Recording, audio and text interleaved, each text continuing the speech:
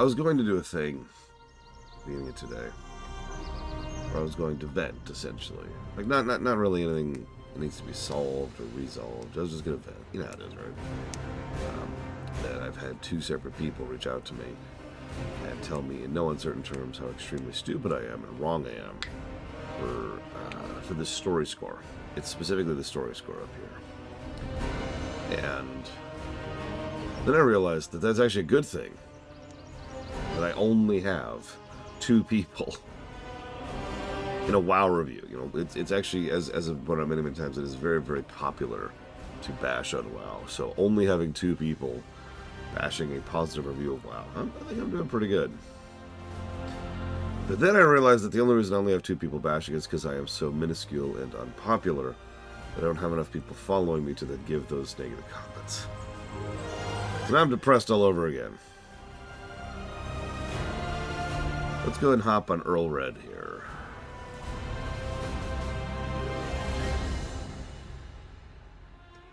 I hope Mr. Red shows up in time to watch his final fate.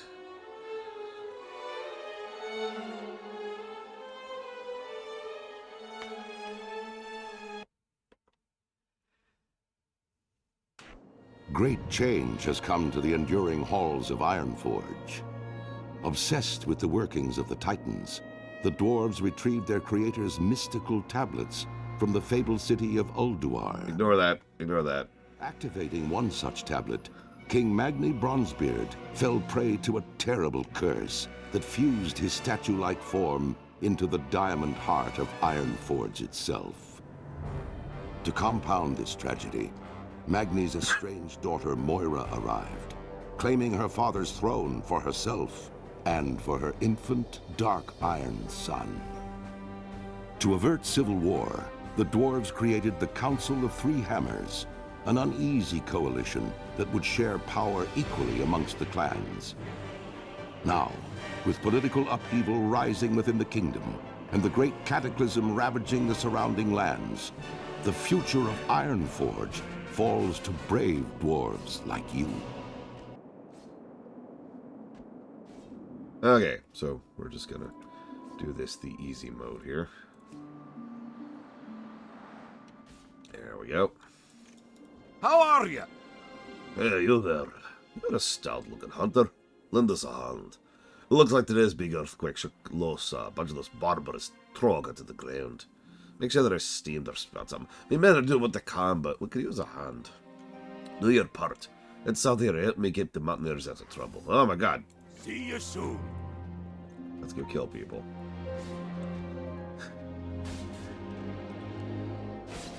I do have to admit, the idea of not giving an expansion positives to story for quests that are good is kind of one of the most amusing takes I've heard today.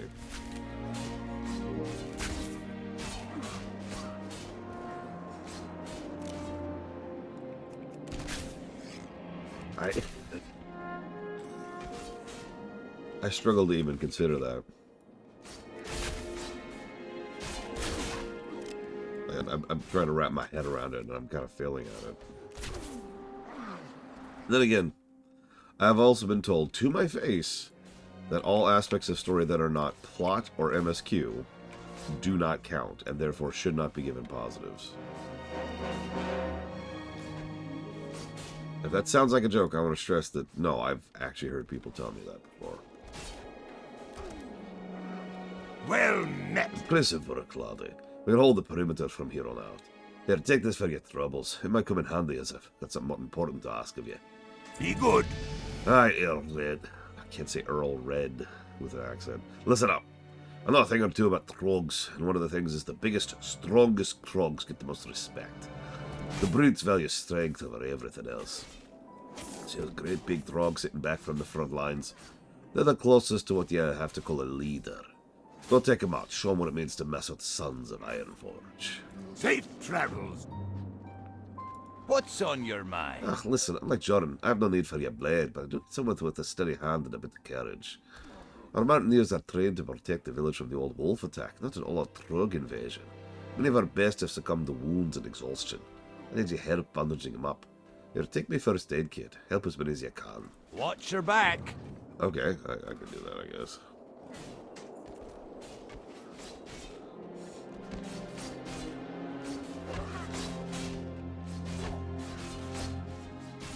Welcome. I do wonder what kind of a review system that would be like. Like, just picture that for a second. No. Alright, so... Like... Imagine reviewing Empire Strikes Back and only taking into account the plot. Great to meet you. What's on your mind? Or, to use a video game example, imagine covering Twilight Princess and just can I do for ejecting, ya? like, half the game from it. Actually, yeah, Witcher 3, there's a good example. Not like Witcher 3 has a bad plot, but, like, think about all those side quests, which don't count.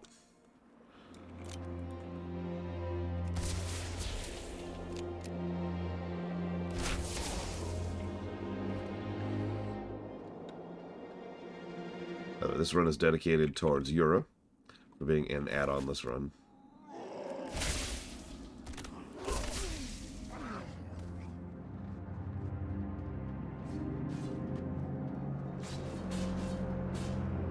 Yeah, you want my weirdest take of the day? I actually think WoW is a game that has good story in it. I know, shocking. Good morning, Kaon. Remember, you can pick up to 3 things. Thank you for 3 years of support. Always appreciate you. Now I feel like I just have allergies or something. I'm sniffling and snuckling all over the place.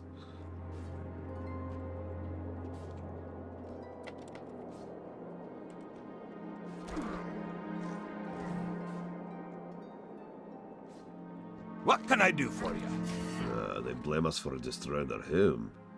That wasn't us, it was the horrible earthquake. Are they so dense they can't see we lost our camp too? I can't blame a Trog for fighting for his home, though. Keep your feet on the ground. We can. What can I do for you? Many of those that you saved are already back at camp. The wounds are well dressed. You might have a future in first aid if you're into that sort of thing. Safe travels. Hello. We appreciate your help out there, but there may be a place where they need you even more. Due to the Trog attacks, not to mention that massive earthquake we just had, we're putting up all civilians on lockdown in Anvilmar.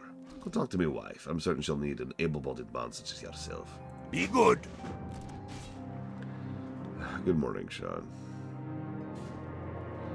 Well, to repeat myself, Zakdav, because you probably didn't hear me, I do hope your recovery is going well and as smoothly as it can.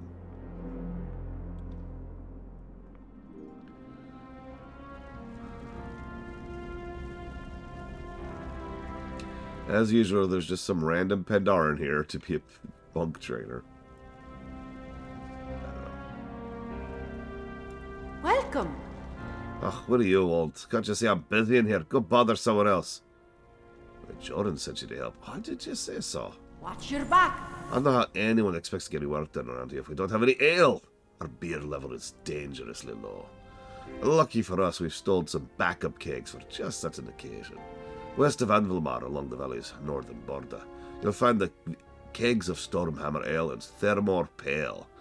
Just east of it, you'll hide Gnomeregan. Keep your feet on the ground. Okay. What can I get for you today?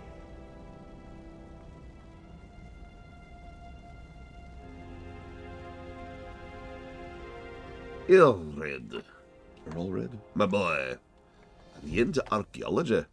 We have an exciting opportunity right outside our front door. All the shaking from today's seismic event has knocked number of artifacts from the soil. Survey along, bring back some kind of treasure. Maybe we could study them together.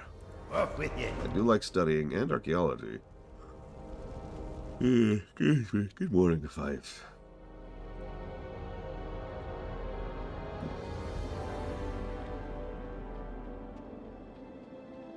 I do think one of Blade Duval's comments is one of the closest things to accurate I've seen so far. This is a large keg.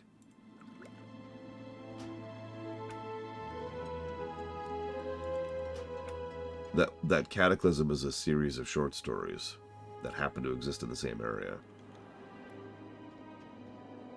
I will specifically say Cataclysm. As anybody who knows this game knows, it gets a little bit different in focus later on.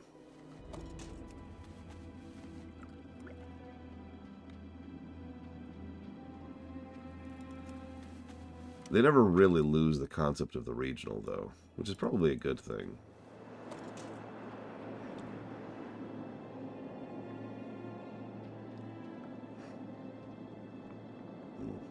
I mean, if you think about it, even the endgame zones are mostly self-contained. They all have to do with the same general arc. You know, Vashir is connected to the events of the Cataclysm and the events of Desolus and the events of the Blasted Lands. Excuse me. Twilight Highlands is probably the most overtly connected to the cultists, along with Hyjal. Deepholm... No, that's pretty connected to the Twilight Highland cultists as well, isn't it? So I guess that leaves Oldham, which looks like it's unconnected, but is actually connected well. So never mind, I take it back. All the endgame zones are fairly connected to the main plot. I'm dumb. Ignore me.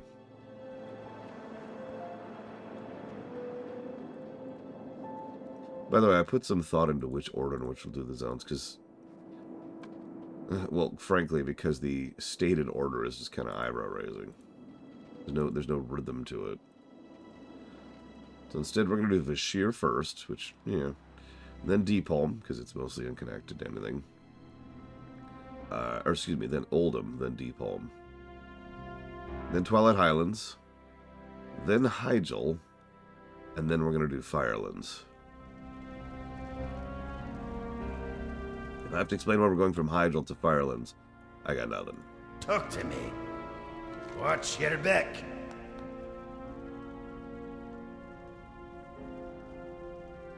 Wonderful. Look at this one. Must be over 200 years old. On to other matters. Be good. Trog village to the southwest suffered similar damage to ours. One would assume, logically, that there would be some Trog artifacts there too. Unfortunately, it looks like most of them have been scooped up by their scavengers. See if you can bring some back. Believe it or not, knowledge about the Trogs might eventually lead to further knowledge about the mighty dwarves. Off with you. Okay, I can handle that. Hi. The ale, darling, the ale. Be good. Ah, that hits the spot. Now we can get some work done. Off Now that with we're ya. drunk. If we're going to be on lockdown for an extended period of time, we're going to need food and blankets to keep the wee ones warm. Would you mind heading outside and gathering up some supplies?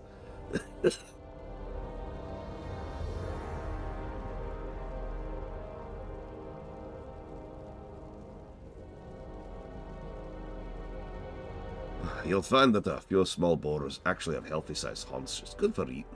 We also need pelts from the wolves. Watch your back. Do that.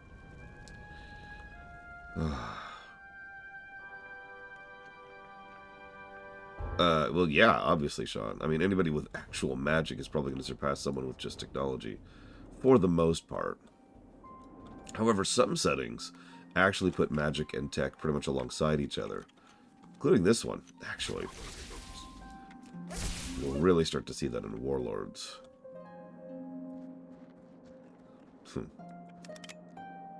And I agree with Yura. Challenging the review system is not only fine, but actually encouraged. It's the only way the system can move forward and adapt. Now, I'm going to admit that I don't want to start a new Oblivion line. Ever. But, if we come up with something new for consideration, then that's something that's relatively easy to go back and be like, well, hang on a sec. In fact, we're already going to be doing that, because there is something that occurred to me while I was going through WoW itself, and I have it jotted down for something to go consider and double-check some of the previous reviews on. Skyboxes. We haven't played a lot of games with skyboxes. Not really. But it's something to consider. See, I can tell Ect isn't listening to me because I literally just said that it's not going to upend the entire system again.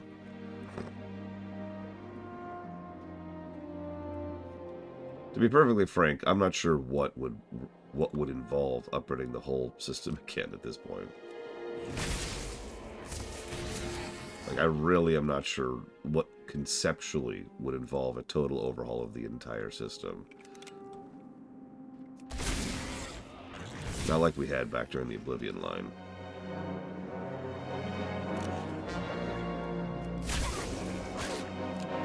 Like the old aura music for the Dwarven zone, by the way. Nice touch.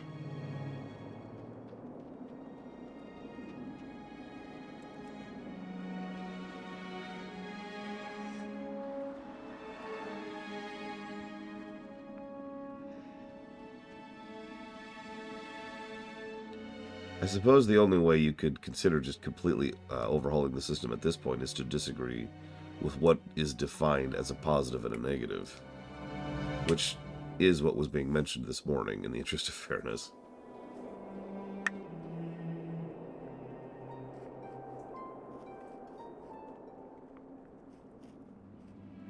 And again, as I mentioned earlier, you know, only certain things should get positives. Which, as a reminder, is something I've actually had suggested.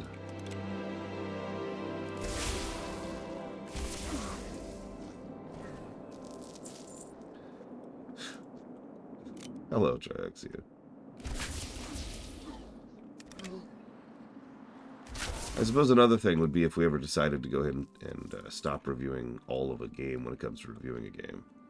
That might involve an overhaul, too. This is something that's been posited several times. The idea that optional content shouldn't count. It's actually an argument that's been made several times over the years. So only the main story quest or the main like default path a player is going to go through should count for consideration. To use the example that it was most commonly brought up for is Dragon Age Inquisition. So don't review the hinterlands, don't review any of the side zones, don't review any of the repeatable quests, don't review any of the side, any of that. Just throw all that out the window, and just do, you know, the main story quest stuff and nothing else. Or in Oblivion, just do the MSQ and maybe like the faction stuff, the Prime Ops, and that's it. Stuff like that. How are you? People are getting restless. Do you have supplies yet? Off with you. Oh, this'll have to do for now. We've got a lot of people to feed here, but we've got to make do with what we've got. With any luck, King Bronzebeard will send us help shortly. Keep your feet on the ground. I don't think she got the memo, everybody. What's on your mind? She managed to pry me off the fox. Oh, too dry. What's your back? Would you look at this? An ox blade and a couple of arrowheads, and what appears to be some rudimentary spoon. This is fascinating. And thanks for your help. I'm much studying to keep myself occupied while Jordan's got us under lockdown. Be good. You're welcome, I guess.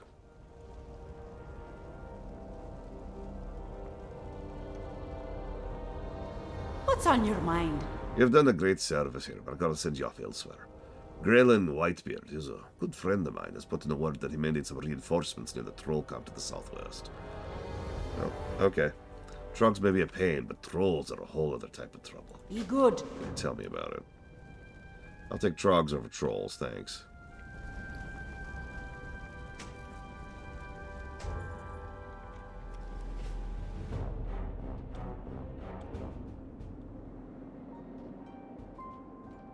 Well, how would you vary them, Act?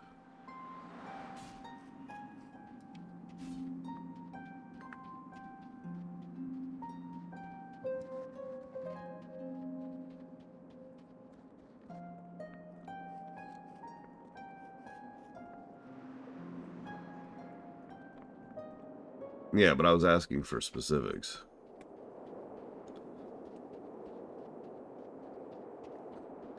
Specifics are useful. It's like this Christmas tree.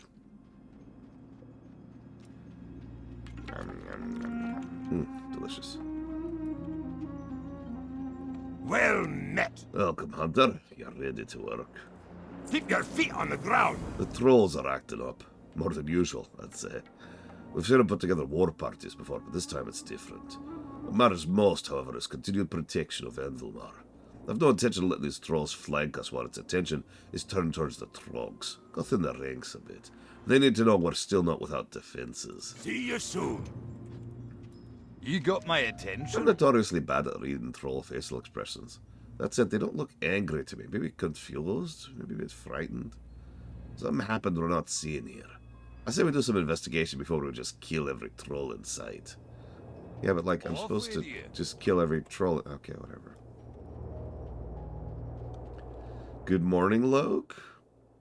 Here's the question. Is the question mark the good or the morning part of that? Pleased to meet you. You have a great day now. I was on my way to join my fellow gnomes at Gnomeregan, but it all went horribly wrong.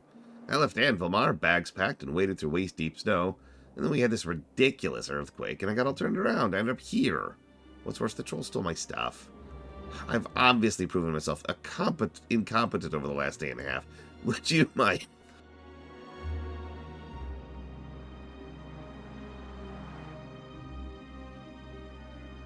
Would you mind infiltrating the troll camps and returning my stuff for me? Be seeing you.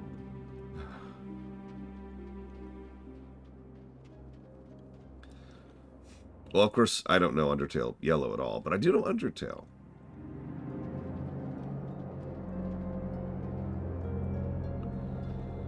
Pretty well, actually. I did a whole theater of it.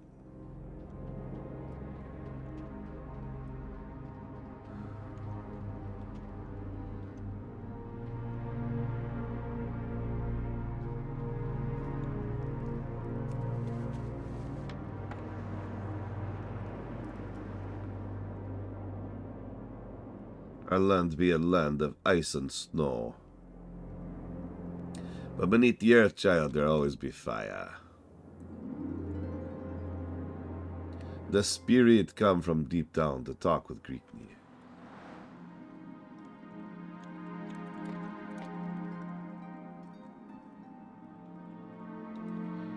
Okay.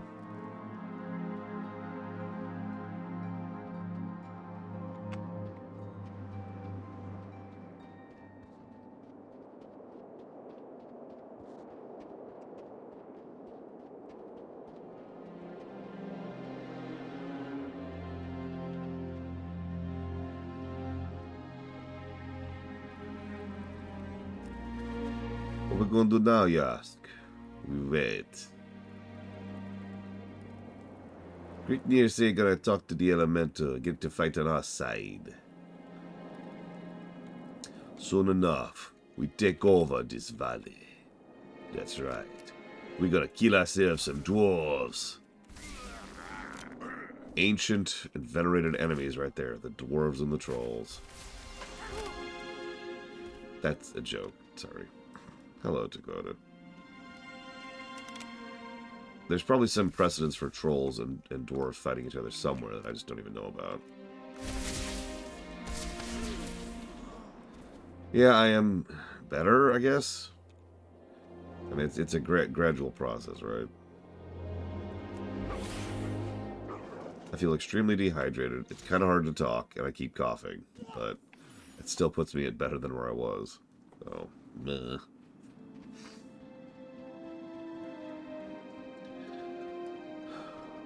But I think I understand your point now, Act, which is far more important. In other words, what you're saying is not that we should adjust what PFR is, but rather that we should reconsider how much we do of a specific game based on the game, which is just what PFR is. The spirits be angry with us. I don't know why the spirits be rejecting us so. Don't worry, child. Greekney are gonna help us get through this. Because as you say, it's a lot more reasonable to expect us to go do a bonus stage in Doom than it is to go do a rep grind in an MMO, for example. Or to collect all of the Korok seeds in Zelda.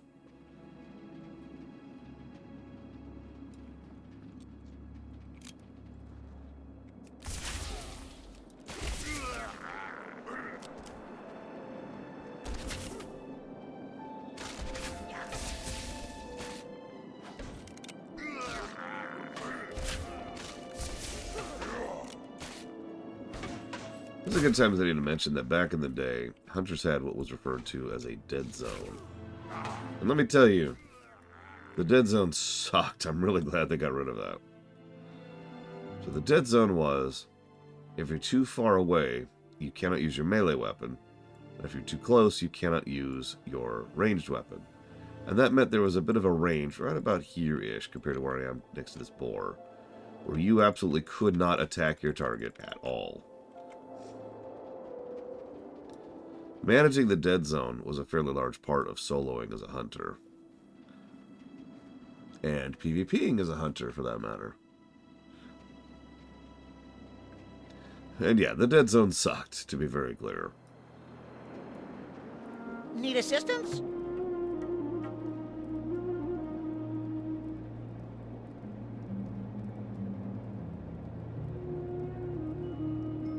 Off and away. Once I get my tools, I'm out of here. Alrighty then. Ah, you found them. Get ready, women of Gnomeregan. Here comes Felix. Now, which road takes me out of here? Be seeing you. Hi. Interesting. From what you're saying, it sounds like a fire elemental may have snuck in from the gorge. Or the earthquake popped open a crack to the plain. Either way, bad news. See you soon. What's on your mind? Safe travel. Hopefully that did the trick. And Vilmar will be safe. Now, to find out what it is that has him so agitated. Be good. Soren did well to send you on the recon. That's good information right there. Trouble is, it just adds more work for us to do. The trolls, confused as they are right now, still would like to kick the dwarves out of Coldridge, and I'm certainly not going to let some fiery demon take our snowy valley into a mountain lake. The troll leader, his servants, and the fire creature should be in the cave. Go take them all out. See you soon.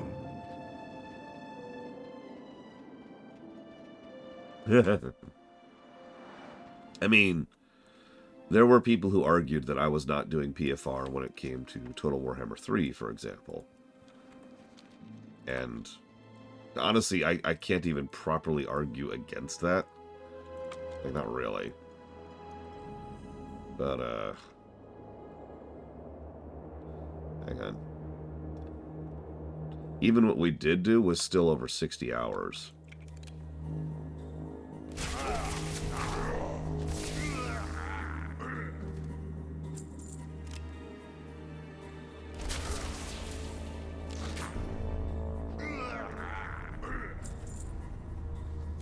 It comes back to that old question a lot of people like to ask. How do you review a game like Civilization? Well, you review the game until we're pretty... We feel like we've reviewed the game. And we're good. Even games that are designed to not have definitive endpoints tend to have a point at which you've covered all of the major aspects and concepts of the game. I mean, honestly, if I can just rant for just a really quick second. One of the, a reviewer I used to be aware of was like, I'm going to do a review of Civ 4, I think it was. 3 or 4, I always get those two confused. And they said, okay, the way I'm going to review this, I'm going to do one match of the game. And that's it.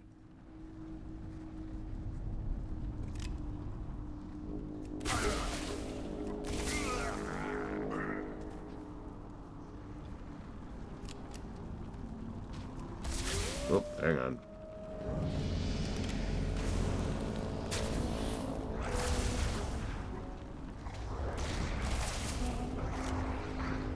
I mean, I suppose I'm not really conveying my point as well as I'd like to, which sounds like a me thing to do.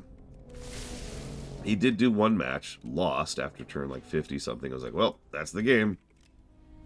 Here's my thoughts on it. Didn't try any other factions, didn't try any other, paths to victory. Didn't mess around with different playstyles, just was like, yep, we're good. Now, I don't really blame him for that, honestly. Because, as we've talked about many times, professional game reviewers have entirely too limited of time and scope to do an actual review of a game.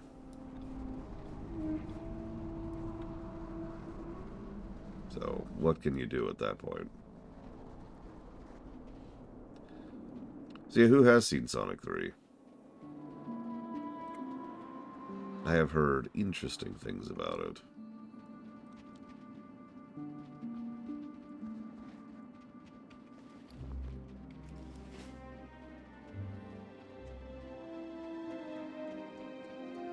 What can I do for you? I'm glad you returned safely. Well, it may not look like it now. You've proven to be a tremendous asset to the protection of Andalor. Here, take this as a sign of my gratitude. Keep your feet on the ground. The presence of a fire elemental in Coldridge is no small matter. That earthquake did more than upset a bunch of Trogs. It changed the world enough to tear a gash to the elemental plane. We should submit a report to Ironforge. You wouldn't be willing to take a trip, would you? Don't worry. I have a feeling you'll do just fine. Go talk to Hans Spring Sprocket. Safe travels. Okay.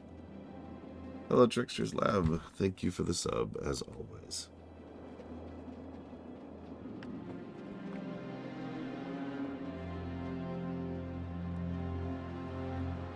And I will jot that down.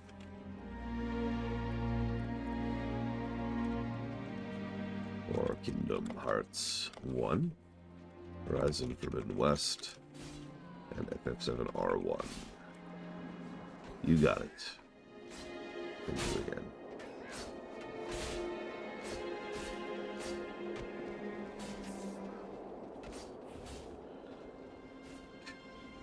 It's a hell of a statement. You will love this movie, Kennex Cow. You have no choice.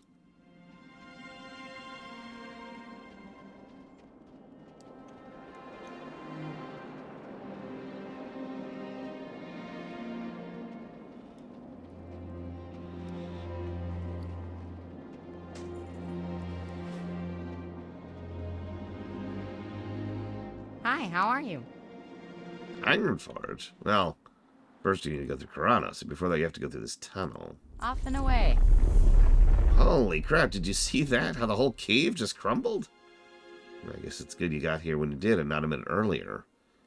Well, this development makes my job of monitoring the cave entrance much easier. I imagine it makes it a lot harder for you to get to Karanos. Oh, I've got an idea. The Gnomeregan airmen have a flight path not far from here.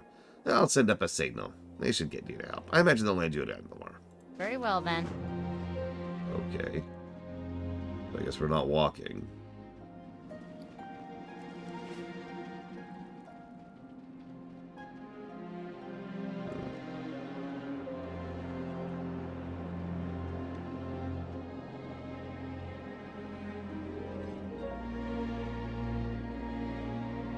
I have heard rumors to that effect, Trihaxi, but I wasn't able to confirm them, no. Good day to you. Milo Geertwinge, reporting for duty. You sent up a distress signal? Very good. The weight limit on my gyro is such that it only has enough room for one dwarf. Looks like you're in luck. That dwarf woman told me that most of your personal belongings have been moved inside Anvilmar. Please gather what you need, finish up any affairs, and return when you're ready for takeoff. Alrighty, then. Yeah, I haven't heard anything about Mufasa, really, other than rumors, obviously. I'm sure it made tons of money, because it's a Disney film, and that's how that works.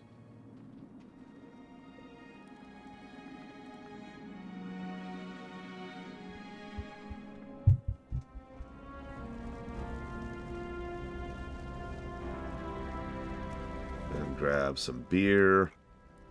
Then grab some boar. Let's see, what else do I need before I leave? And I could use a cloak. It's kind of cold out. Great to meet you. Yeah, leaving. Make sure you stock up before you head out. And more importantly, speak to Theric Blackstone. Tell him what happened. We could use some assistance. Watch your back. Sure, I could do that. Where's my cloak? There it is.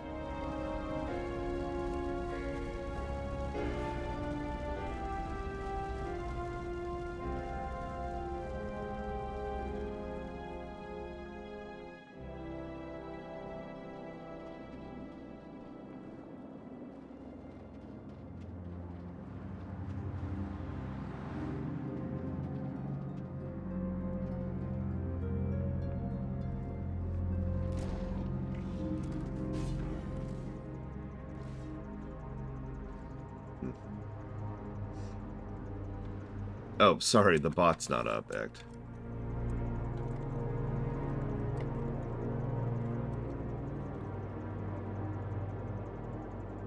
There you go. Greetings.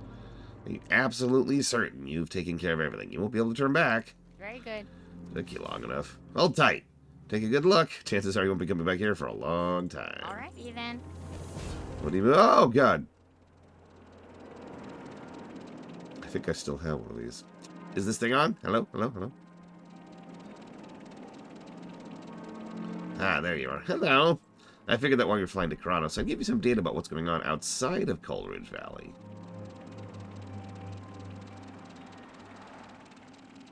It would seem the Coleridge folks are dreadfully underinformed about the events of the last few days.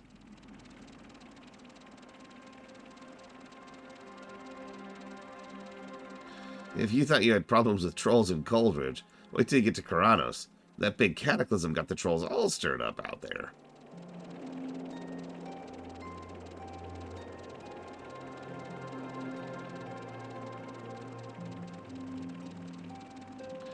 And if you look to your left, you'll see the gnomes have retaken Gnomeregan. You have you? By all means, tell you how you have retaken Gnomeregan. There's plenty else going on up here, too. We've opened up the path to the airport. There's rumors of dark gods to the east. Oh, yeah, something weird's going on with the Dwarf King Magni. I want to check that out.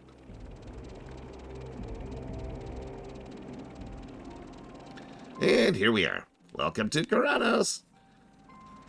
Let's talk. Okay. We did it. Now, I'm going to go do something weird here really quick.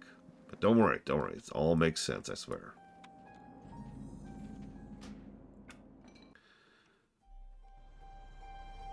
So now we're going to switch over to Zunla.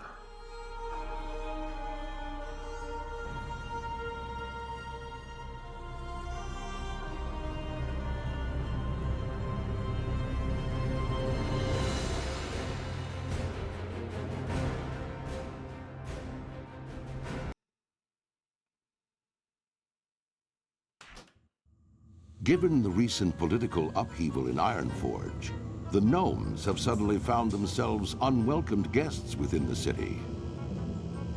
Leveraging their ingenious technologies and unquenchable spirit for adventure, the gnomes have begun to reevaluate their role within Modan. Under the inventive leadership of High Tinker Gelbin Mechatork, the gnomes now plan a daring campaign against the barbarous Trogs to retake their former capital of Gnomeregan. With the odds stacked against them, the gnomes are counting on brave heroes such as you to stand and be counted. Your people's greatest hour draws near.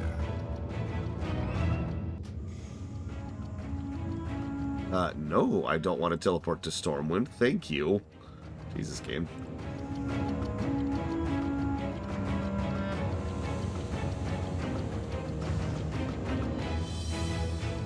So I hope you like the gnomish music, because this is it.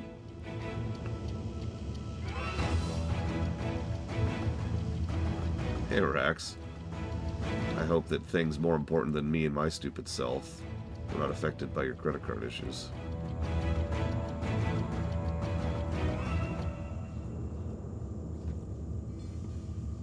The Dragon Isles. Oh, wait.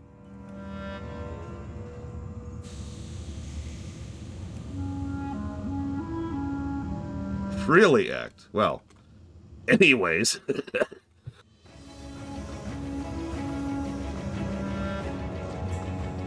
Excuse me.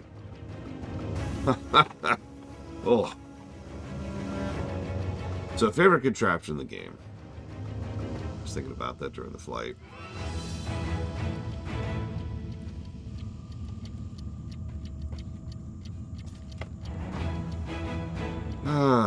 I mean, honestly, my first thought is actually the frickin' Fell Reavers, which probably says something about me.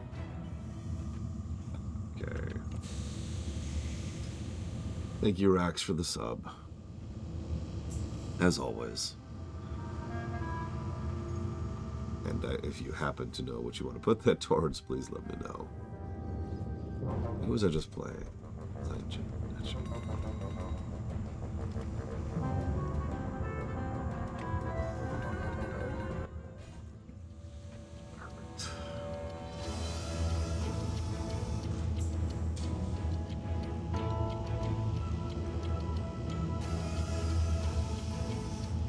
Sure, Act. Again, Fell Reavers. An example of something I like in this. One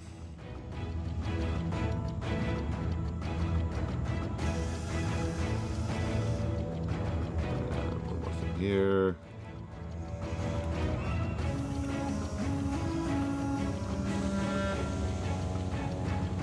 Okay, we should be good to go.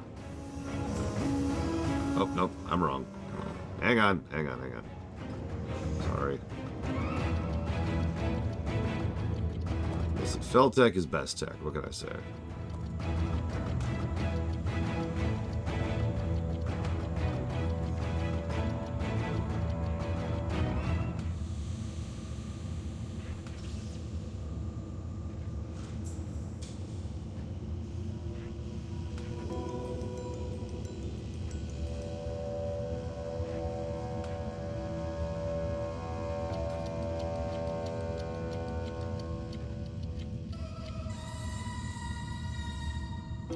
Salutations!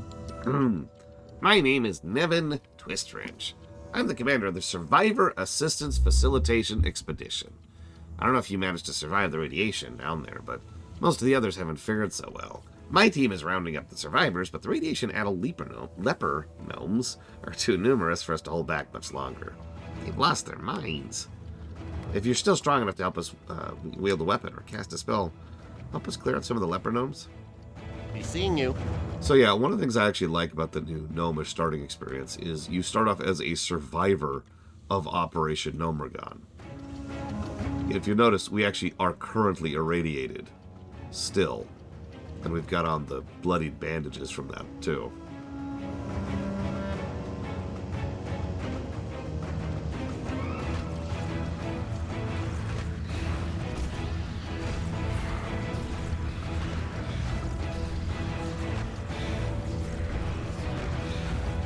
I mean, in fairness, we probably haven't showered in days.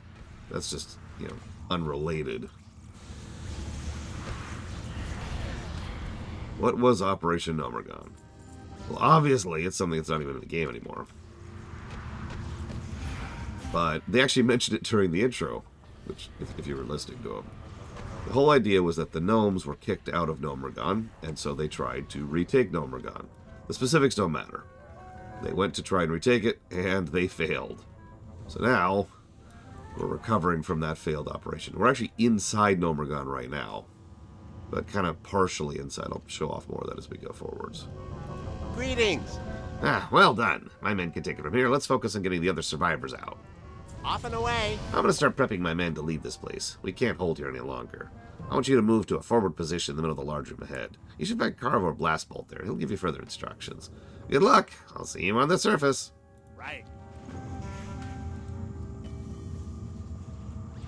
Look, it's fine. It's fine. If you get too irradiated, you should turn into a leper gnome. Like these guys who are running around screaming. I'm not actually making that up. They are literally running around going, ah!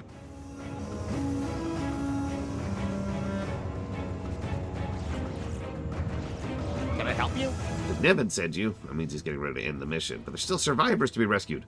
We have to help them. You have a great day We now. don't do something quick.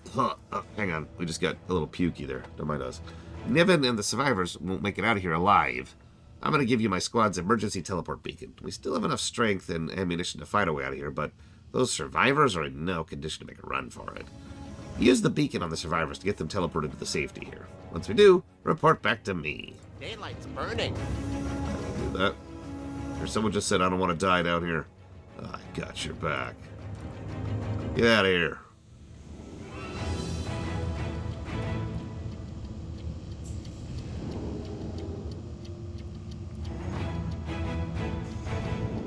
Let's see here. Why is Twitch chat being twitchy right now of all times? Okay, so Ratchet. Can someone tell me what Ratchet Clank 2 and 3's subtitles are, please? And Kingdom Hearts 4.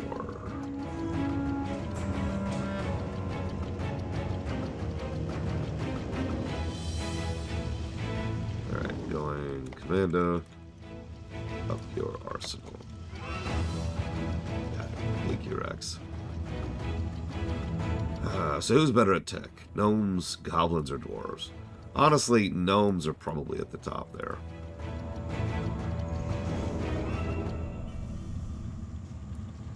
But goblins are actually crazy advanced. The problem is they're just also kind of goblin about it, for lack of a better way to put that.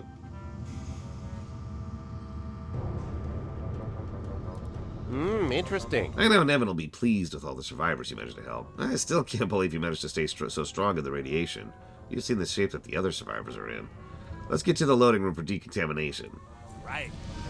Excellent job. They, and you, are the reason the safe teams keep coming down here. Nevin won't rest until we found and rescued every possible survivor. I'm sending my men to the loading room to prepare for decontamination. Please follow them. She'll set you up for that and get you on your way to the surface. Off and away. Okay. This sounds like a very safe situation in which there's no reason to be worried whatsoever. Let me just summon a demon here really quick. There we go.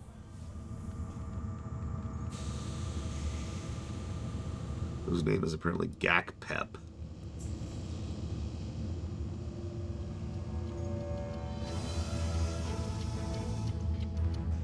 I love this. Don't go this way. So if we do go this way, that's where the dungeon is. The Gnomeregan dungeon.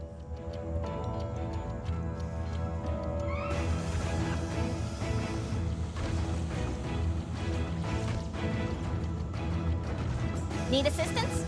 Yeah, it's good to meet you, Warlock. We rarely come across survivors as strong and capable as you.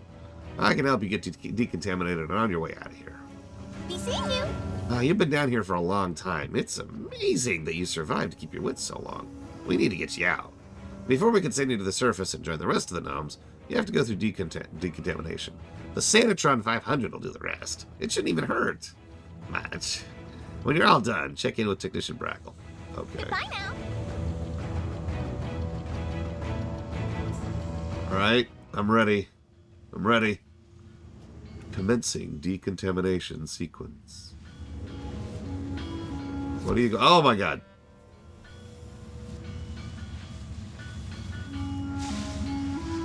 I appreciate the feedback, Rex.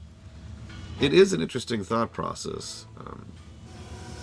Because while there are huge flaws in WoW's story, which I think the massive pile of story negatives here qualifies for. I mean, 33 story negatives for a single expansion is not great.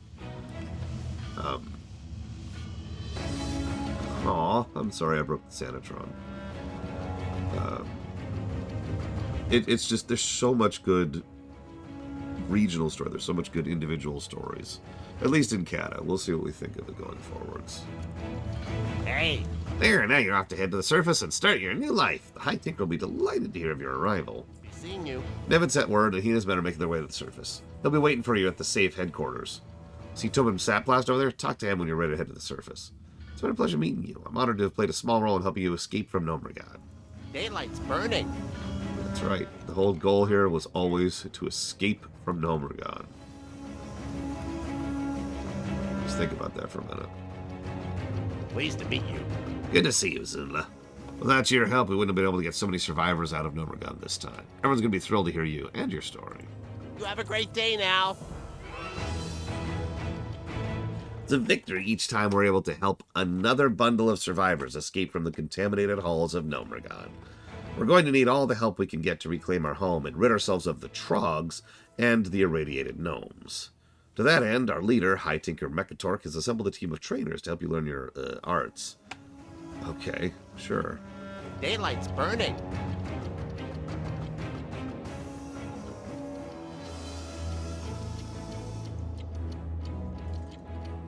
Interesting. So, another survivor of Nevin's rescued.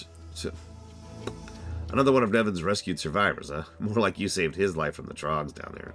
Did he stumble over his words when he mentioned me? The man has a healthy respect for the demonic powers we channel.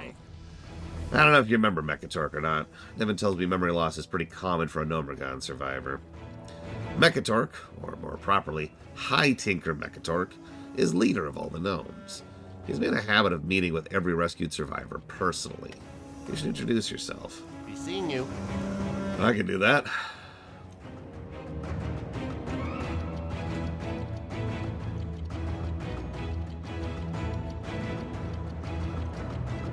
there's always time to tinker. It's good to meet you. You probably heard of the others speaking of Operation Gnomeregan. Let me tell you a bit about what happened and why we left the Dwarven city of Ironforge. Remember, safety first. Really?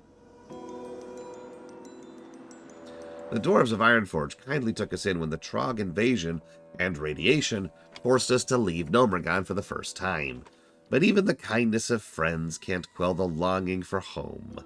I sent out a call for brave gnomes and other members of the Alliance to help us regain control of Gnomeregan and defeat the usurper Thermoplug once and for all. We weren't able to achieve everything Operation Gnomeregan set out to do, but Thermoplug's on the run, and we're closer to home than ever. For Gnomeregan. We assembled a mighty force and defeated Thermoplug's servants, fighting our way into the city. But the usurper Thermoplug had one last trick up his sleeve.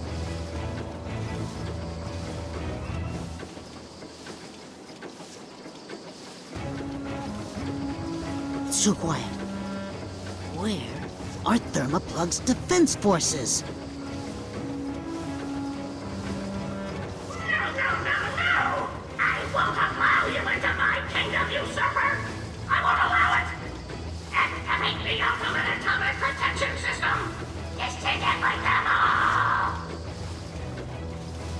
It's a trap!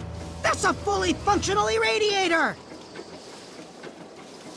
Irradiator 3000 activated. Attention. Emergency. You now have 10 minutes to reach minimum safe distance. 10 minutes? Ha! Plenty of time to disarm the device. We assembled a mighty force and defeated Thermoplug's servants, fighting our way into the city. But the usurper Thermoplug had one last trick up his sleeve. Hashtag other players. You left the factory setting on. Give me that controller, you Attention. Emergency. We've got to get out of here! Lapforge, beam us back, quickly!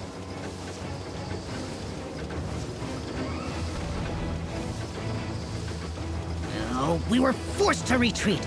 Thermoplug continues to hide behind the radiation, sending his crony Crushcog to harass us here on the surface.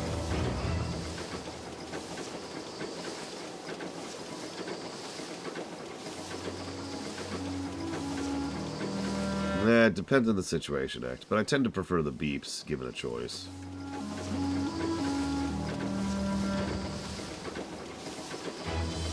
Got something to report? Even now, only the safe seems dare to venture into the city to search for survivors.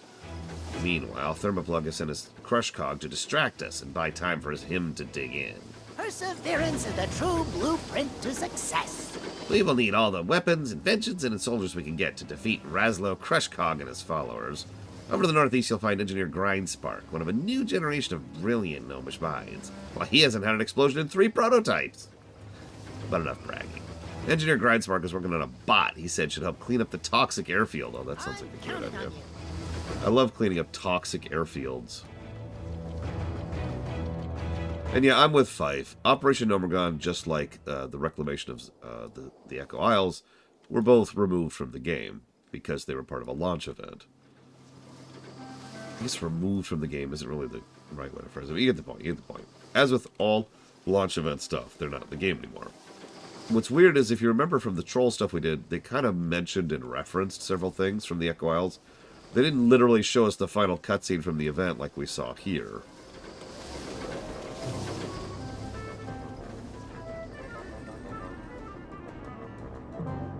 Yeah, considering the scenario system exists now, it would be pretty easy to re-implement. Salutations! Well, it would be easy, it would be time-consuming, though. Let's be honest about that. So, Mechatork himself has heard of my little project. Splendid! I'm almost finished with my latest prototype, but maybe you can help me chase down a few parts. You have a great day now. There's just too much to do around here, and too few gnomes on their feet to help. The High Tinker has asked me to start converting some of our old bots and parts from Operation Gnomeregan. Hope to have a test line of multi-bots ready soon. I don't suppose you actually have some time to help, do you? There are all kinds of parts scattered around. Bring me anything you might find. You never know what will be useful. Okay.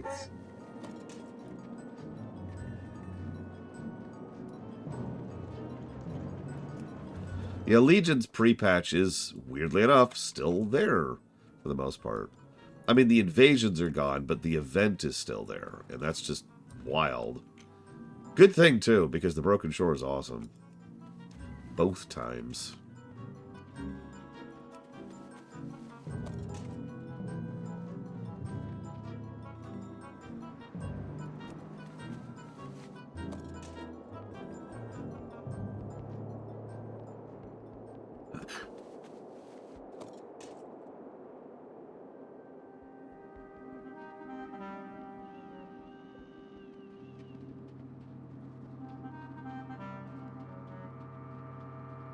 Hey, Did you get those parts?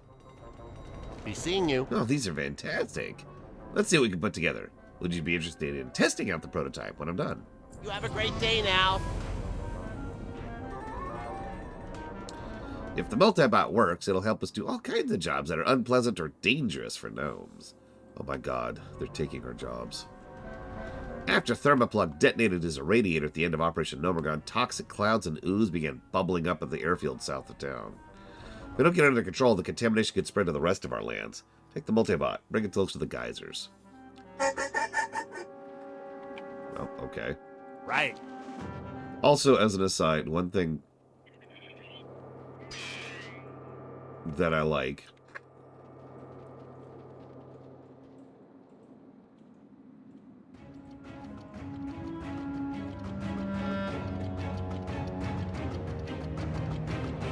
excuse me, one thing I like is, God, I've already lost my train of thought.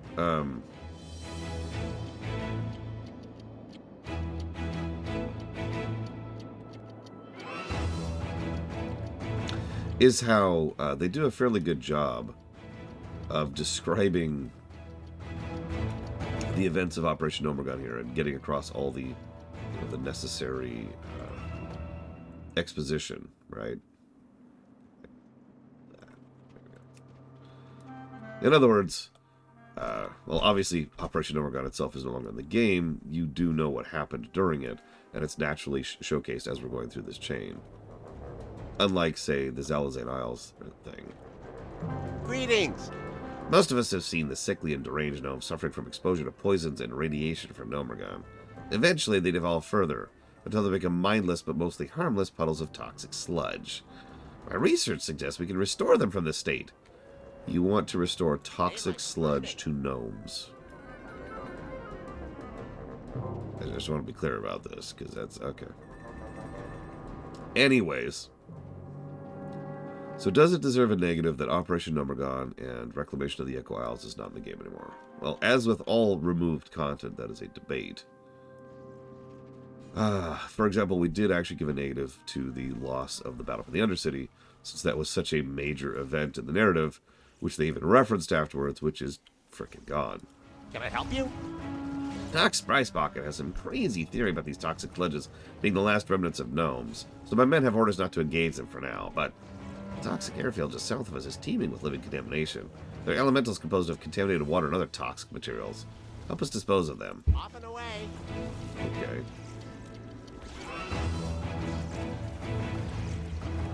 Don't worry, you'll stop hearing gnome music soon enough.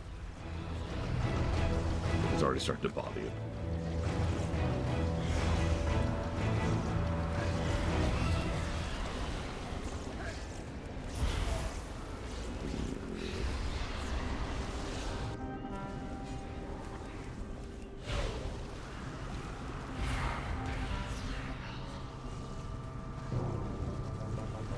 Wouldn't this be, like, one of 2 songs you've heard this stream, Blade to Fall?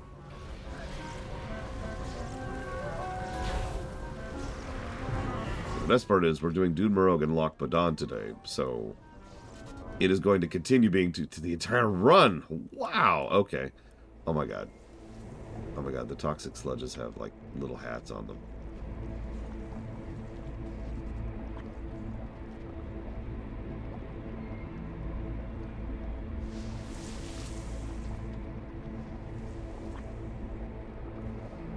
Up, up, up.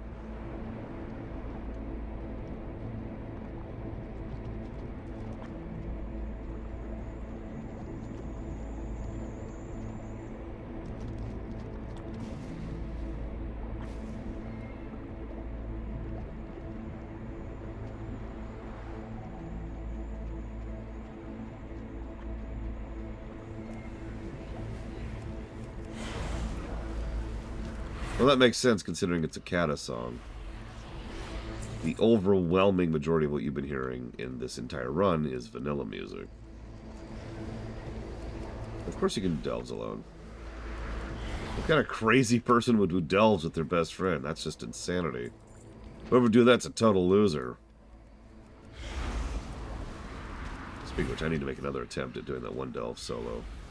Just to see if I can even do it at all. Without an NPC? I guess you could tell Braun to stand put. And then, like, maybe he would? I have no idea, Yura. I have never attempted to remove Braun from the equation.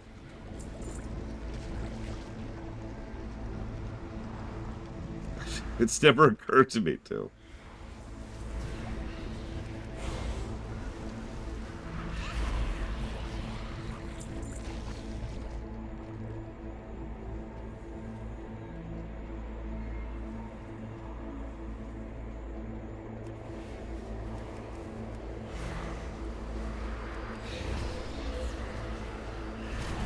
Don't stand there. If you move through the webs, you'll spawn the Rubians.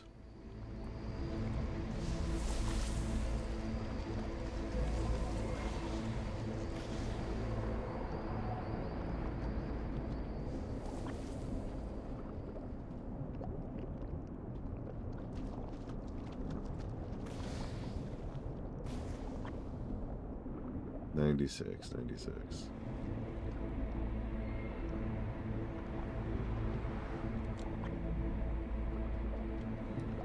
Wait, what? What do you mean, Aurelia?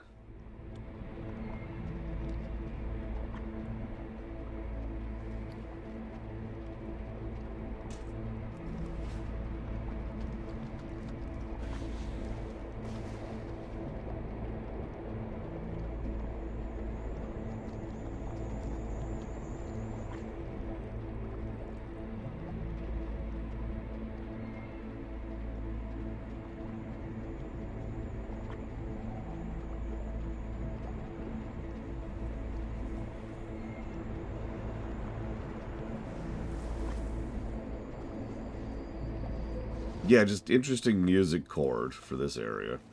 Pleased to meet you. What a relief. Thank you for your help. I hope Gadget Engineer Grindspark was working on getting that airfield cleaned up permanently.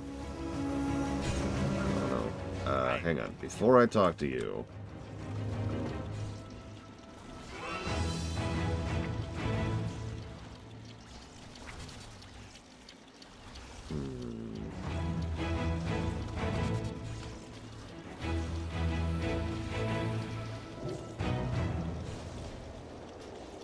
The tech people... What?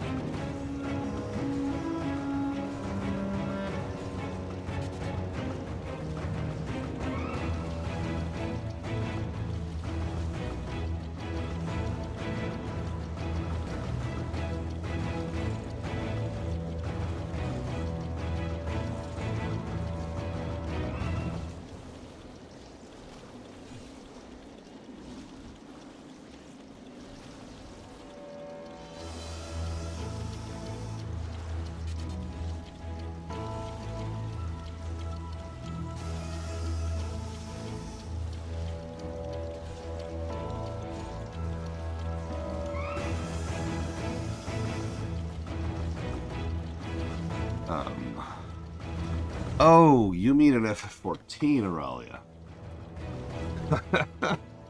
That makes a lot more sense.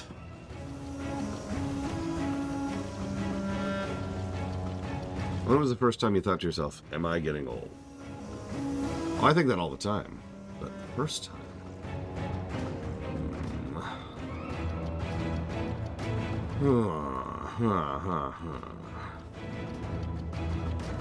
I would say... probably when I was... oh gosh, hang on.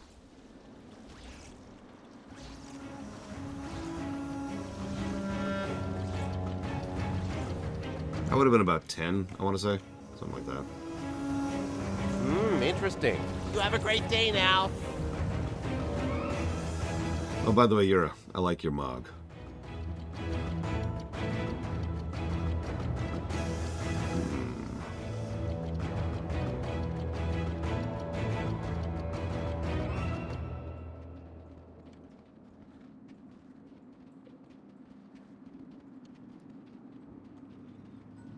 It is. Salutations. I never expected to work on first trial. I mean, we succeeded. I wonder what the other uses we can find for this handy little guy. Pretty much, Act. Daylight's burning. There was actually a specific incident I was just thinking of where my friends were asking me to go hang out for a bit, and I was like, I can't, I've got work to do. And that was the first time that thought really occurred to me that I can think of. Pleased to meet you. Be seeing you. Oh, I can't wait to give this new technology a try. We've lost more gnomes to radiation than we can count. Time to turn that around. Off and away. My brother spent years working on a cure for leper gnomes. Using his notes, I think I've perfected a process to restore gnomes who've devolved into sludge. Have you really, though?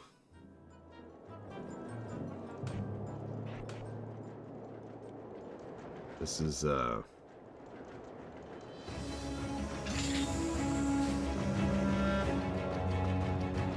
goggles, everyone.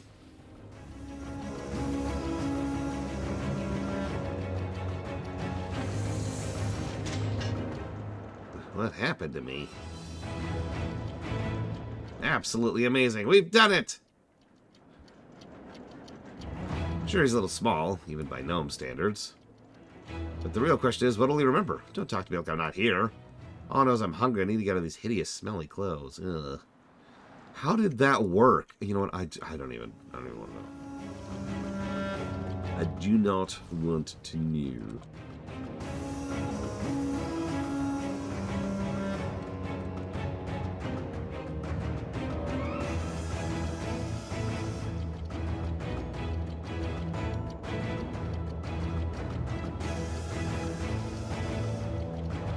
Report.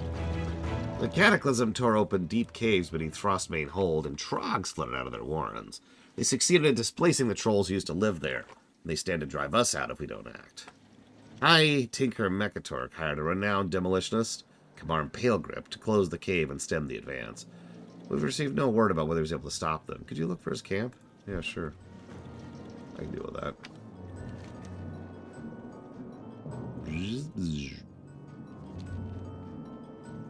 Yeah, gnomish tech. Just, sure.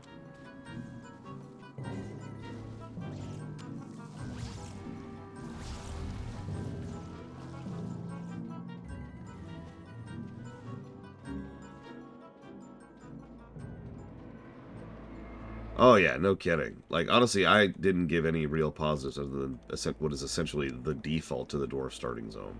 But this has visual storytelling, this has engaging, good exposition, actually, good writing. That's always nice. Let's see here.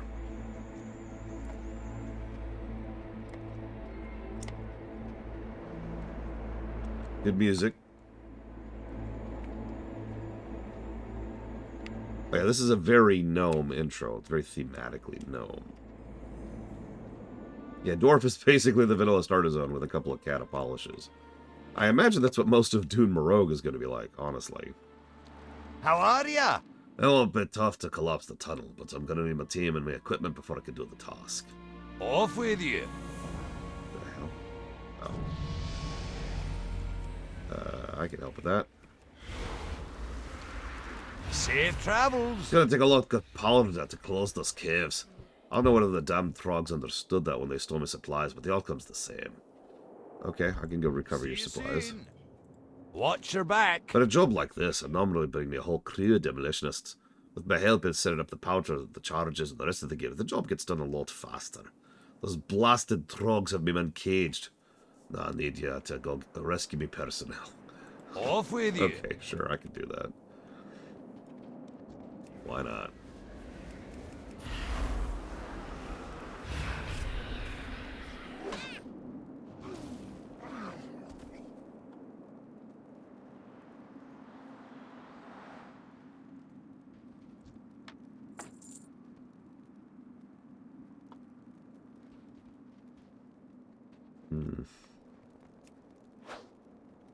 Be free.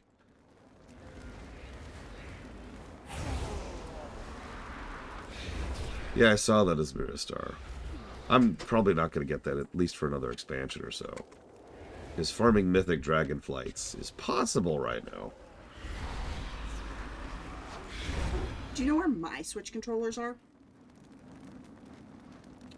So, not too long ago, I took them back up because they were yours. Mm-hmm. And if they're not on the mantle, which is where I put them, then I do not know. And make sure I'm using the terminology correctly. It's the thing above the fireplace. Yes. Okay. I just realized I wasn't sure. Yeah, exactly, as Minister. Like, I could get a group and farm Mythic Dragonflight, but that's not happening. No. We're just discussing farming Mythic Dragonflight.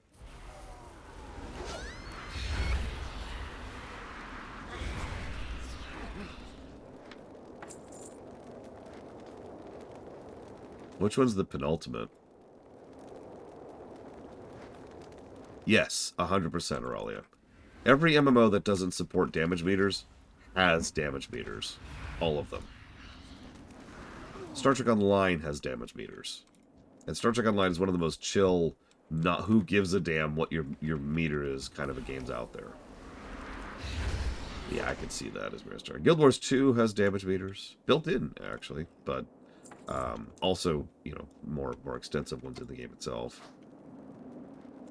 FF14 totally doesn't have damage meters. Wink. Wink. Asheron's Call had a damage meter. That's a game that came out in the 90s. I don't think there's any avoiding that. No. You could tell him there are no damage meters. Uh-huh. Definitely. Wink. Where's the music?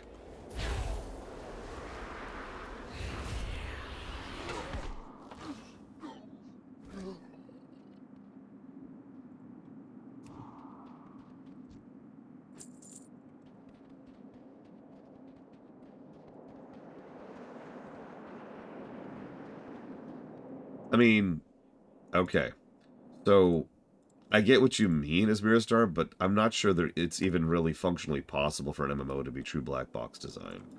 To explain what that means. The way that most non-official DPS meters work is they're parsers.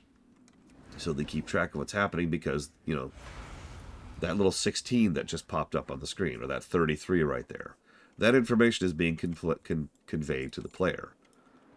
So, the only way for an MMO to not have parsers and to not have a damage meter is to not tell the player how much damage they're doing and taking.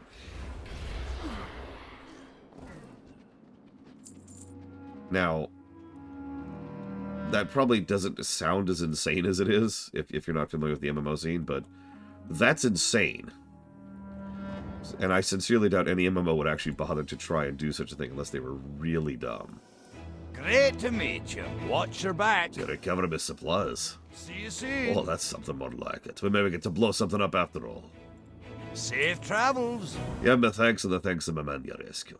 I've already had my boy starting up the gear down the cave, so we should be ready to go soon. Watch your back. The team finished setting up the powder kegs and the detonator. All you need to do is venture down there and activate it. Okay, I can do that. Safe travels. To put this into a bit of perspective, if you were to, for example, make it so that the damage itself is never visible. However, you could see the health bars of the enemy. That would still be something that could be reverse engineered into a parser, and probably would be. At that point, it would be percentage per second, because that's the thing that they would be tracking. But it would still be the kind of thing that happens. I should know, because I can actually think of an MMO, an older MMO, Earth and Beyond, that actually had that exact concept.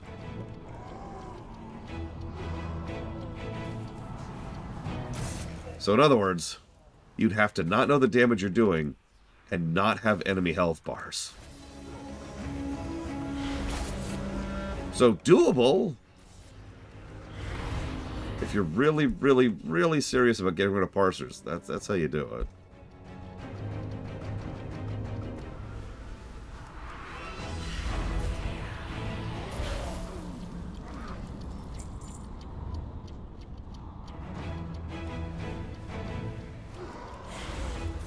I was just going to say, I've known GMs, not me for reference, who will not tell you the damage you do. Like, they'll roll your dice for you.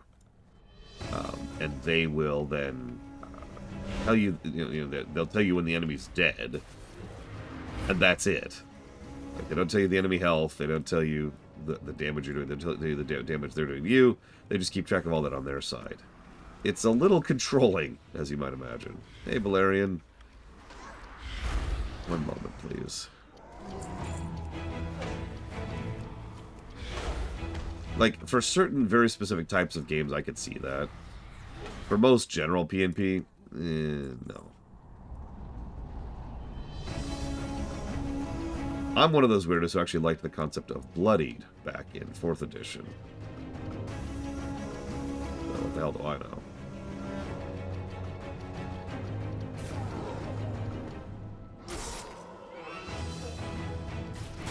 Well, Valerian has the plague. Don't worry, we have a cure for that. We're gnomes. Yeah, a lot of people tend to forget how much players enjoy rolling dice and, having their own custom dice that they bought. Probably too much of, if we're being honest, but that's their decision. Like, I mean, come on, how many people have a custom dice they're rather fond of? I do. I only have the one, but I still have one dice I am rather fond of. Hi. I can feel the explosion all the way up here. The boys did a fine job rigging the blast, but it couldn't have happened without your help. Only fair I split the contract with you. See you soon. Time for you to pack up and move on to the next job. There's always something else to blow up out there. Somewhere there's a mountain needs moving or a gorge needs carving, and I'll be there to do it. I suppose you could do me one quick favor. Take this report back to High Tinker Mechatork. Off with you. I can do that.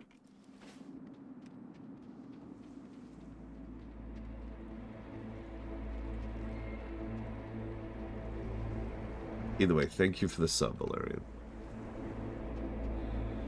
And for the sleep. I'm glad that you slept. It's a rare and precious thing.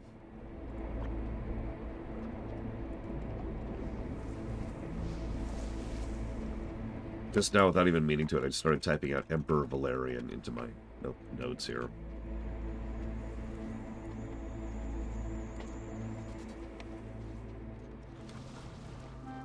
Dragon Quest 1, R. Dragon Quest 2, R. Dragon Quest 3, R. Done.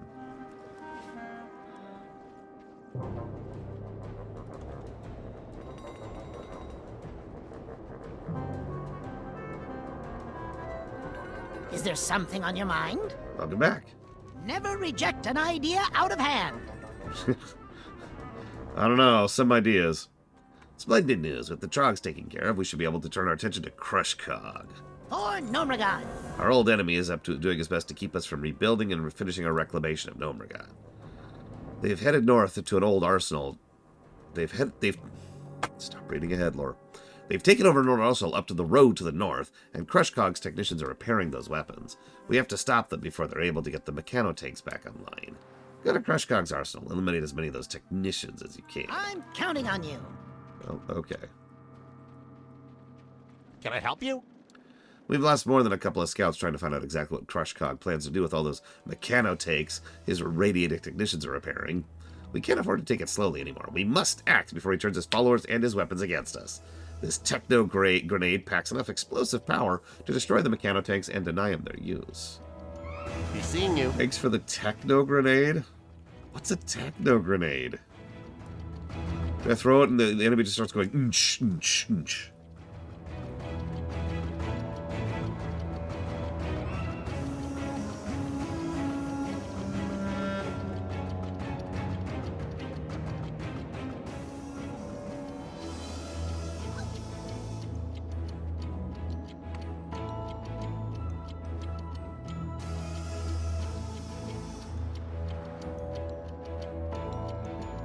So Dragon Quest III currently has a remake that is out right now, Creamy.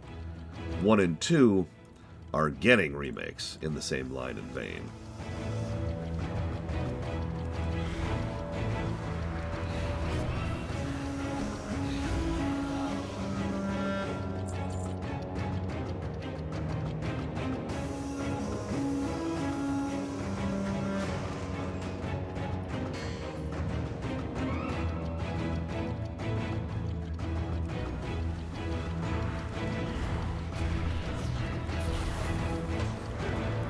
Well, near as I can tell, and this is mostly based off of PAX, who's already finished them, they qualify as remakes. How good of remakes, that's our job to figure out, but they still qualify as remakes. Good, bad, or in between. Is that a gnome monk? That's a terrifying thought.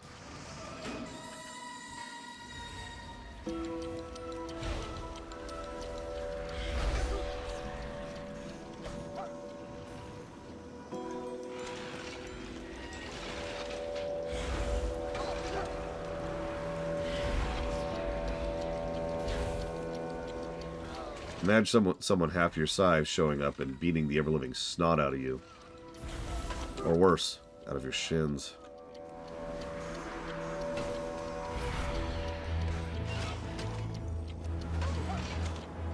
Ooh, that's a good idea, Huthor. I like it, I like it. But what do we call these mecha gnomes?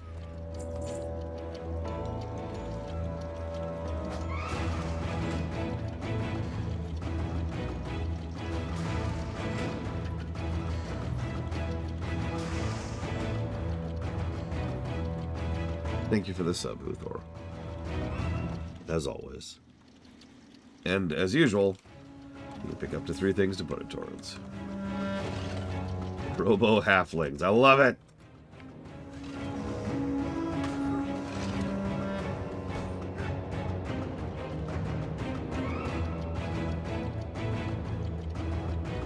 The Mecha Smurfs!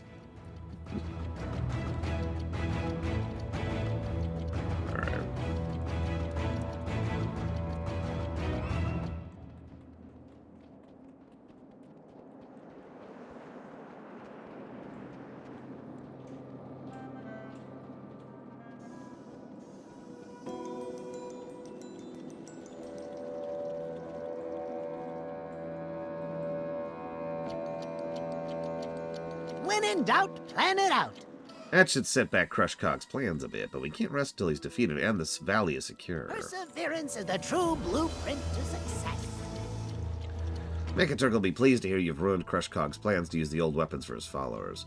Without the mechano-tanks, he'll be weak and vulnerable. You have a great day now.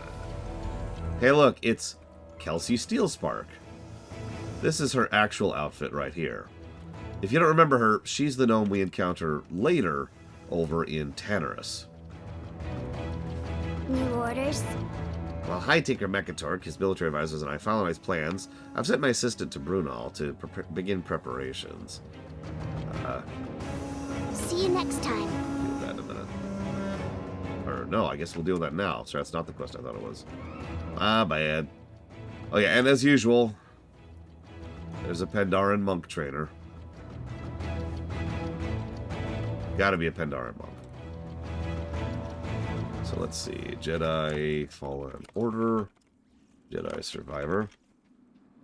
And WoW Patch Within. Alright, Huthor. Workshopping. Do we call it Patch Night or Mid-Patch? The next expansion's easy. We're going to call that the last patch. I kind of wish we knew the names of the upcoming FF14 expansions, too, so I could workshop that.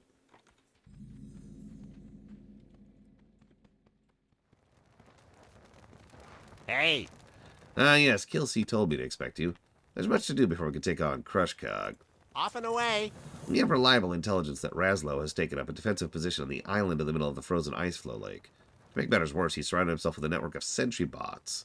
For a take on Crushcog, we'll need to take out those sentries. This device launches a dark, sticky paint that'll coat the optical sensors. Use it to take out his early warning system. Right.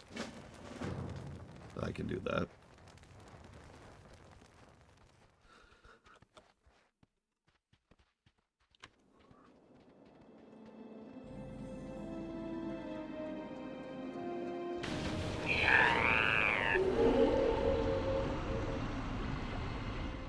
And just all of a sudden, they're Fell Reavers.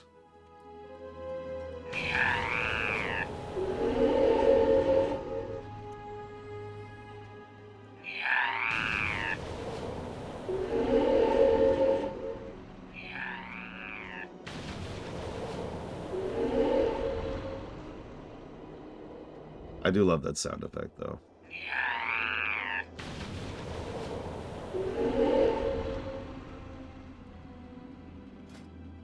Oh, I have health funnel now. What kind of Warlock should we level initially?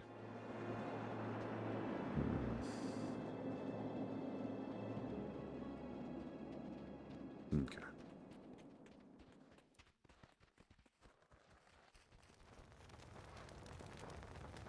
Greetings! You've given us the opening we need to get the drop on Crushcog. Excellent work. Daylight's burning. Our cousins, the Dwarves of Ironforge, have agreed to help us in the battle against Crushcog. Mountaineer Stonegrind is a veteran. He knows Dude Morogh well. He and High Tinker Mechatork are ready on a small, snow-covered island. Meet up with them and let them know you're ready to face the traitor. Take this orbital targeting device and use it during the battle. Right. What do you have that is in orbit?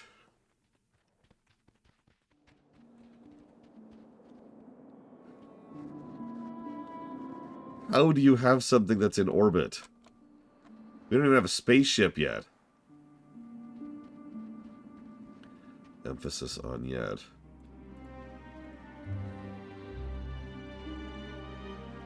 Well, fancy seeing you here. Mechanier Thermoplug refuses to acknowledge that his defeat is imminent. He has sent Raslo Crushcog to prevent us from rebuilding our beloved Gnomeregan.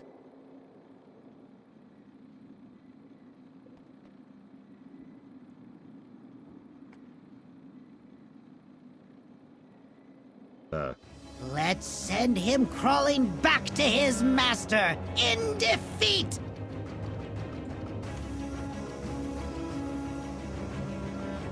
Yeah, that was weird.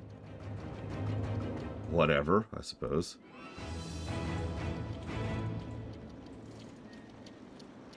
Yeah, I don't know why they're so fixated on Gnomeregan. In all honesty, it's probably beyond salvation. How did you escape detection by my sentry bot? No matter. My guardians and I will make short work of you. To arms, men!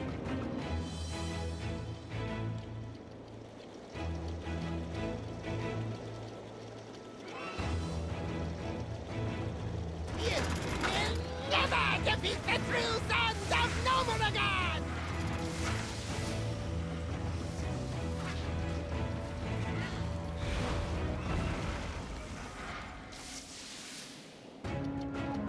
We've done it! We are victorious! With Crushcog defeated, Thermoplug is sure to be quaking in his mechano-tank! And rightly so! You're next, Thermoplug! You're next!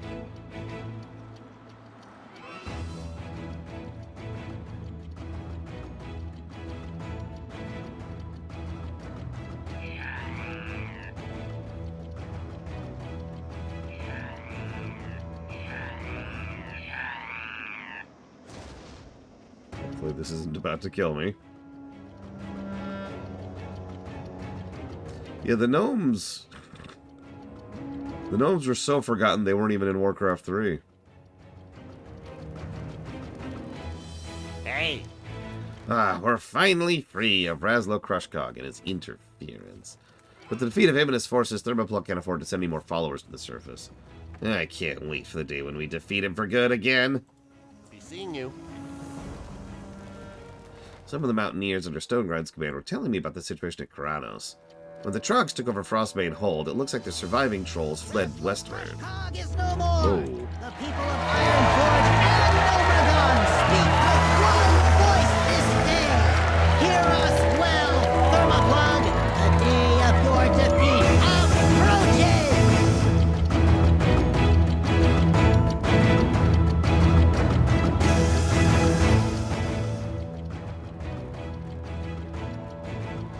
Anyways.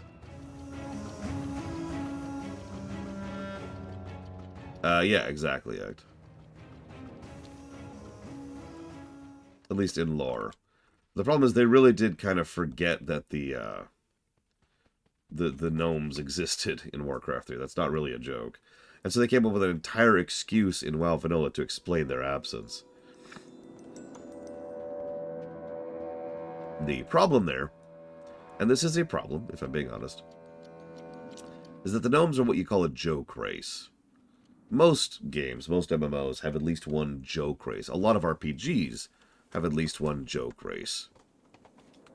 So, they didn't really do much with the gnomes. It was like, hey, they were kicked, Gnomeregan, excuse. Oh, but also, they're funny.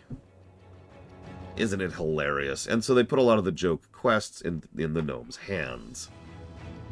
And as Huthor points out, that didn't really change until circa BFA.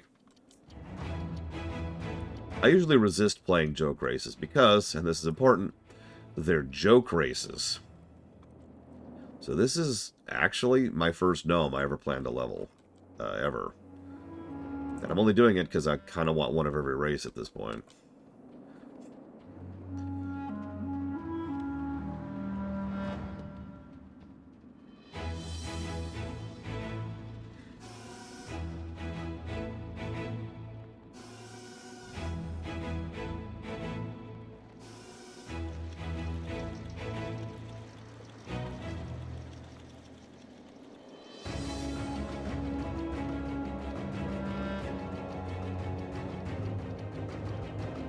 Welcome. I was supposed to bring these casks of ale to Kranos. They contain a mysterious new ale, produced by an upstart brewery in Brunel. This is a reference to a vanilla quest. I don't suppose you'd be willing to do me a favor, would you? These kegs aren't going anywhere, but they have smaller sample casks. Ah, sure, I could bring you a sample cask. Or rather, bring them a sample cask.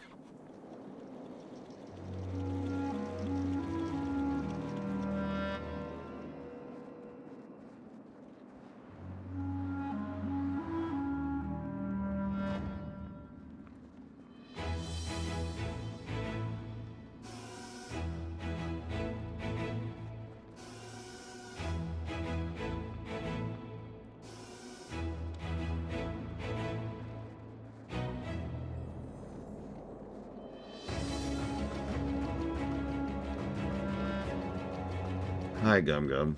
I hope you get out of that soon. Favorite race class combos? Blood Elf Demon Hunter. No, I'm joking. If Gnomeregan covert operations is recommending you, you must have made quite an impression. Your help is most welcome here. We've got a wealth of enemies and a few mountaineers to face them. So I hope you enjoyed that, because now we're back to mostly vanilla-esque quests. The Cataclysm has thrown the balance of power in Morogh into question. Without warning, a wave of Trogs emerged from the caves near Gnomeregan and overran the Frostbane trolls. The trolls have been migrating east ever since. There's always been a Frostbane presence in Shibarians to the northwest, but with the migration, the trolls now surround us. Well, I can go kill trolls for you, sure. Let's see. Specific favorite class. How are you? Beer-basted boar ribs. Yes, please. I had to skip breakfast today. Nothing but tavern patrons enjoy more than some beer-basted boar ribs. I actually misread that as McRibs for just a second. Only problem is the local trapper who used to supply me got enlisted in the king's army to the war. Maybe you could help me out.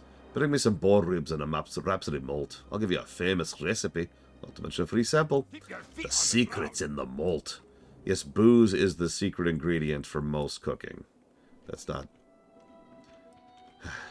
What's on your mind? Welcome, visitor. Have you come to the interest, or do you need a new Hearthstone?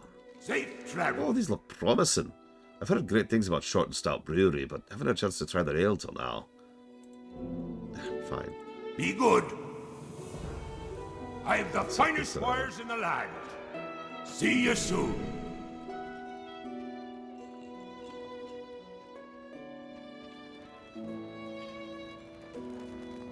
Great to meet you. Watch your back. Oh, that's our Iron Forge. Safe travels.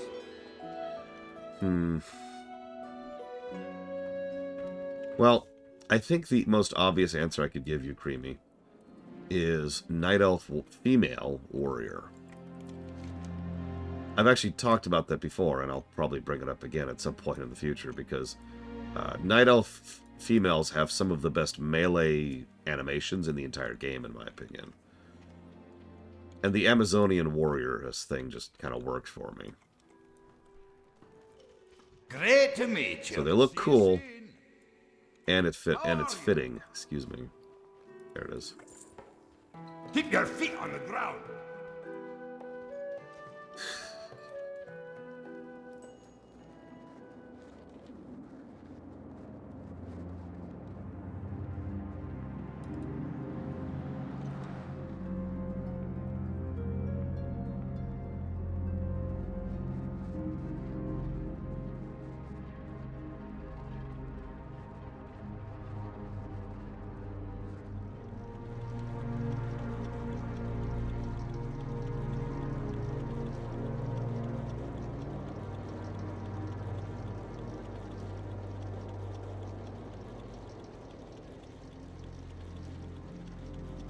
Sorry, people are still arguing this whole MSQ thing in my Discord, and I keep glancing at it periodically. I should probably just walk away from that discussion, at least for the time being.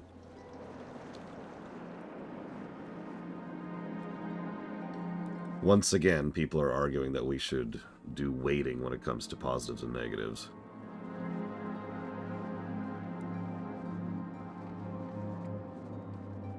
I do find it interesting that people are specifically arguing that because WoW is scoring well.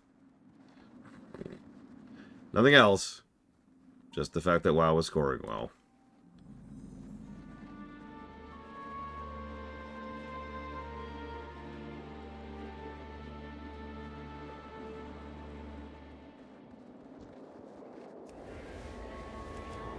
I'm surprised I didn't hit level 10 for that section.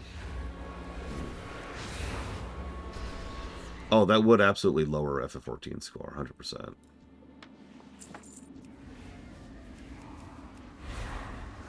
How closely do I track Discord? I read 100% of the messages on my Discord.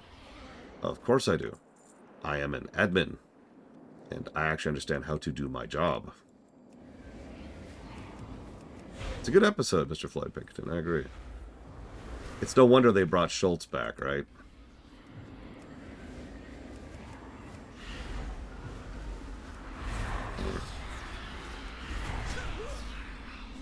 It is 100% a thankless job. Nobody gives a crap or even notices. And there is no pay for it. The good news is I read quickly, so it's not actually all that much of an ask. And Discord happens to also flag all messages you haven't read, so that's pretty easy.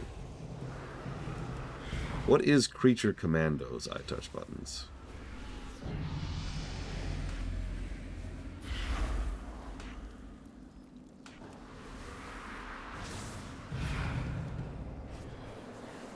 Oh, wrong button. Wow, I was hitting that completely on instinct, too. Maybe I'll move that over. Yeah, I'll move that there.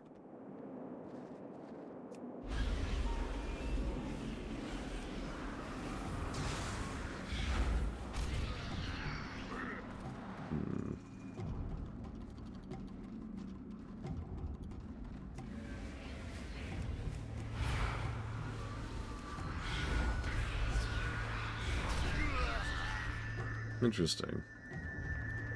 I hadn't even heard of it. Of course, I don't really watch TV these days.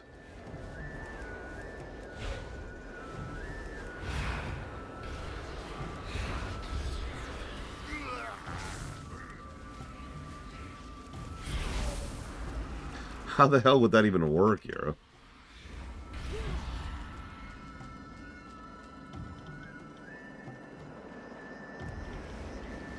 Let's see. The moment anyone brings up Star Wars The Last Jedi. Bzz.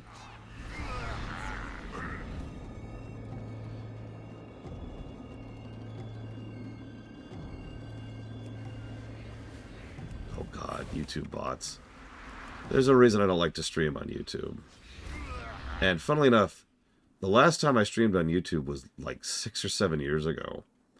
And you'd probably think at some point in time, you know, that would change, right? Like they'd improve it or update. No, streaming on YouTube is actually worse now than it used to be. Because YouTube in general is worse than it used to be.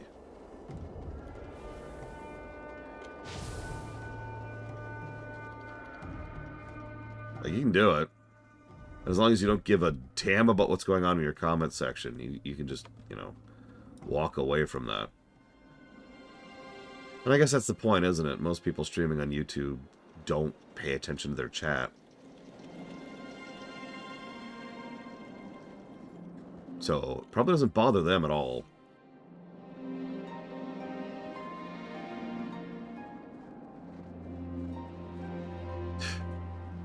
I guess it's just another thing I'm wrong about.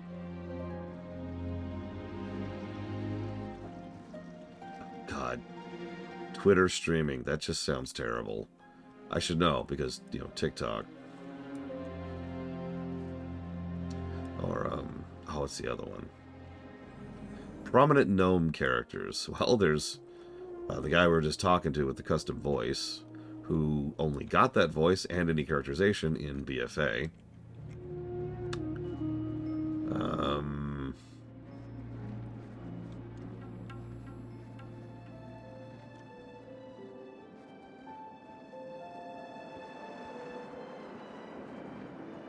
Yeah, there is Kelsey, who we've already seen twice now. Oh yeah, I guess there is Millhouse. I actually forgot about him, but you're right.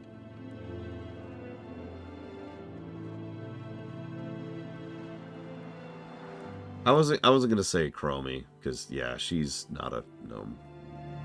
She is definitely the face character for the Bronze Flight.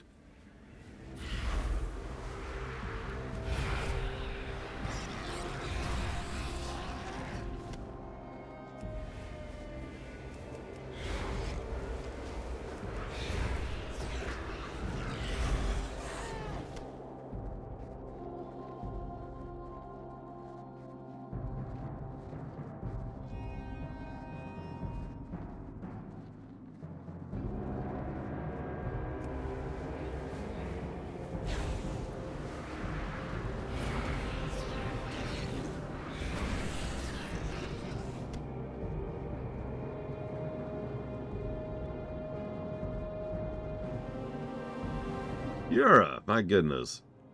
I always knew you were genocidal. I just didn't know which race you wanted to genocide. Gosh darn it. Go away.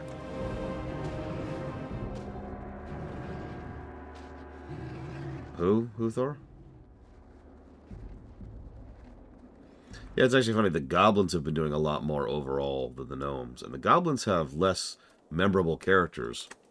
There's Gazlo. There's Gallywix, and arguably Noggenfogger, barely, and that's kind of it.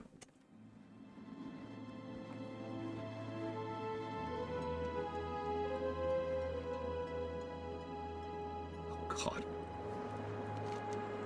We should be able to focus our efforts on the rest of the trolls to the east, but there's still that matter of the Wendigos to the west.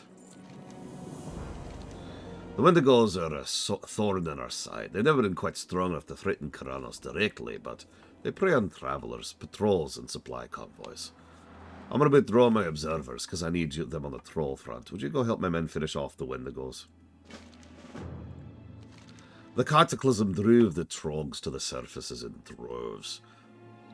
forcing the Frostbane trolls to flee for their lives. Unfortunately, they decided to settle on our doorstep and make trouble for us. I deployed Mountaineer Dunstan to the Grizzled Den, but now I need to recall him. Find him and tell him to deploy those remote observation bots that the gnomes provided. Okay.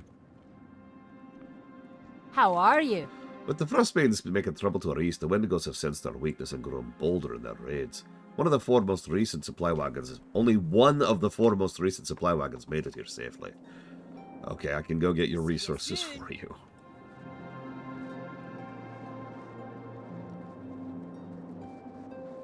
Great to meet you.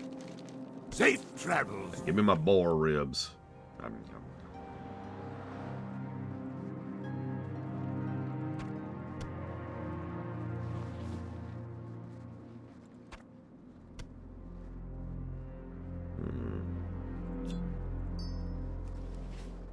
What?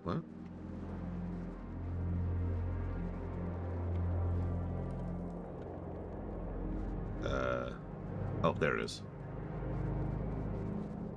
What's on your mind? I'm on the quest to make the perfect stout. I know I can do it. Brewing's in me blood.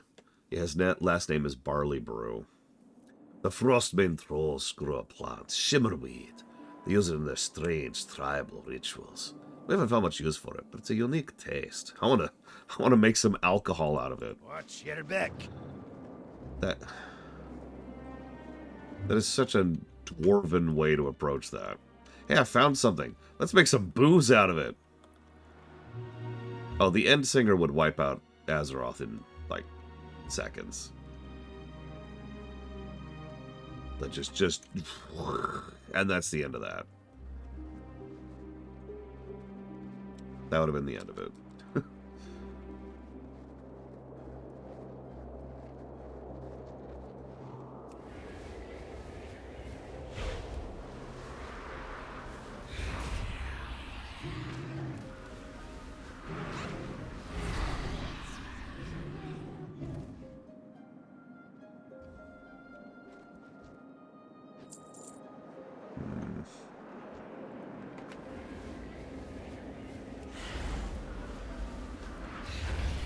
Yeah, they never actually go into population numbers, which kind of irritates me if I'm being totally honest.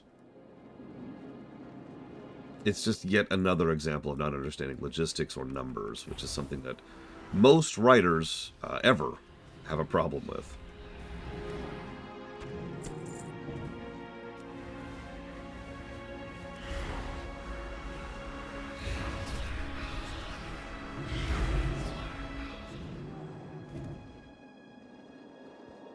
Hey, Ross. Oh, I'm sure, Uthor. Which is arguably as damning, I would say. But that's just me.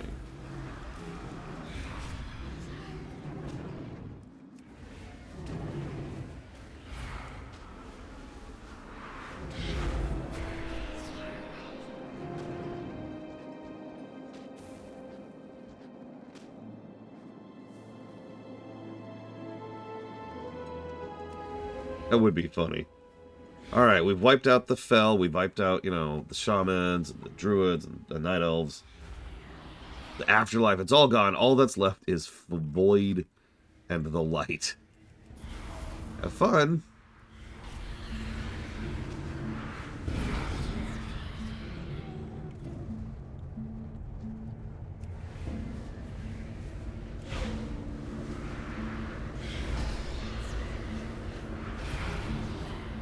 What magic type do I dislike most in lore? Oh, that's actually easy.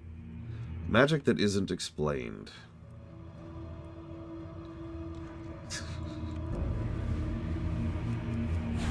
I can even explain why that bothers me. Magic that isn't explained is essentially just the writer saying, yeah, stuff happens and I don't need to bother thinking about it at all. Quite literally, because plot. I'm not a big fan of because plot. And that's because plot magic in a nutshell is just because we need to get from point A to point B.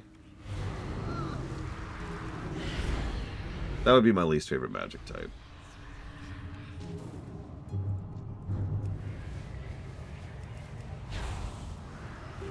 Listen, have you ever considered that life is so meaningless that you need to do something about it? And the Endsinger's like, what? Just think about it for a second. Think about all the worlds you could be saving, improving, transforming. Oops, sorry, that's right.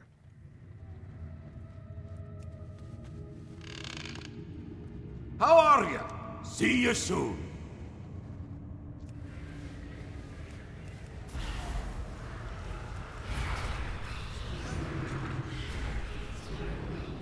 Yes, you should make the planets useful. Oh god, that's horrifying. Alright, why are these so far in here? What can I do for you? No, FF games tend to not have a lot of side content in general. FF4, well, 3, 4, 5, 6, all of those have side content in like the most generic sense of the word. But 7 was the first one to really lean into the mini-games concept at all. But even then they still... Oh god, oh god, oh god, oh god. Oh god, oh god, oh god. Okay. Great. Talk to. Okay, run.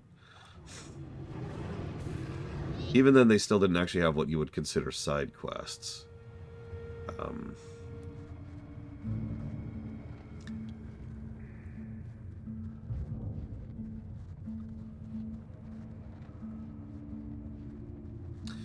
I would say... that's actually kind of a tough one. Because my knee-jerk thought is that 10-2 is the first thing that actually has honest-to-goodness side quests. Ironic, because 10-2 has a very, very weak, almost non-existent main plot, and really, really good side content. Which amuses me to think about.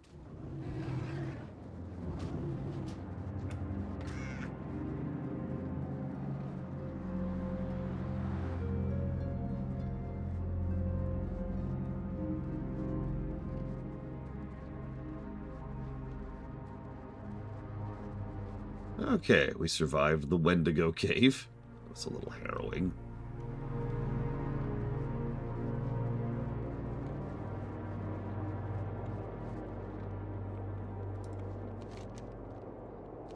Now that you've dealt with the Wendigos, we can focus on the thrills.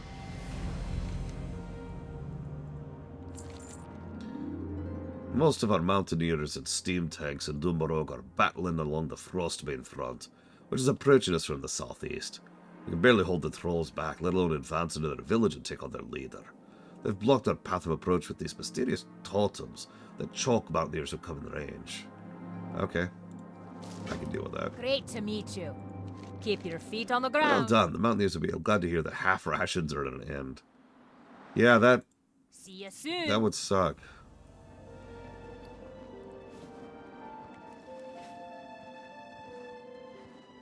Okay. Yeah, the Dragon Isle's away. Yep. Hey! I should go back to Gnomeregan and continue researching a cure for radiated gnomes, but I stayed behind in Karanos because this town's my home. I wanted to help defend it from the Frostbane. I've been working on maintaining and repairing the steam tanks. For some reason, Frostbane scavengers have taken a liking to the gyro gears I used to complete repairs. They're all over the front to the southeast. Will you help me get those gears back? You have a great day now.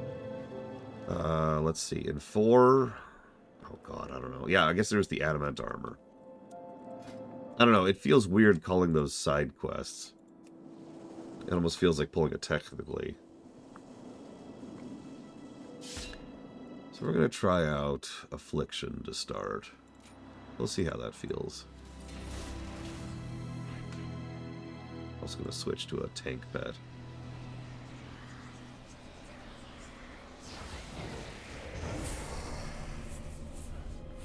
Make sure he's got... Yep, okay, cool.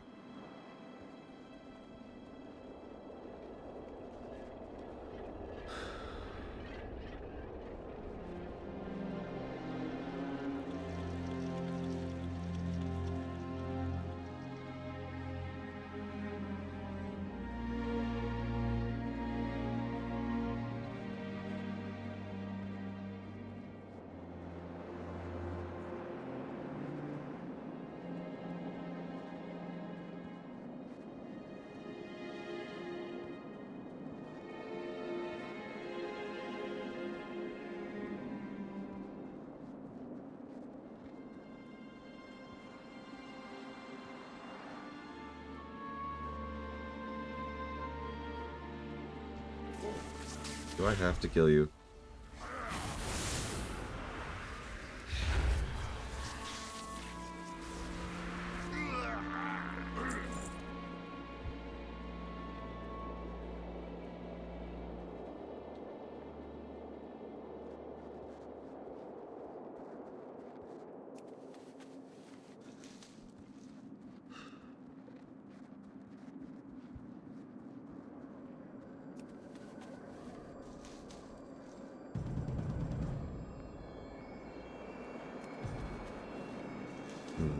The SNES version is the second version, right, Dakota? If I'm remembering correctly.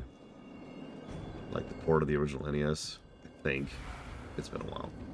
Because I know there's the SNES and the GBC version. I don't know what the difference is between the two. We played the GBC version, functionally. The GBC version with a really terrible graphics filter on it. That's how I phrase that.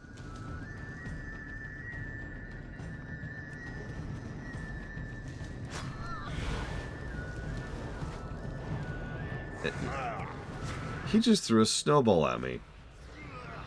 That dick. It even stunned me. Stupid troll.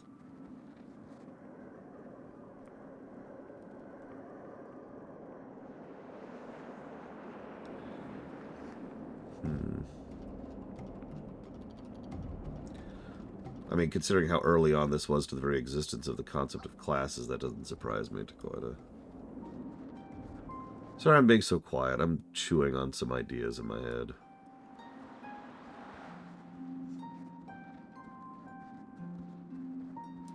I'm trying to mentally think of examples of games in which I feel like the lack of emphasis on an MSQ is actually detrimental to the game in question. And I'm having trouble coming up with any.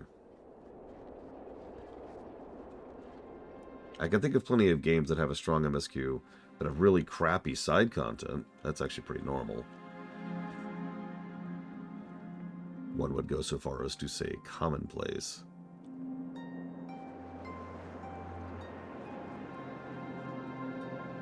Here's your stupid shimmerweed. Be good. Off with you. God. I'll make your frickin' booze, you weirdo.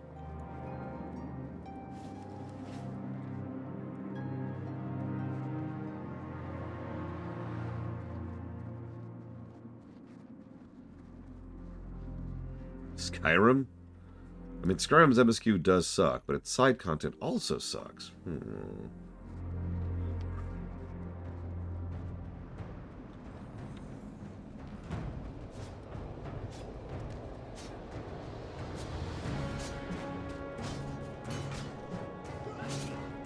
Sorry, I'm being mean.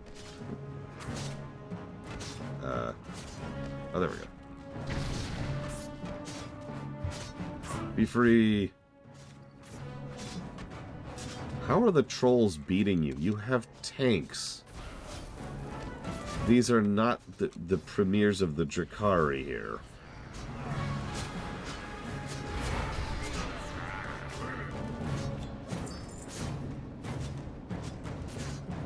Like, what?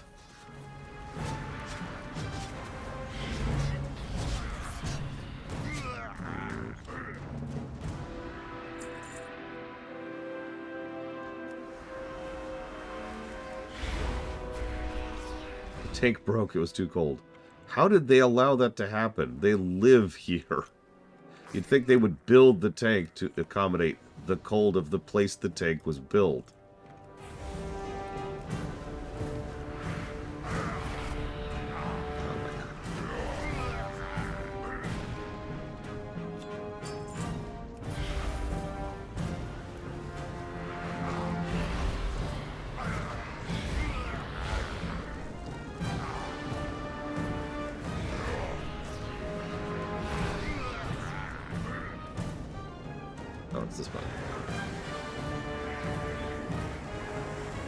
It's not like the trolls can't cause their own levels of mischief, too. It's just like, really, guys?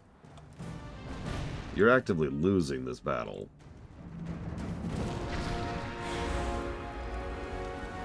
Yeah, sometimes when I was younger, I used to think that Skyrim Civil War was an attempt at something interesting that failed. Now that I'm older and have actually done quite a few bits of research work and otherwise analysis on Bethesda, I think Bethesda actually thinks the Civil War was a great idea.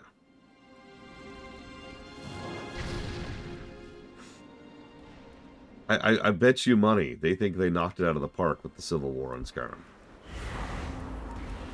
But that's just, you know, what they were going for.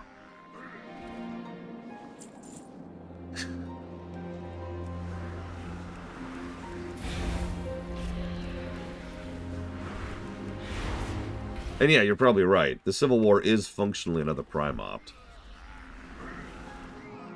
So that tracks. You don't have to do the Civil War in Skyrim. You can completely skip it until like one specific quest. And then like you have to make peace with the two sides, which involves I don't remember what. But I know you don't have to do the whole Civil War. You could just do like one specific thing and then boop, and then you move on.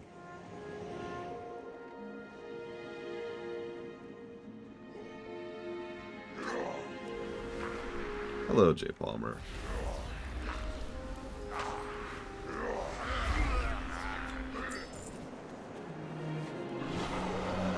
Right. Look, I don't think Bethesda knows what choice gameplay even means.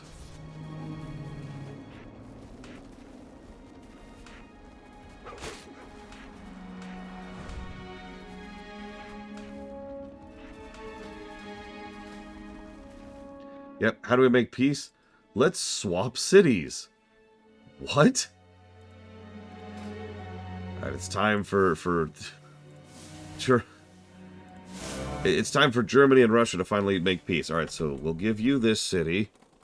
You'll give us this city. And that'll work out for everyone, forever. Peace! What? I feel like I missed something there.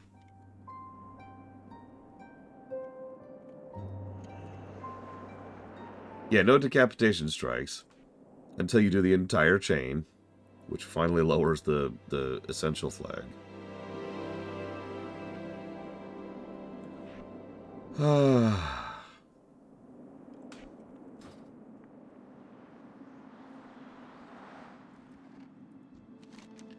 Finally, some good news. All of the Mountaineers pressed the attack immediately. Now I must signal our Gnomish allies to start their advance.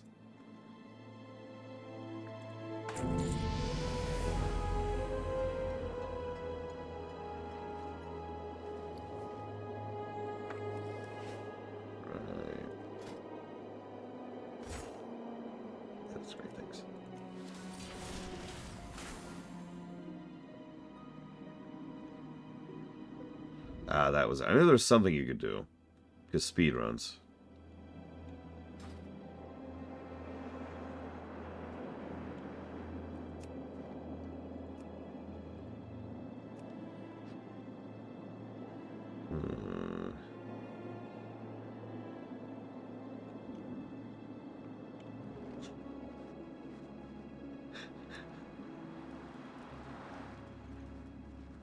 My, you're a tall one. Those pilots can't get wait back to their steam tanks and take to the field again. Let's not let them down. Off and away.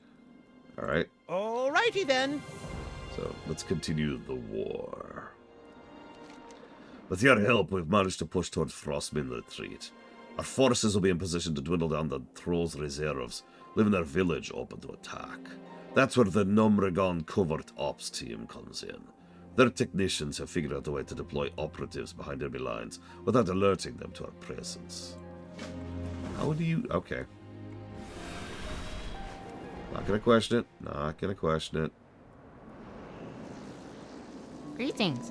Ah, you must be the gnome that Captain Theron said they'd be sending. I've already used the deploymatron to get most of the covert ops team into position at Frostmourne. They're just waiting on your arrival. Very well, then. The cataclysm brought our enemies closer to home, so the chief of Gnomeregan operations asked me to build a device to dispatch personnel quickly and quietly to any corner of Morogh. Behold, the ultra-safe personnel launcher! With a jolt of electricity and the benefits of the parachute system, that's a very late deployment for you laymen, this baby will get to the front lines in no time. Off and away. Sure, this sounds like an extremely safe thing to do. I'm ready.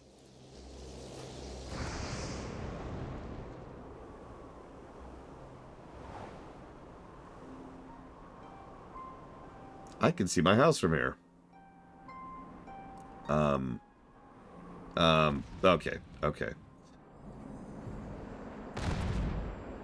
I mean, I can just fly back if I die, but are you... Oh my god. Okay. Greetings. Don't worry, the feeling of being zapped won't stay with you for more than a few minutes. All in all, it's not a bad way to get where you're going. The parachute system needs some work, though. Very late deployment indeed. Sometimes too late. Anyway, we have a mission to carry out. Daylight's burning. Okay. You have a great day The now. Frostmane chieftain died in the initial Trog onslaught, but they've been led by a well-respected warrior ever since.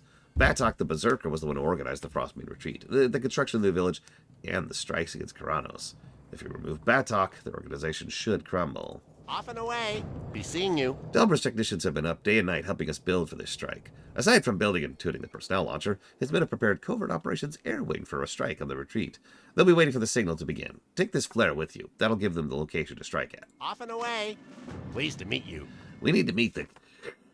Oh, God. God. Ugh. We need to halt the site of...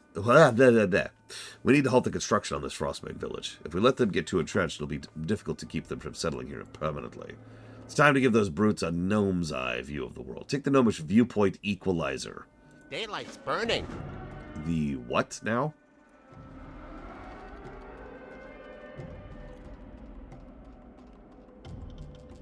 You got this, Pillars of Snow. Or, contrarily, maybe you don't. No, make me small. Sorry, buddy. You're our size now. What the... Oh, crap.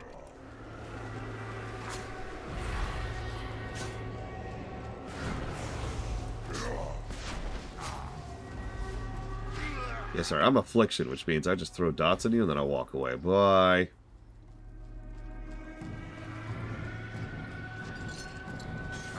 And let me get a demon here to deal with you as well. I also do this. Just to make you explode. Because I can do that. Why you make me explode, man? Yeah, no reason. Yep, step one. Summon a demon. It keeps being a thing.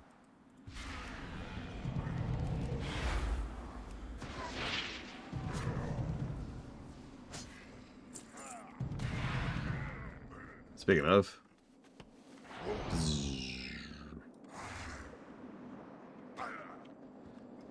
I like how my demon's like, yes, now I can eat them. Gul'dan was definitely Destro. At least going by alternate Gul'dan and how his fight goes in Legion.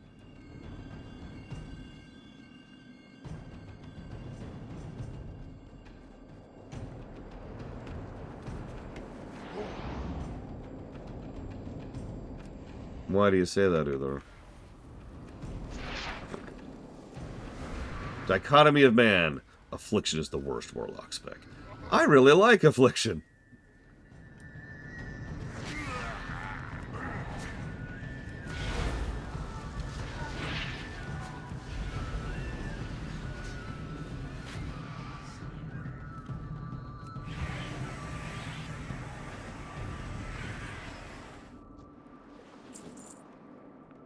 Oop. I will admit, we've actually, so for those who've been paying attention, we've already played a decent bit of Destro and Demo. And my main Warlock is actually Demo, so I'm already pretty familiar with that. This is kind of my first time really playing Avlog. Circa Dragonflight, anyways.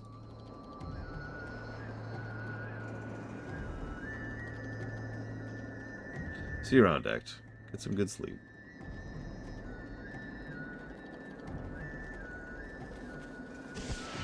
I remember liking Affliction quite a bit during Legion, but... you know how that goes. don't remember the exact loop, but I remember it was really satisfying. It was like, set up the dots. No, it was set up haunt first. Like, you started with haunt. Then you did the dots. And then you did something that was a channel, which, like, maintained your dots so they wouldn't drop off. Or something like that. I don't know, it was a cool little cycle, though. Very good at boss cracking. Not so great on trash.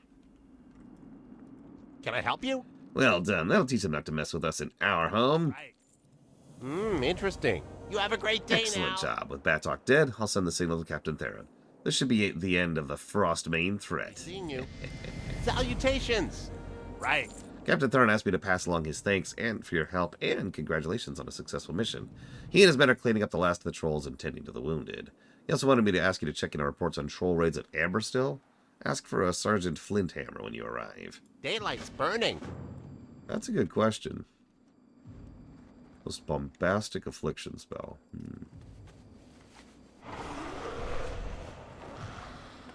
Oh yeah, I actually checked too the talent that makes it so that I guess we'll do it over here. The talent that makes it so that corruption has no timer is still there. In case you don't understand what I mean by that, I mean you put corruption on the target, which is a dot, and then it just stays there until they die or you do. One of the two. I can probably find it if you give me a second.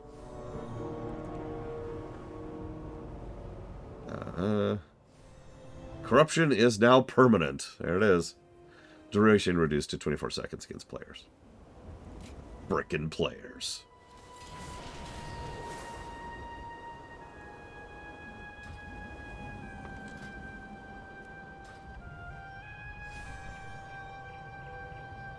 Heroes of the Alliance. Yep. The Dragon Isles have awakened. Yeah, that's... Thanks, Raytheon. Thanks, Raytheon. My bro. My buddy. Hopefully for the very last time. Let's do this. Who would have thought someone named Deathwing would bring about so much destruction?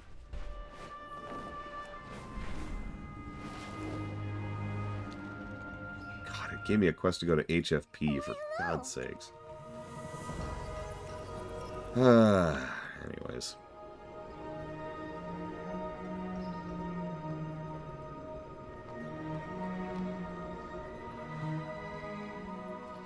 Excuse me, my goodness.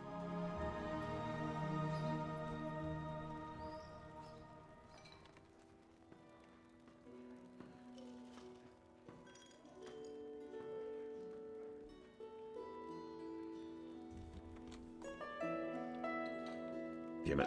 Oh, whatever.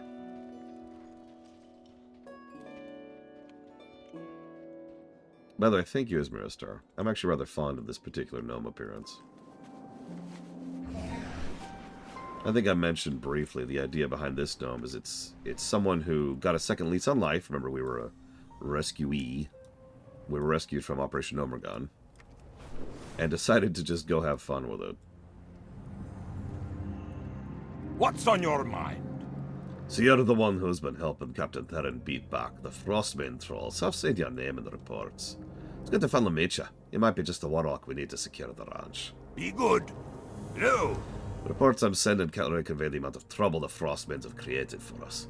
Your assault on the village has started to relieve some of the pressure. What in the world?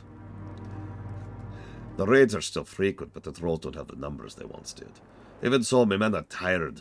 Morale is flogging. Would you help us keep a watch out for the raiders? They can turn up at any time. Yeah, sure, no problem. Why are you chasing that bunny?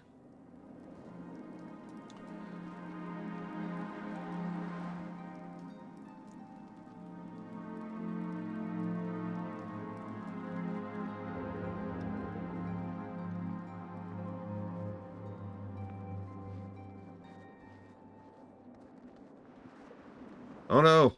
Frostbane raiders!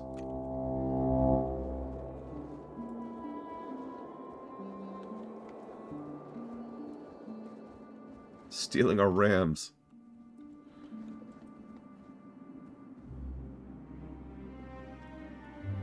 What's your buck? Rum's buck. Come get them, you cowards.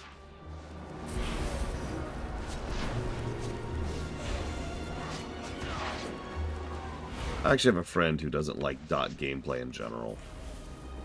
Which I bring up because it's probably part of one of the reasons why they didn't like Shadow Priest, among other things. Like, doesn't matter how good the class is if you just don't enjoy putting dots on the enemy. Well met. Oh, with your help, we've managed to weaken the raiders considerably. We haven't suffered such losses since the raids began. Now we press the advantage. Keep your feet on the ground. Yeah, in case you missed that during that little cutscene that was playing, while he was talking about, oh, they've put him and raided us, this guy over here was like, did you hear something? There it is again. I know I just heard something. And while he was saying that, there are people sneaking through, like, sneak, to steal the rams. What's on your mind? The rams we raise and train have been long the mounts of choice for Moragh's mountaineers. There are a few here, but not enough to guard my family and the animals. A few brave Frostbane raiders have taken out to steal our rams under the cover of night. Would you be willing to help return them? Yeah, sure. Off with you. I will rescue your rams. And then eat them. How are you? We heard the cries in the middle of the night. And this morning, sure enough, the herd was missing 2 rams. That dastardly beast known as Vargash has been preying on our livelihood. With Ironforge's troops spread thin, there's no one to keep Vargash at bay. Okay, I can do this. Keep your feet I can on the kill ground. a bear that's, I think, is not even an elite anymore. Oh, that's not a bear. That's not a bear at all. Hey, Roiting. Good morning, Maverick.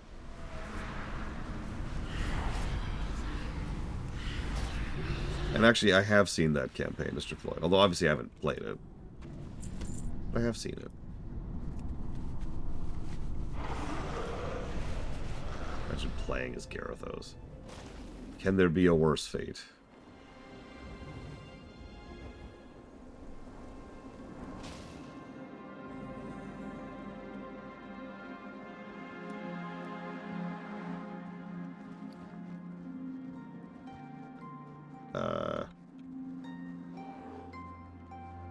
What?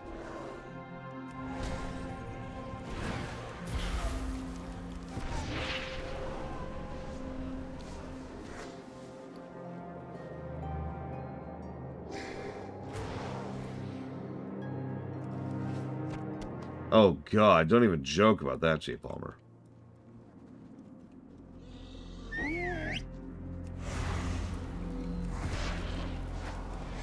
Could you imagine having to play a Warcraft 3 campaign as the jailer? It would be the worst possible type of campaign. Extremely easy. To the point of being pathetic. You'd walk up to the enemy base and just be like, I win. And they would just... the whole base would explode. Like, the only loss you're handed the entire campaign. It turns out that was actually your plan all along. So the whole game is just kind of very boringly A-moving through the enemy bases. Like, it would basically be like playing Warcraft 3 with that one kill instantly cheat on.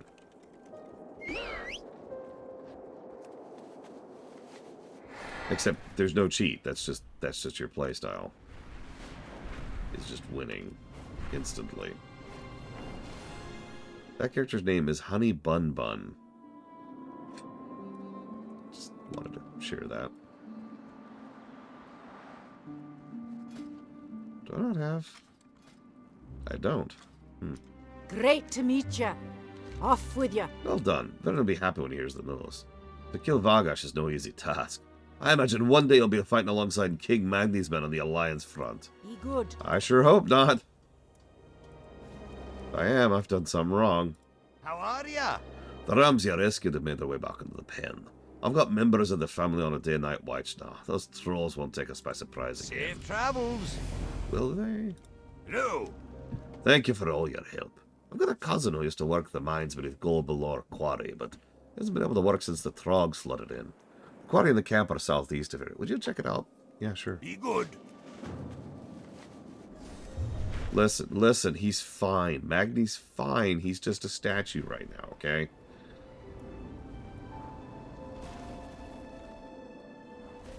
It's fine.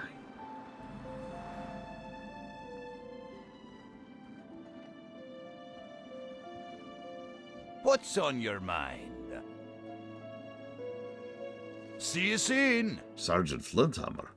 Oh, I'm not familiar with the name, but there's a Flinthammer amongst the miners. He's one of the lucky ones to make it out, but most of my men are still trapped down there. Off with you. Those light-blasted Trogs, turning me work into a wreck. Look at that. There goes another barrel of powder. Oh, I wish I could go down there and wring every one of their scrawny little necks. I want to kill them all. This can't be good for me health, all this stress and anger. What have they left me with? Nothing. I'd kill myself, but my aim's no good anymore. Go into the quarry and kill those filthy buggers. I'll pay you. Just hurt them. Watch your back. Okay, God. What can I do for you? As a member of the Senate and the Explorers League, I've taken it upon myself to investigate the expedition. The conditions at the quarry. Oh, you're a senator. Damn! They've made a massive gold below the quarry. As we dug deep into the earth, they've poured out, destroying our equipment and trapping the other miners below ground. We have to get them out of there. I've had mages working overtime to enchant these ruins. See you soon. I can do that. Excuse me. Oh, hey, a prospector's here. With 2 mugs of ale. He's double fisting it. You got my attention. Mine then wasn't the only thing going on at the quarry, you know. I led a team of Explorers League excavators recovering priceless ancient artifacts. I managed to escape, but my colleagues were much deeper in the mine and didn't survive the initial attack. They took great pride in their work. They risked their lives to learn more of our history. If you're going to go into the mines, take this pick with you. See if you can find anything. Safe travels. Okay. Yeah, I was actually thinking about that particular story arc. You know, the one where the human king forced a permanent change in government to the Dwarven kingdom. Which I'm going to say that way because that's exactly as insane as it sounds and really speaks a lot for how much the king of the Stormwind is the absolute dictator of the Alliance.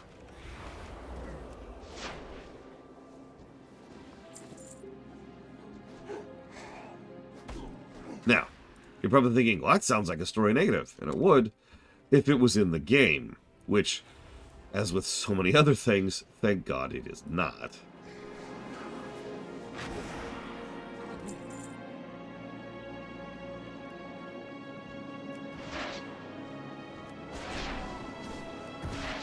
There is a scenario in Pandaria which deals with Moira and Varian. We'll see if that deserves its own negative when we get there. Because that is definitely something that is going to be in consideration. And I like the scenarios in Pandaria. Except for a little patience, that's just stupid.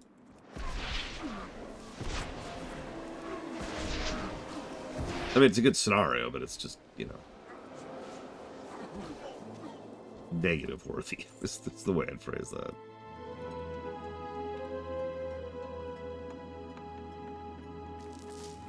I didn't like Moira originally because all she was your typical sniveling politician, right? You know the type, you know the archetype. You see them all the time in real life. They don't care about anything other than themselves or their personal agenda. And they're constantly making things worse for everyone because of their short-sighted stupidity. You know, just like in real life. So, that archetype has always irritated me.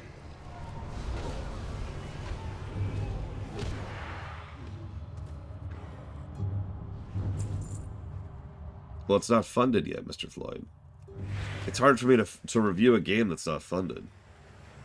I mean, I could, but at that point I might as well not even have the funding system. And then the whole system breaks apart, and then I commit suicide and die. So. Oh, I'm not naming anyone in particular here, Matt Overlord. I'm just saying. Like, it's the Weyland-Yutani thing, right? Oh, sure, we have an alien outbreak, but how do we profit from it?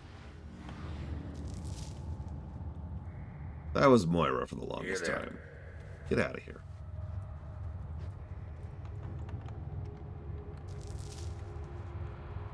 She has since turned into a substantially more interesting character. Oh, I really hope it doesn't get funded tomorrow. I already got way too many large games on my books right now.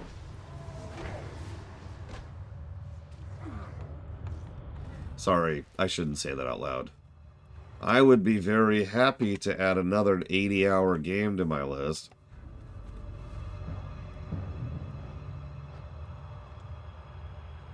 Stab.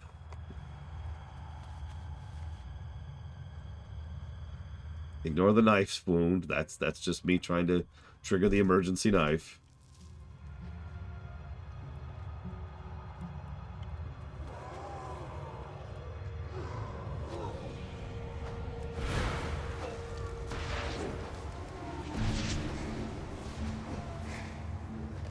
Look, sometimes people just need a stabbing, okay? I don't know what you want from them.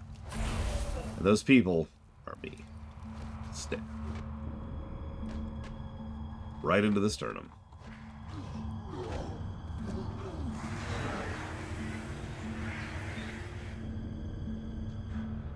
Why not, Mr. Floyd? Like, you cannot possibly convince me that Veilguard is worse than Secret of the Stars. And I have endured Secret of the Stars. But lore, I hear you say, Secret of the Stars isn't a very long game. That's true. But I've also reviewed Starfield. Starfield is a very long game. So...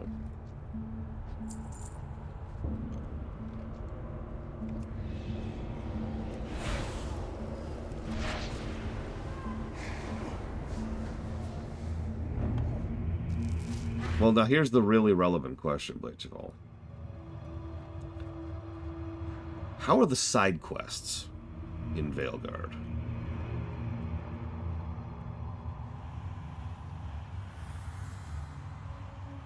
Wenlock, I'm going to carry the fact that I reviewed Starfield to my grave.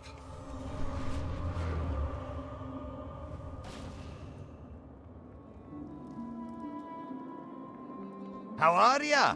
Were you able to find any artifacts down there? Watch your back. Oh, thank you for recovering these. I'll see to it they're displayed in the Ironforge Museum. Off with you. I suppose they really did belong in a museum.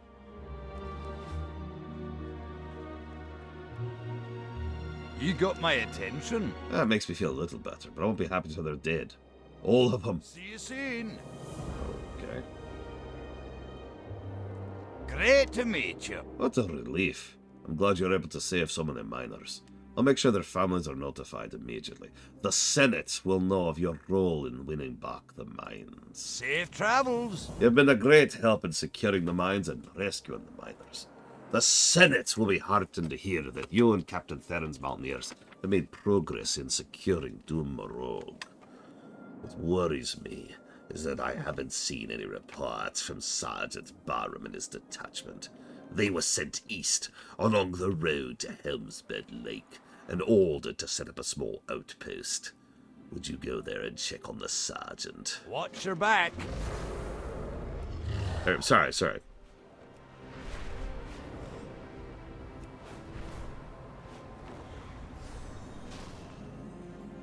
What can I do for you? Well, that's a good thing the senator didn't come here on his own. It's dangerous. We're gonna need all the help we can to get the situation under control. Safe travels. Kurgan tells me the cataclysm upset the balance of the elements all over the world. Helm's Bed used to be a beautiful and tranquil lake, but now it's overrun with agitated water elementals. When they started to leave the confines of the lake, I sent my troops to keep them busy, but most have been frozen in blocks of ice. If we can break them free, I have a good chance of recovering. I cannot spare the men for a second expedition. Would you be willing to try? See you soon. Well met. The elements are in turmoil, Murloc. Murloc? We are now a Murloc. The cataclysm has stirred up the long-dormant water spirits, just to the south. They're angry, confused, and unwilling to hear my pleas. I've tried everything I know to calm them, persuade them to stop lashing out and attacking us. It pains me to say this, but no other options remain. We must kill them. Safe travels. Really, Huthor? That's interesting. Sorry.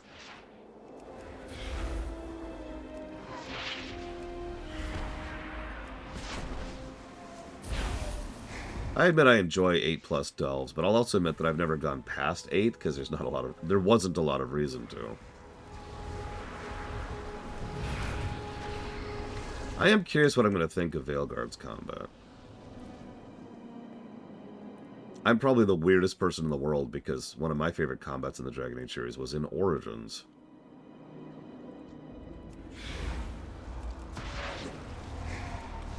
Although, I suppose that's not quite an accurate statement. Because the actual best combat of the Dragon Age series was 2.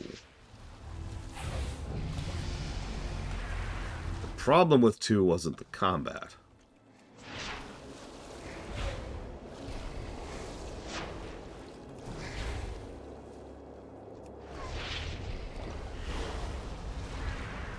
Yeah, I already love playing Affliction Loch.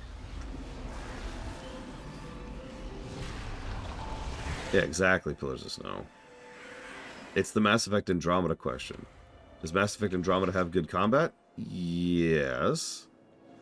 Does it have anything to actually enjoy that combat with? No.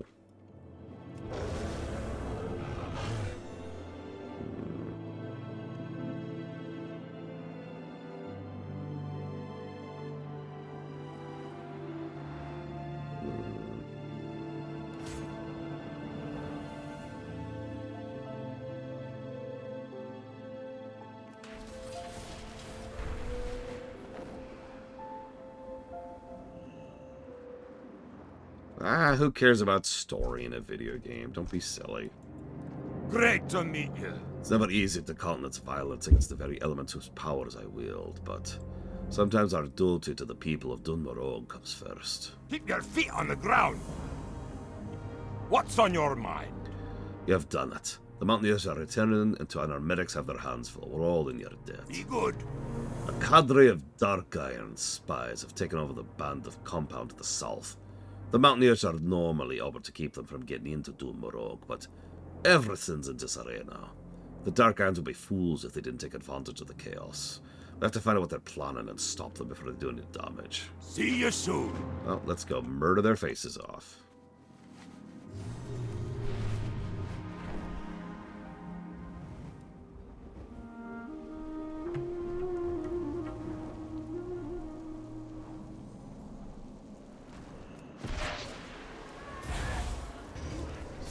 There, scooch that over there.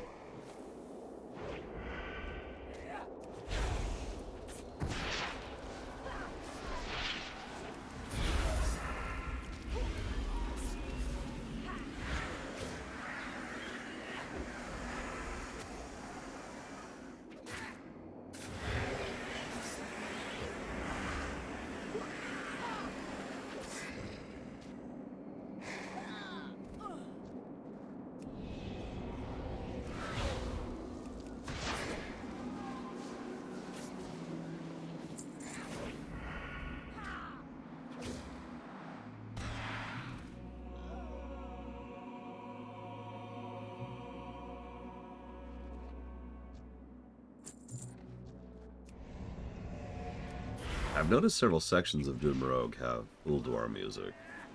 We even saw that in the tutorial area.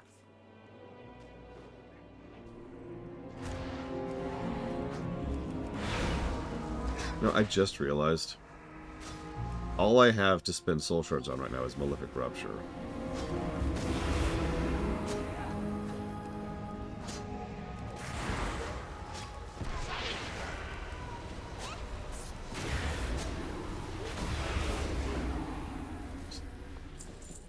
Nothing to add to that. It's just interesting to think about. That's all I've got right now. I don't know if I'll get any spenders later. I will have to pay attention.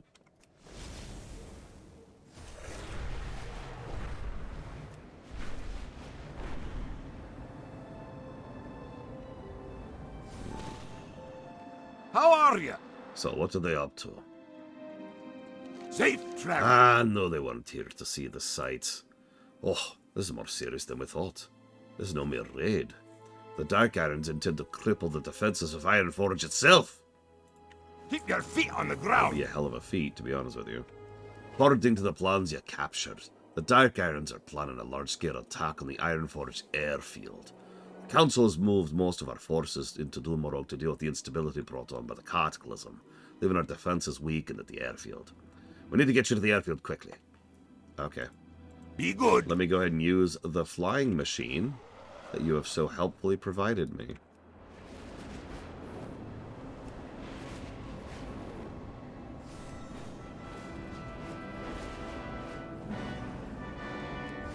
Thank you for that flying machine.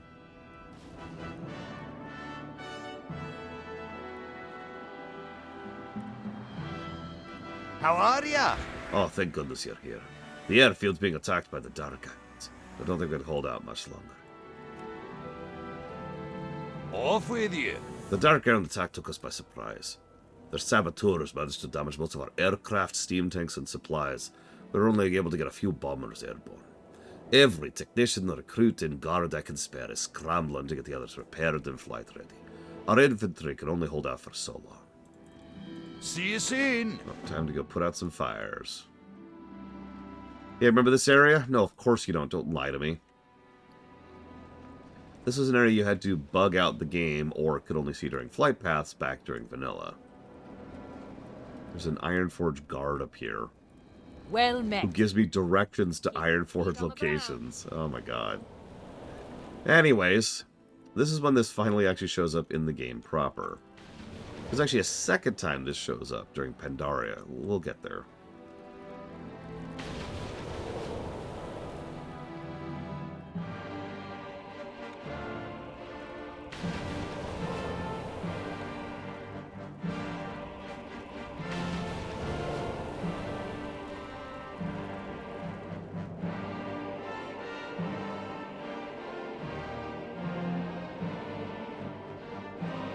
My health is doing as well as it can. It's a slow recovery for me every time I'm sick, so it takes me like a week usually to stop coughing. What's on your mind? Well done. Me men are working hard and getting their flying machines and tanks back into the fight. Off with you.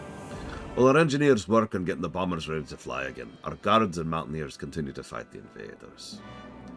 They've been out there since the incursion began, without so much as a chance to get sleep or have a meal. Ironforge's defenders are the best on Azeroth. Uh-huh. But even they have their limits. Safe travels. I gotta tell you, if there's one thing I really like the idea of when it comes to our Warcraft, it's really digging into the dwarves more. I really like the Warcraft dwarves. Now, I tend to like dwarves in most settings. Go figure. But, like, Warcraft dwarves are so cool.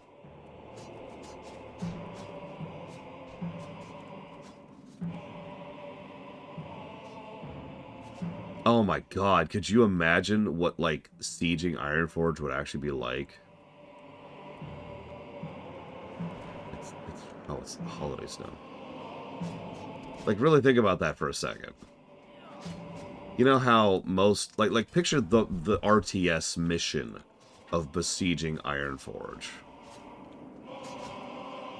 Really. Actually picture what that mission would be like to play.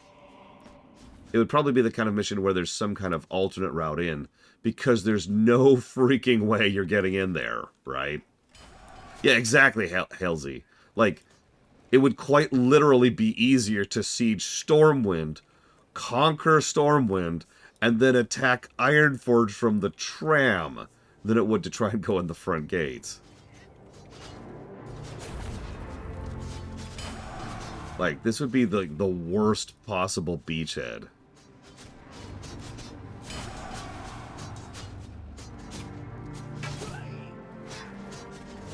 In a setting like this, you would have to set up portal networks. The only way you could get anything in is if you somehow sneak in a mage. And start getting portaling troops in. And even that would be relatively easy to turn around if they knew what they were doing. That's a good point, Asmira. Even ignoring the fact that there's giant metal gates on the tram, yeah, they just knock out the glass, and that's the end of the tram. That would be a hell of a mission. I want that now. I want to see that now. Like, I want StarCraft 2's mission designers, who are, in my opinion, the best RTS mission designers in the business, to design an Invasion of Ironforge sequence of missions. What can I do for you? The men are finding hidden reserves of strength and courage to deal with the Iron Assault. The airfield will not fall on our watch. Watch your back. My chief engineer tells me he's managed to get one of the bombers repaired and airworthy. Take these bombs with you. Look for a repaired bomber at the start of the runway. Once you're airborne, use the bombs to do as much damage as you can. Safe travels. You got it. Quite possible, Uthor. But I've also reviewed StarCraft 2, so I feel comfortable saying those are the best missions in RTS history. Like, regardless of everything else good about that game, just the mission design by itself.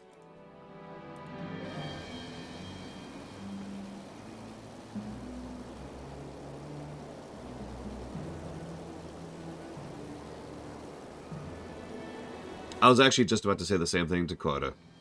Because I agree, a lot of the ex-StarCraft devs have not been impressing me.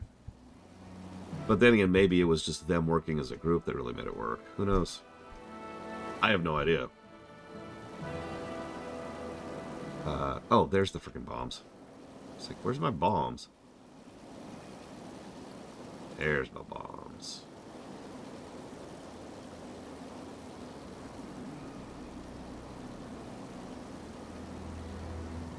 Yeah, both of the high publicity StarCraft 2 spiritual successors don't look particularly good to me. And I thought that before we started getting real information on them, and now I tend to think even worse about them.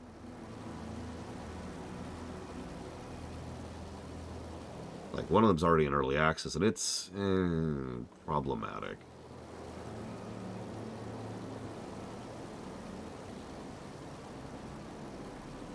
Yeah.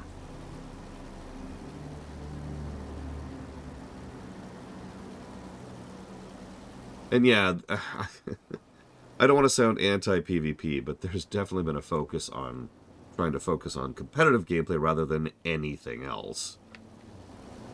And it's like, okay. Historically speaking, that's not a good move. It's like this. Smarter people than me have actually laid this out. When you are designing an RTS in specific, although this arguably applies to other genres as well, like FPS, you make the campaign, and that's there basically for everyone, right? Everyone plays the campaign. The people who have played the campaign and enjoyed it and want to do more, that's what the other stuff's there for. That then serves as like a vector for them to get into things like the competitive scene, or maybe map editing, or maybe doing arena stuff, or whatever, like ladder stuff, right? And there's like this tiering of like, you know, basic campaign, and then basic matchmaking, and then like, you know, map editors and custom map scenarios, and then proper ladder support and actual competitive support.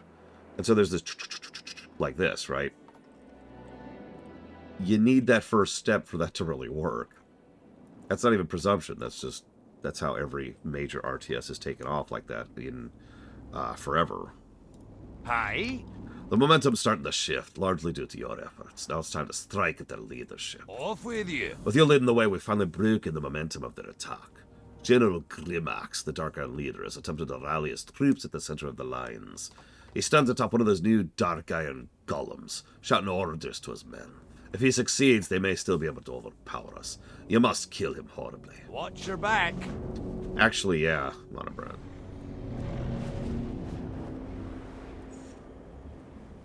For melee, but that's another thing. And yeah, unfortunately, I do actually agree with Huthor. Possibly.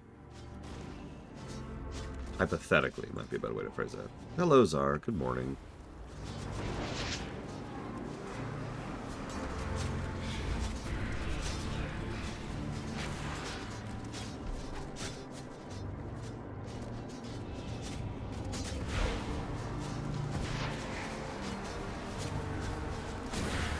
If you like it or not, MOBAs kind of killed RTSs for a very long time, and at least part of the reason is because they ate up so much of the competitive multiplayer side of things.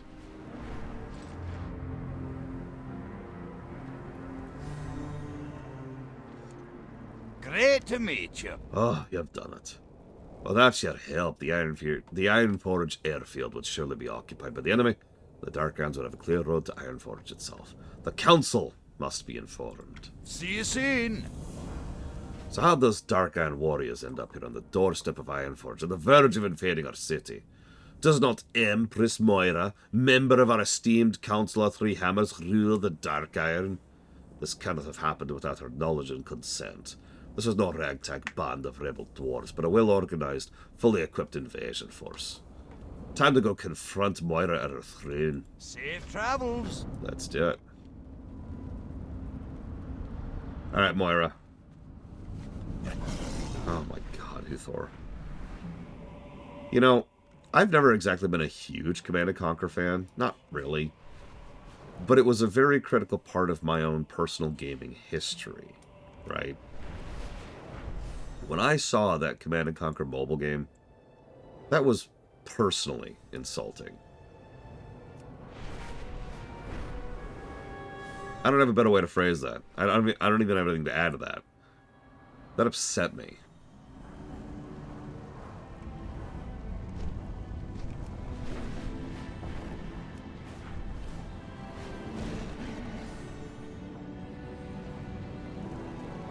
Whee.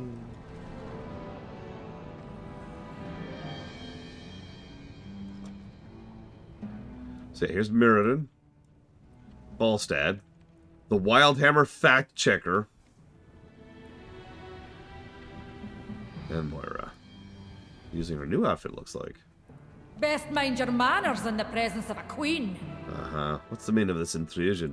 I dismiss you. This is impossible. If you hear anything I note, let me know. Did you not know that, Valerian? That's been around for a minute now. How dare you storm into my home and attempt to spread this conspiratorial nonsense? I'll not let you and this treasonous Commander Stonebreaker steal my son's birthright. That's quite an accusation, Moira. That's hardly your throne in the first place. I know Commander Stonebreaker. I will vouch for his loyalty and his honesty. We must take his word. What cause do the Dark Irons have for taking arms against Ironforge? Are you unable to control your own people, Moira? Moradin has a point. If you cannot cover your own people, you have no place at this table. Both of you know I would never order such a thing. Why would I have set one half of my son's inheritance against the other? No, this is the work of a traitor to both our peoples. Despite my best efforts, some Dark Irons remain in the grip of the Twilight's Hammer. The cult must have someone in the city to coordinate this kind of attack, which leaves only one suspect. My conveniently political rival. Are you here to chat or work? The ambassador's betrayal will be long haunting me. You must arrest him before he can do more harm, or worse, before he can escape and start planning the next attack. Ironforge is not free with the ambassador's slaghammer in the city. Take these manacles and go arrest him. May your hammer strike true. So really quick, this is actually a good bit of character from Moira here. Enjoy it, because she doesn't get a lot of these. So, when we come in and we say, hey, so the Dark Irons have attacked, what do you have to say about that? Her response is, I will not let... How dare you storm into my throne room and spread this conspiratorial nonsense? I will not let you and this treasonous commander steal my son's birthright. So, what's her first reaction? What's her first strategy? Immediate stonewalling and counterattacking hard, throwing around accusations and getting extremely defensive about the situation. Mirrodin shut her down immediately, giving his personal vouch for the commander in question, which means she was now calling Mirrodin a traitor, treasonous. Falstad then attacks and says, you know, if you can't control your own people, you don't belong here. This then immediately leads to Moira shifting the topic. Of course I would never order this, even though that's confirmation of the fact that she has no control of her own people. And so she immediately pulls a name out of her hat, which she just had, ready to go. Like, oh, it's got to be that guy. He's the real one behind all of this. And that is Moira in a nutshell. The only reason she succeeds at anything is frankly because her competitors for political acumen in the council are Falstad and Mirrodin. He is a mountain dwarf. He chops things and he smashes things. He is a Griffin Rider. He gets up there and he throws lightning hammers at people. She is a politician. It's a very Gowron kind of a situation. Ignore this guy. He doesn't matter. Ignore him. Ignore him. Ignore him. Okay, we're good.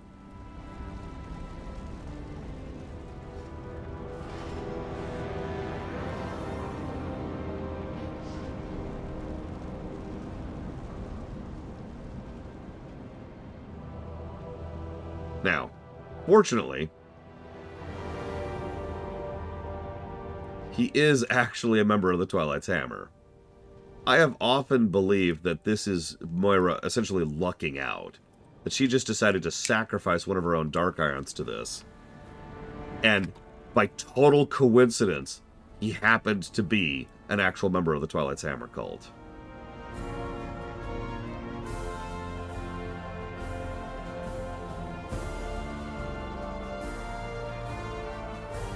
If you were in Shadowforge City, I would have tossed you into the ring of law for your transgressions. The darkest dungeons of Ironforge ought to do for now. Do what you will with me, I'm not afraid. That half-breed runt will never be emperor. Long live the Twilight's Hammer!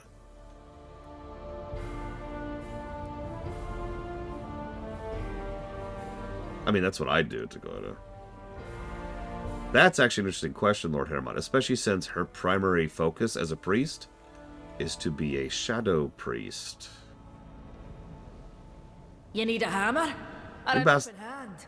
The ambassador will trouble us no more. He's not the only Dark Iron Dwarf whose heart still belongs to the Twilight's Hammer. We must remember that and remain vigilant, else my son will inherit only ruins and ashes. We will survive. We always do.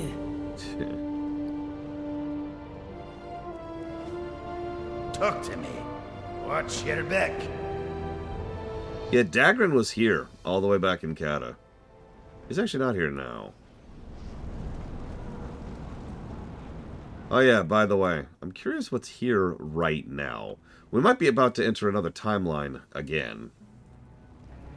As is so common with this era of WoW.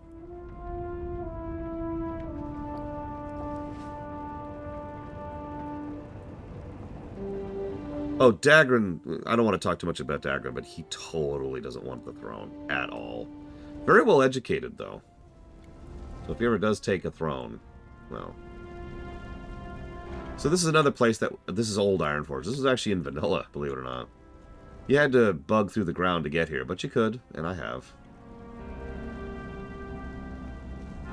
Ah, looks like they got rid of it. What's on your mind? Mm-hmm. Watch your back. So as you may or may not notice, there's nothing here. So this is now BFA.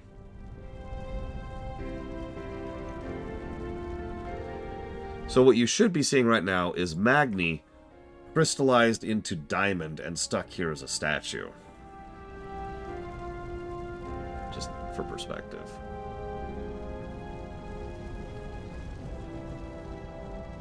Let's see if we can smash the lock out before the lunch break, shall we?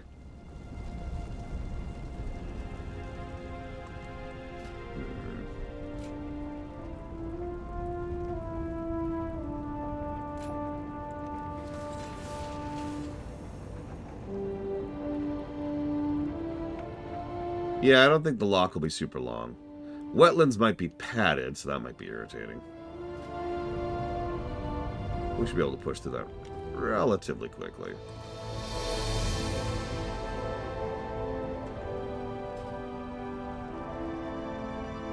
Yeah, that's what I'm thinking, Kira White Noise. Well, I'm looking forward to the Badlands, but we're going to do, in case I didn't get it across, that's the order we're doing things in. We're going to do Loch, and then we're going to do Wetlands, and then we're going to do Badlands. And then we'll finish up with the Syrian Gorge. And that will be it for the New World. Finally.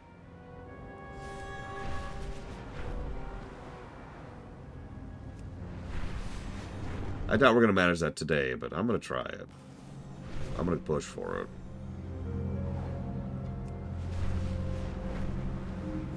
So, I've been waiting for Council to hear me play for hours, and it's not looking good. Moira's greatest desire seems to be to paralyze the Council. Meanwhile, Loch Modan suffers. Our enemies are many and our resources are few. Please, perhaps you'll hear me if the Council will not. Speak to Gry Thurden. He'll provide a free flight to the Southgate Pass. Introduce yourself to Pilot Hammerfoot once you arrive. Interest you in a pint? Oh, you don't know how glad I am to see fresh faces from Ironforge. Perhaps scented Mountaineer Barley Brew wasn't a waste after all. Off with you. My friend and fellow siege agent pilot Maury de Heidelv is lost in the hills. We were looking for a rare ore that's needed for the high-grade blast powder, and during our search he drove his engine up a steep hill and busted it. Still convinced that ore is in the mountains, he charged me to guard our engines while I continued on foot. It's been days. Please find him. Be good. Okay. Badlands is fascinating. It's one of the darkest and most serious stories in Cata, and also has one of the most overt joke sections of the entire game.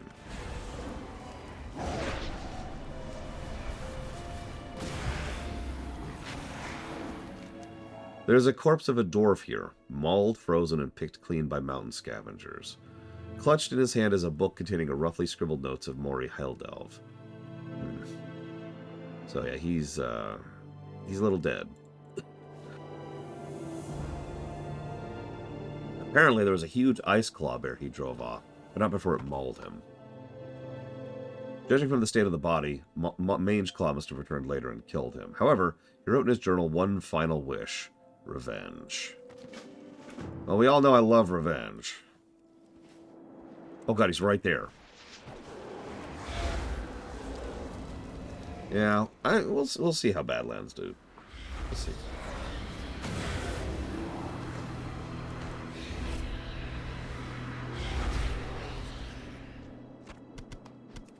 There we go. Quick revenge scheme. We're walking. We're walking. I mean, I guess we're flying, actually.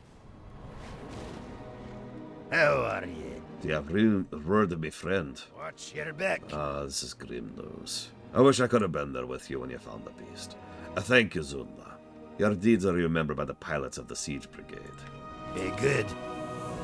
We're due for sending a status report over the Mountaineers of the Valley of Kings. I expect you might know your way there anyhow. Would you mind dropping it off for me? Off with you.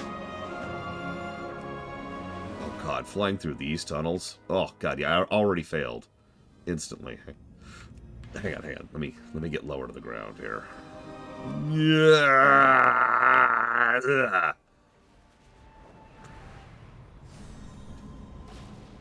I did one tunnel. Him. What can I do for you?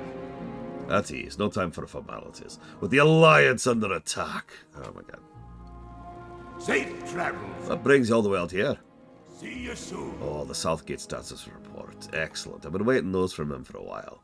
With the increasing number of Trogs in the hills on all sides, I fear the outposts will be the first to feel any real aggression. Keep your feet on the ground. We need to protect the Loch. With so many of the King's soldiers fighting valiantly on the remote battlefields, we become overwhelmed on the home front.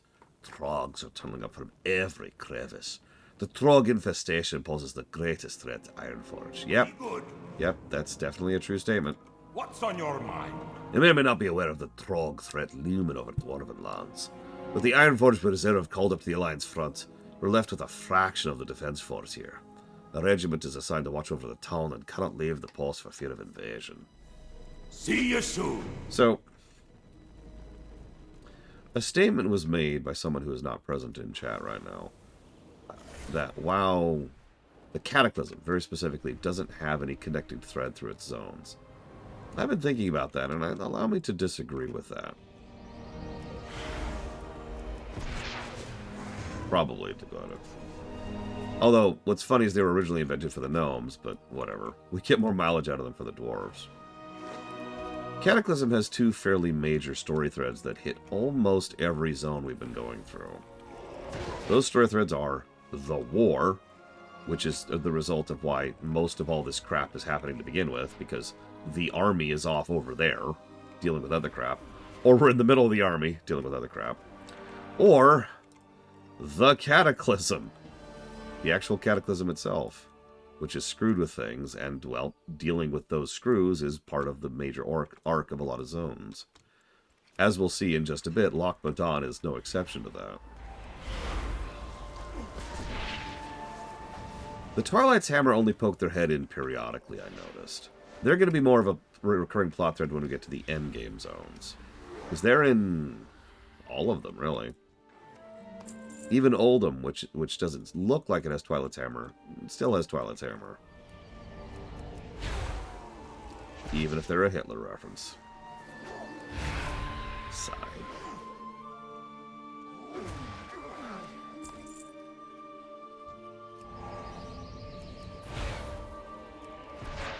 I suppose that's fair. Let me amend my statement slightly. The forces of N'Zoth are in each of the zones. Because I was automatically thinking of the Naga as, you know, that, because they are. Yep, we're going to finally be fighting literal Hitler in Oldham. It's been a long time in coming. The last time we saw literal Hitler, he was pissing on the ground in front of everybody. On Venus.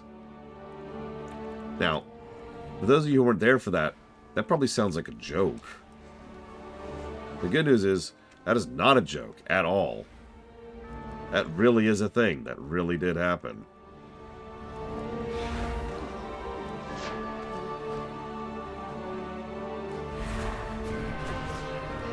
It was in Wolfenstein New Colossus, I believe. The second most recent Wolfenstein game. Prior to Youngblood.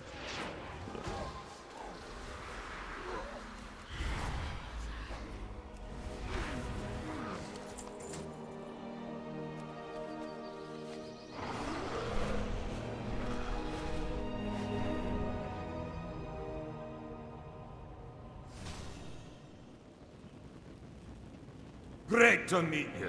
You have 8 Trog teeth to show me. Keep your feet on the I'm ground. impressed. King Magni Bronzebeard himself would be proud. Be good. How are you? Well done. You demonstrated uncanny courage. Our war with the Trogs will be won with such efforts as yours. You have served King Magni well. Have I, though? It appears these beasts are following the head chieftain named Gromog. He's the biggest of all the Trogs here, lurking deep within the darkness of the caves to the north. Go, I need you to lead the assassination mission on him. Well met.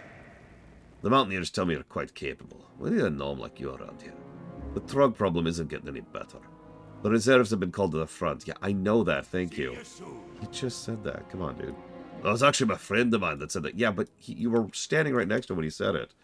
I'll need to make sure you understood that the reserves have been taken away. Oh my god. Any mistakes consistently made by the developers? That's actually an interesting question.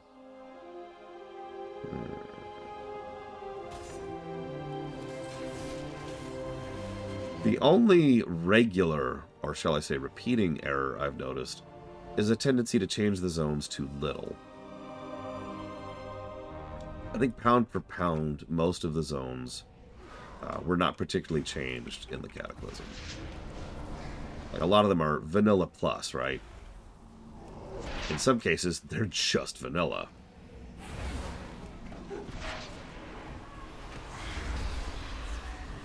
Now, that's not true in all cases, of course. There's plenty of zones that are substantially revamped. We just did one. Dune Morogh is barely like its vanilla counterpart. Yeah, vanilla with increased drop rates, exactly. Okay, let's waste slightly less of your time. But yeah, Elwyn Forest is just vanilla, with a couple of small polishing changes to make it not a negative. To use another example of that. By contrast, some zones, like the really good zones, are the ones I've noticed that are really changed. Even Red Ridge, which had a terrible story, was a very different zone and scored quite well on the gameplay axis, for example. And of course, Westfall, South Barrens, Dark Shore was another one that did fairly well. In fact, here, I can just pull up the list. Duskwood was barely changed.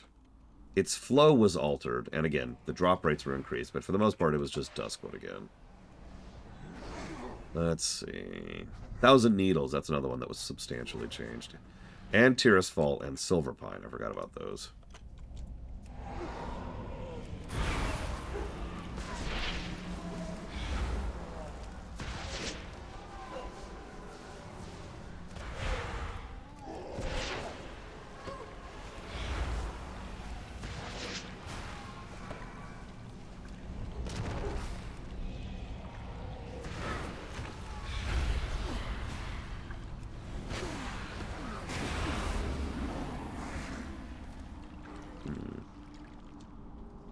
I'm still trying to get a handle on Malefic Rupture. It's such a weird ability. I guess I can just spam it. Kill things even quicker.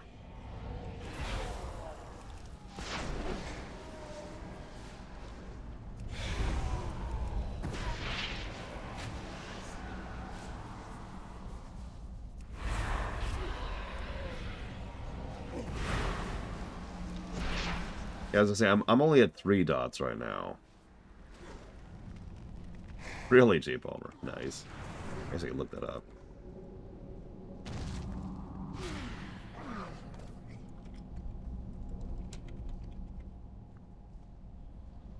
I spelling it wrong? Rapture. Oh, geez, that's a lot of talents that changed that.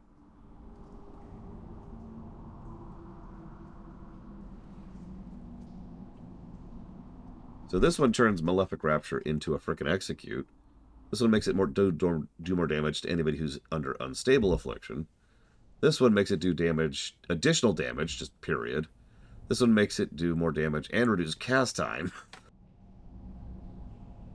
My god. Your Shadow Bolt has a 30% chance to make your next Malefic Rapture cost no soul shards and cast instantly. It also does increased damage for each enemy it hits. Your next Rapture is increased damage and extends the duration of your haunt. Oh my god. That sounds like fun. Whee.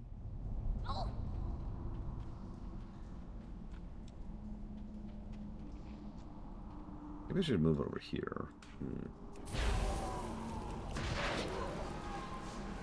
Oh, shoot.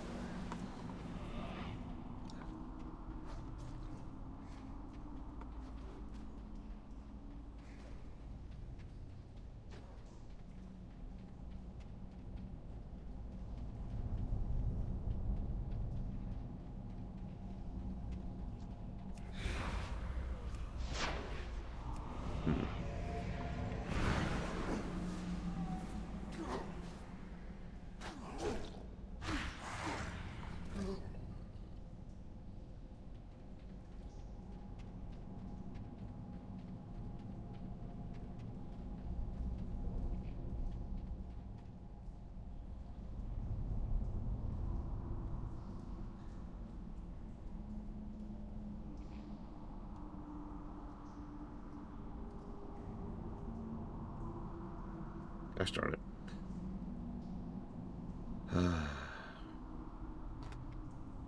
I could, J. Palmer. I've decided not to. So, the permanent corruption talent is this one right here. It's pretty high up on the tree. Thing is, and it does increase the damage by 15%, so that's nice. But again, the thing is, I'm leveling. So while leveling, what I really want is corruption does 30% more damage, and it periodically heals you.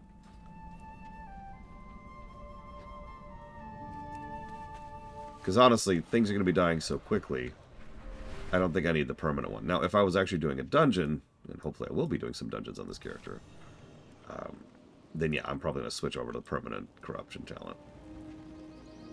No! I'll know the second I laid eyes on you, that you'd serve Ironforge is proud. Keep your feet on the Yep, ground. as soon as I saw that gnome, I was like, yep, that's you. Great to meet you. Most excellent. You brought hope to Loch Modan. Grandma dead, we stand a better chance of seeing the Trogs removed from the land. Safe travels. You've helped us quite a bit here. If you're leaving at last, you take this report to Thelsamar. Keep your feet on the ground. I can do that. Oh, yeah, I haven't even seen anything with regards to the heroic talents for Warlock at all. Like, my highest level Warlock right now is like 40-something.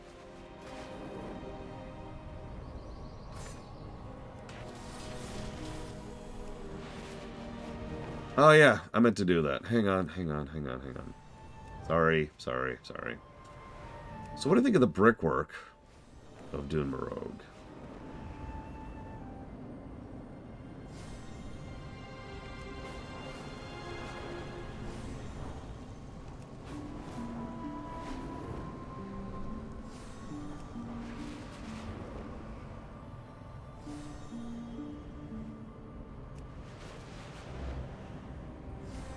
If you remember, I mentioned that only a few of the upcoming vanilla zones would probably get a brick positive. This is one of the ones I mentioned was a maybe-ish. It's still definitely a vanilla zone. And it looks like it.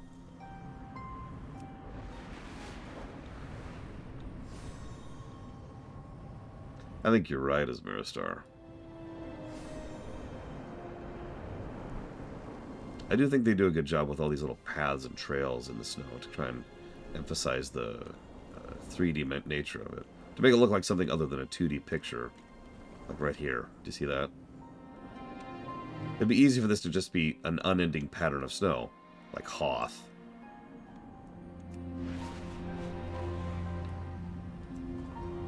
Yeah, exactly. I think I'm feeling it. I'm thinking I'm feeling it.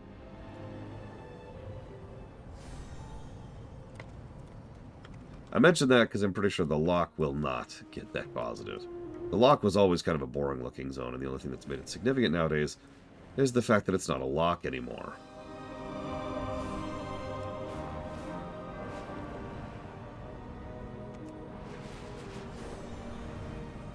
Because, well, there's what's left of the Loch.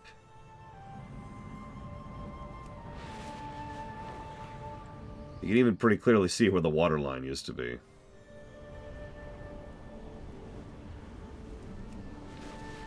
And if you're wondering why it looks like this, here's where the dam used to be.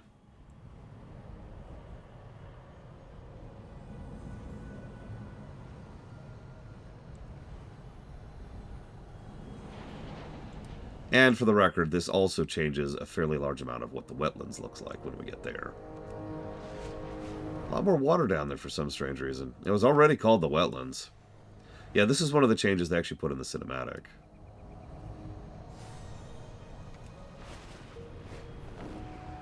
Also, you can see the Twilight Bastion right frickin' there.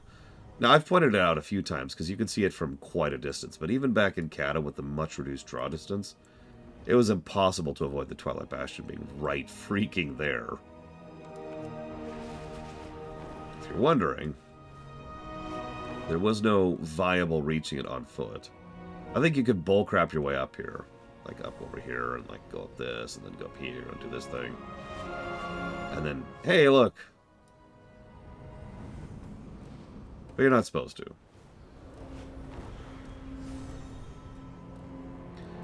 And yeah, there's also that gash over there. We'll show that off in a minute. Pretty recently, J. Palmer. This was built during the gap in between Wrath and Cata, so it's about a year-ish old at this point. For those of you not aware, that metal stuff that it's made of, that is elementium. More or less directly ripped out of the earth.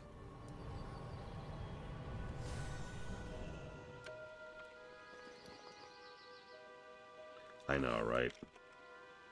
Then again, why would they notice? They were busy fighting the Horde. Now, I say that somewhat jokingly, but what do you want about that's the actual excuse? So, Thelsamar. What's on your mind? Welcome to Thelsamar. You're home away from home in Loch Modan. Thelsamar is a nice place, but it's not all beer and salted meat. What? But I like salted meat. I don't like beer, though. If you're willing to face danger in the name of the Alliance, read the poster outside the Explorers League. Yeah, I'm here to do quests. Safe travels. I actually commented on you earlier, Bragwin. I don't know if you caught that. I do like the buns of Honey Bun Bun. No, not those ones. The hair pervert. See? What can I do you for? Be good. Glad to see you've been clearing out the Trogs. Let's look at this report and... Is that a beer stain? See you soon. Well, Matt, we got a problem, and I'd ask you to lend a hand. It's the Knolls. There's a mess of things west of town, room in the hills. Not usually any cause for alarm, but we've not usually had Knolls in Loch Modan. I'm curious where they're from, but not curious enough to bother asking the major things. Go kill them horribly. Safe travels. How are you? Be good. I need some I need to get some orders up to Mountaineer Stormpike in his post. If you wouldn't mind taking them, just here's some directions for them. See you soon. Sure, but there's a bunch of other quests. Let's pick up all of these really quick. A favorite Moby Dick movie? I would be lying if I said it wasn't First Contact, which is funny because that's not actually a Moby Dick movie, but I don't want to go too far down that rabbit hole. A Dark Iron spy has infiltrated the town, stolen documents from the Explorers League establishment, and is now hiding somewhere nearby. A sizable reward waits anybody who can bring this spy to justice. I will kill those spies, mark my words.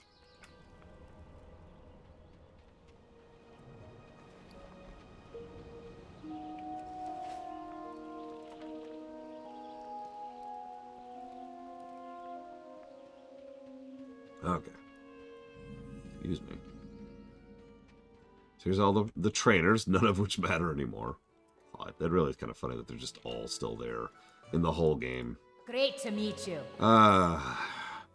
There's never a shortage of empty bellies here in Belsamar. Kids running in and out, workers from the excavation coming after a hard day's work. We're famous for our blood sausages. I don't suppose you've tried them? No?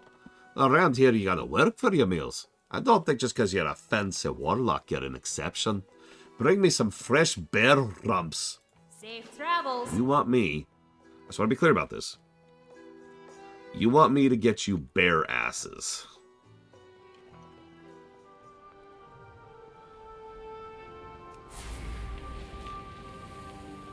Me too, Unlock. I'm very curious if they fixed it up any.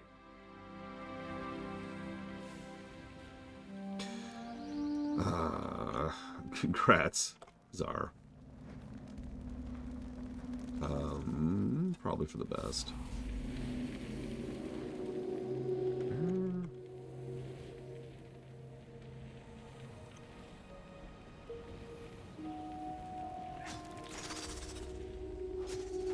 How are ya? I don't know about you, but I'm not a big fan of spiders. No, I love spiders.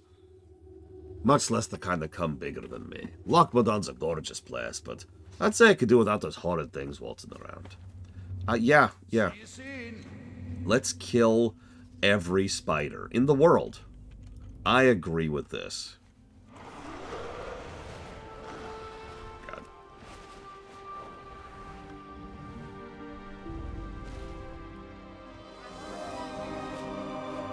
Your ramps. Well...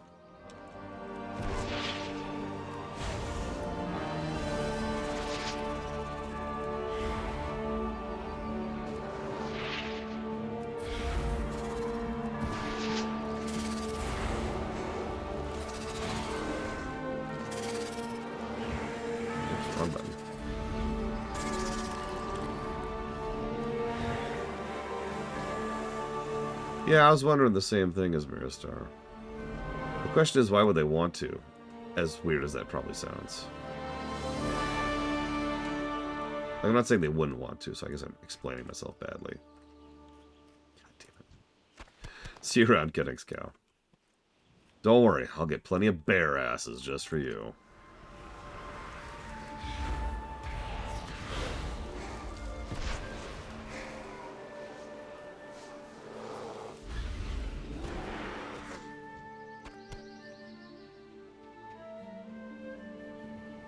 I like how they specifically call it bear rump, just to avoid that. Hang on one second. I gotta find the right spot. Give me just a second. It was over here. And then it was over here. Yep, right up here. Right around here somewhere. I think this will be a good enough spot.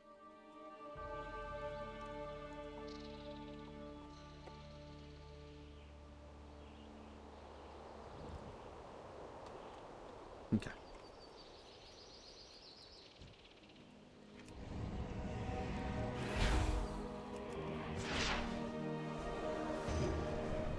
I mean, it has to be Cure White Noise. There's no way it isn't.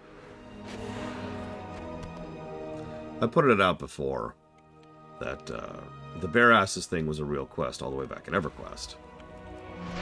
If you could call that a quest, because it's EverQuest.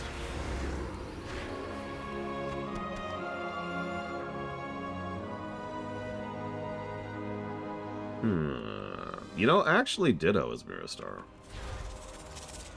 I mean, think about how many... So WoW likes to do themed stuff, right?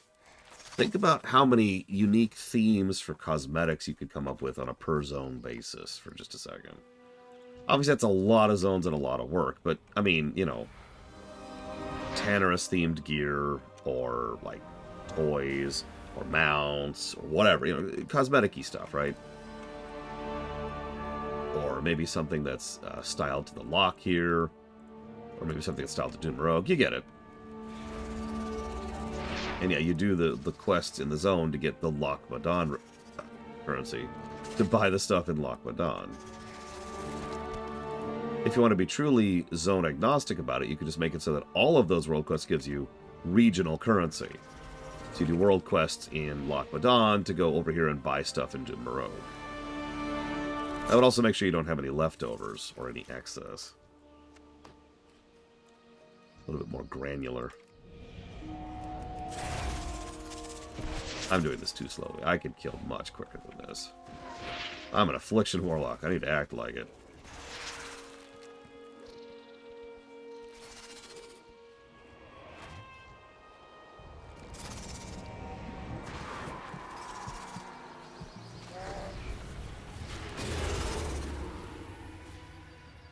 Oh, right. I guess I need to loot the bears to rip their asses out.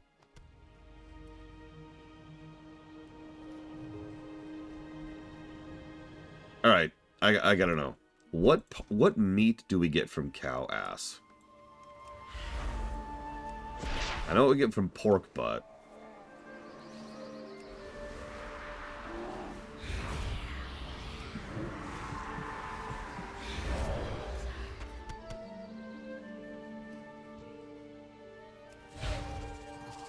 Does anybody know? I'm actually kind of curious now.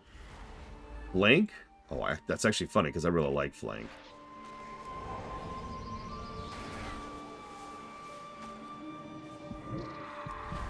Ladies and gentlemen, I like eating cow butt. Go to like a cow butt anonymous kind of a thing.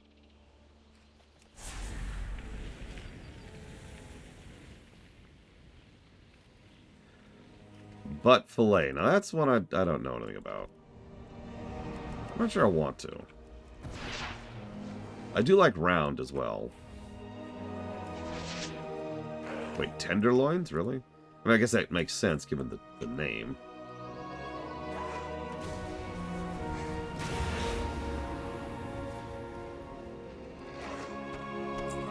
This is so appropriately a Fel class. I've taken more damage from burning my own life to cast than anything else. It's okay, though. I'll just rip life out of my enemies. Because that's how you heal as a warlock. Is you drain the life from your enemies.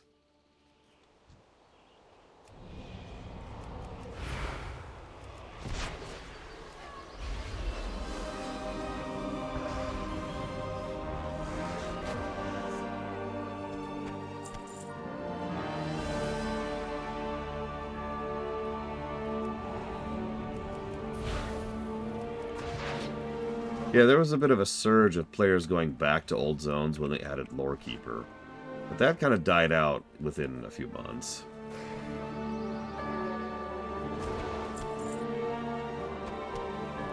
The problem with a Fate system is the exact same problem we had with the Lorekeeper system. Because that'll result in a bit of a rush to go back and do the old Fates. And then once they've bought all of the cosmetics from the zones, that's it. And a non-stop cavalcade of new cosmetics for old zones is probably not the kind of thing that's feasible from a workload perspective. And yeah, FF14 has the exact same problem, so I guess that's not exactly new. Which race? Draenei. 100%. Draenei are immortals with none of the detriments. Done.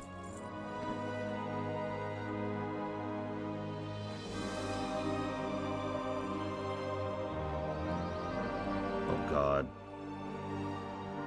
Yeah, Draenei Arcane Mage. Done. Let's do it. I got this.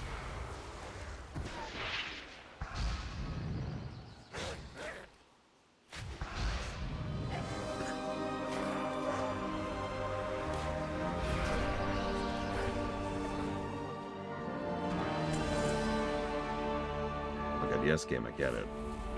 Not playing the zoned music over. I'm gonna have to get negative for this. He keeps doing that. He just keeps replaying the same damn bit of the song over and over.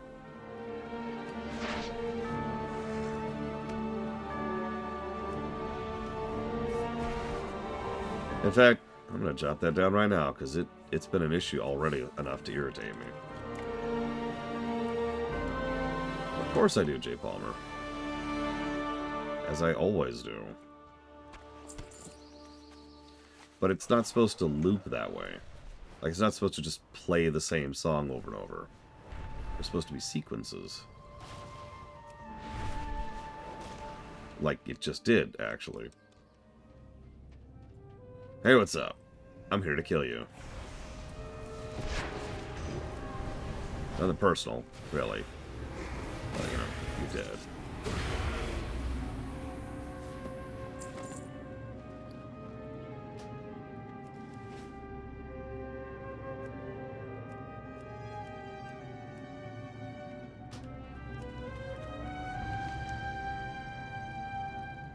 The document bears the Explorers League crest and contains extensive information on the indigenous creatures of the Loch Modan.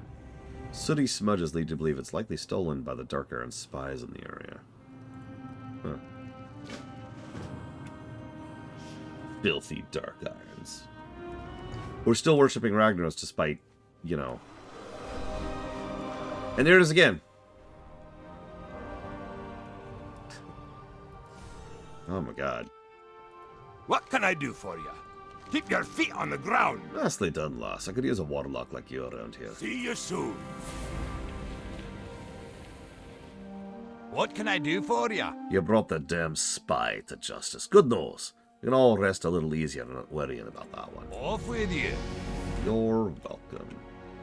Now I can summon a succubus. Don't worry, I'm not going to do that because I'm pretty sure chat doesn't want to hear. Yeah, yeah, yeah. Over and over again. Speaking of which.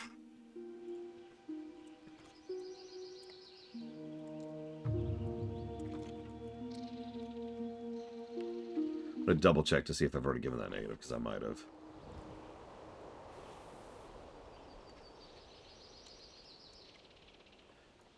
Yeah, didn't think I had. You know, I don't know if the incubus makes the same noise or not.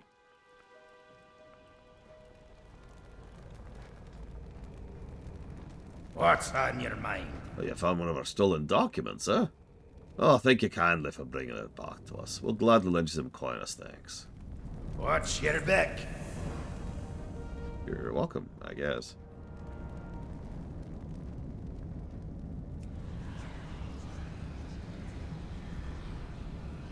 I'm super serious now.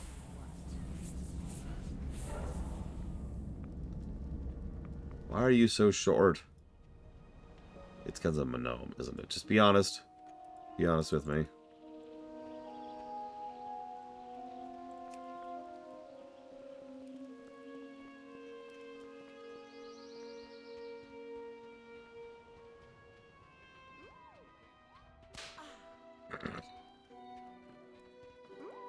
What can I do for you? See you soon. Oh, much obliged. The rump's part of my own secret twist on the recipe. But here's instructions on to make with any kind of bear meat. I don't think you make blood sausage out of bear meat, but thanks. Yeah, did you hear that she did it twice in a row, by the way? How do I change her into an incubus? Oh, I have to use like a glyph, don't I? Or no, do I have to go to a barber? Barber, yeah, okay. Well, hang on.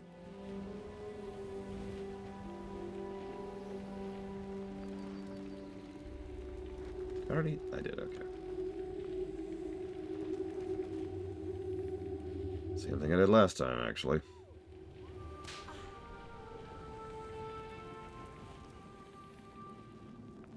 Hi? I'll rest easier knowing those lumbering things won't be wandering in my bedroom at night. Again? See you soon. Again. I don't like the word again in that sentence. I'm going to be really honest here.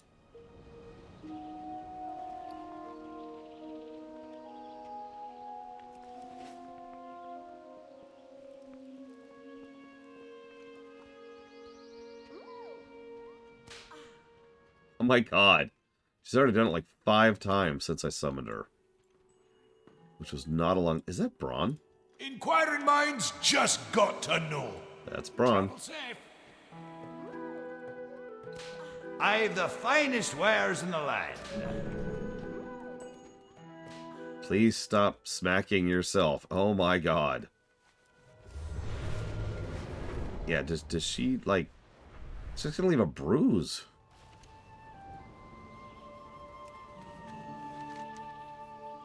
Oh, it's another lead document.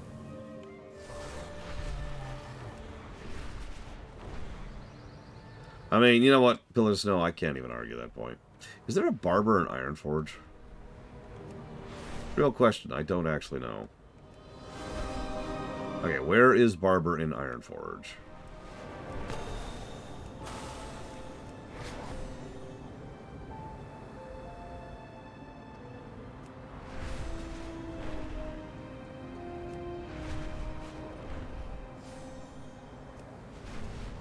Listen, I know Alliance stuff very, very well. Inside and out, you might say.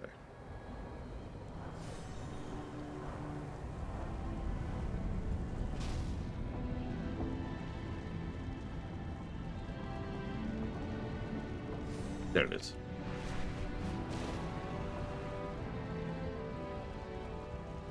Yeah? What do you want? Okay. Common incubus.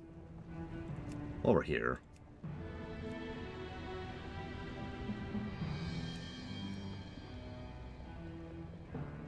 There we go. Much better.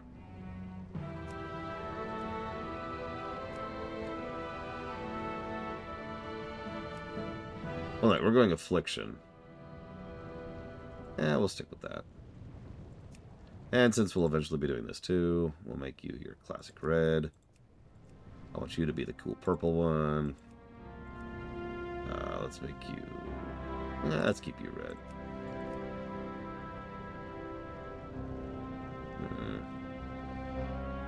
I'll just use that one since I have it.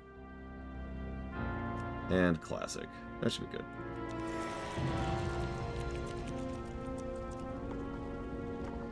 Oh god, J. Plumber, that would be awful. There's just this non-stop cavalcade of... God, I love that load time. Can I just say that? Ironforge to Thelsamar. You couldn't even see there was a load time there.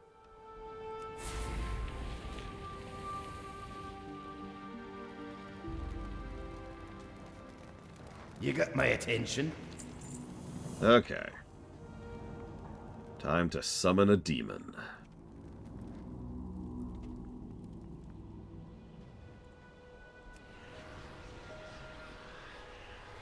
Very seriously summoning a demon. Alright, you gonna whip yourself? Huh? You gonna do it? You gonna do it? Taller, I notice.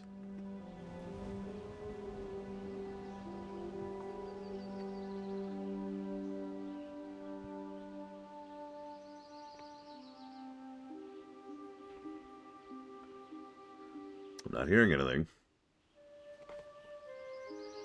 Let's just keep him around for a minute.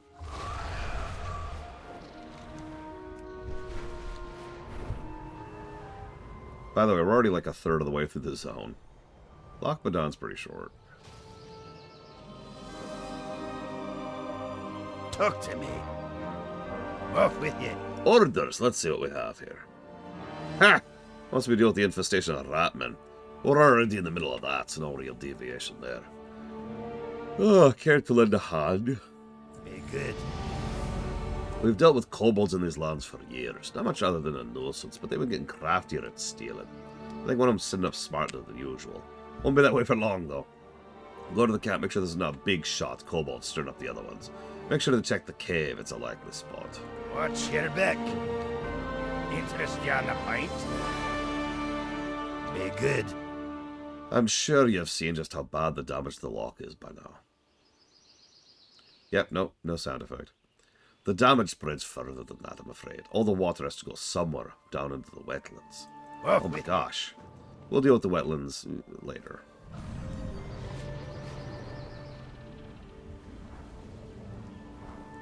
Oh my, I have thoroughly whipped myself. It is truly an exotic thing that I have done. Please be turned on by this action.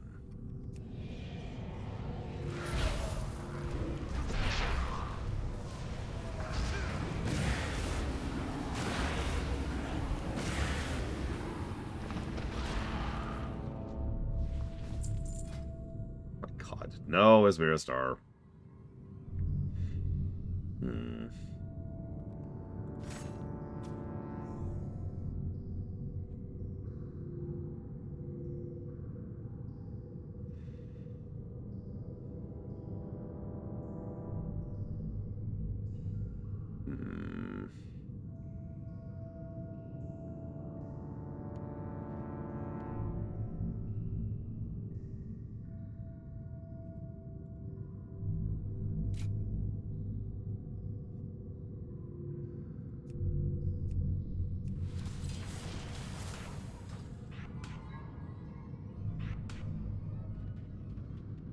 Oh yeah, and go away.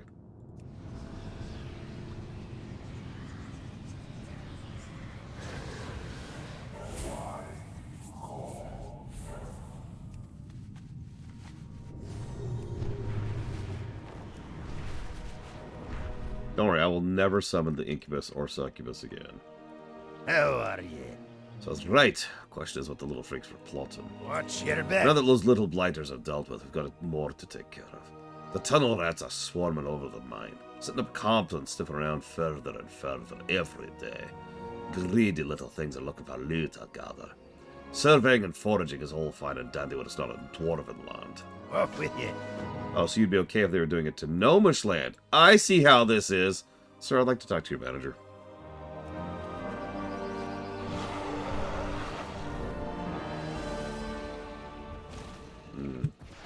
I'll be right back.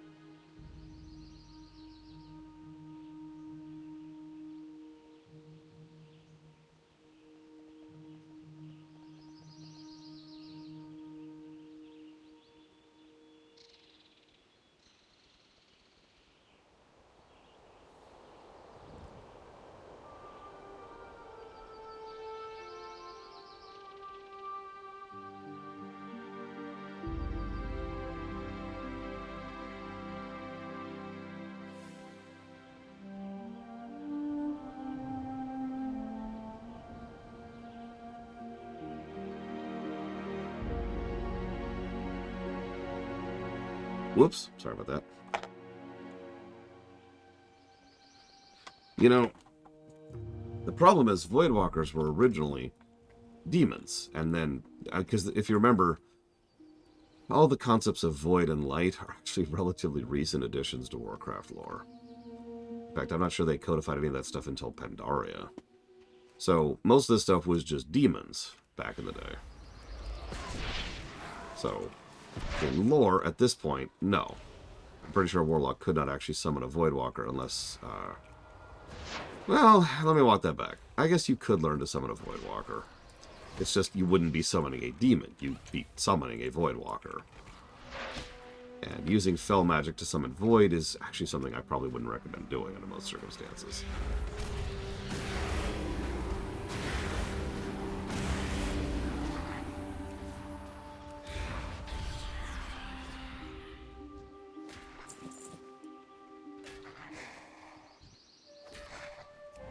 Yeah, you're binding a creature to yourself. It happens to not be a demon, and you happen to be the demon class, but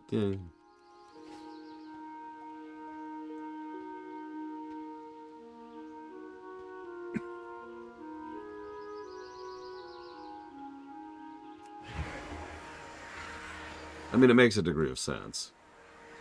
The Legion bind all kinds of things to their will.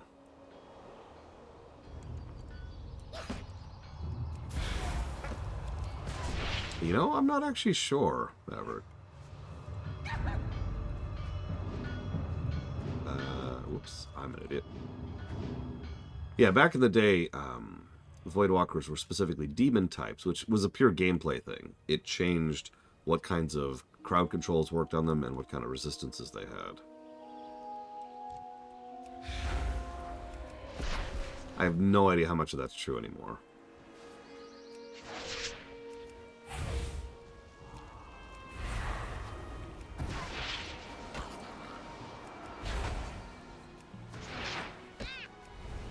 See what our range is on this. Decent range.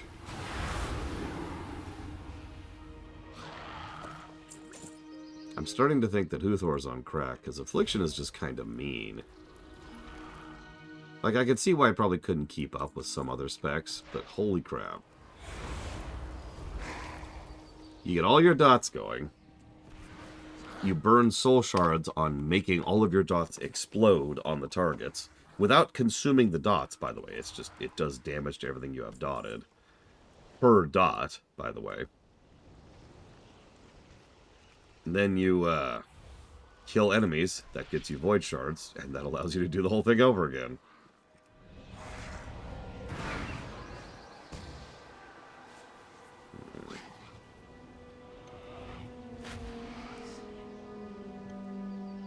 Yeah, I haven't even gotten Haunt yet. It looks like that's down here, yep. And then there's Dark Glare, which makes my dots worse. Then there's Soul Rot. Oh, what are you mentioning then, Pillars of Snow? Does Haunt not do that anymore? A ghostly soul haunts the target, dealing damage and increasing your damage over time by 10% for 18 seconds. If target dies, cooldown reset.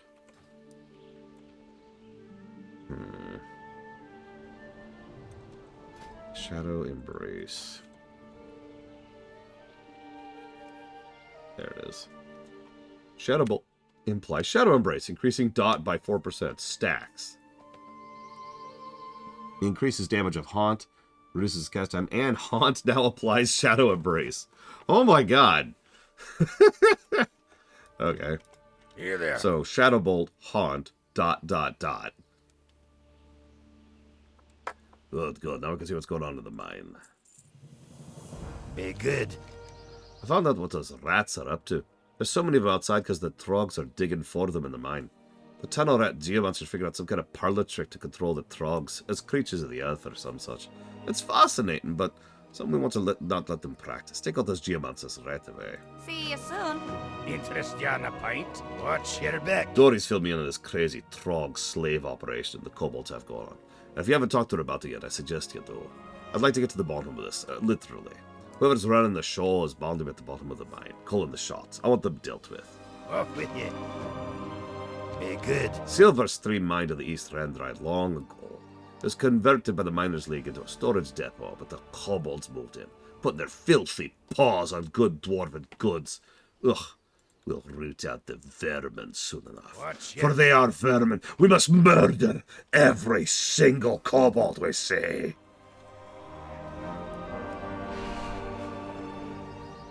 Oh god, it's the ellipsis build. Can I just say a lot of these anti-kobold quests hit a little bit differently nowadays?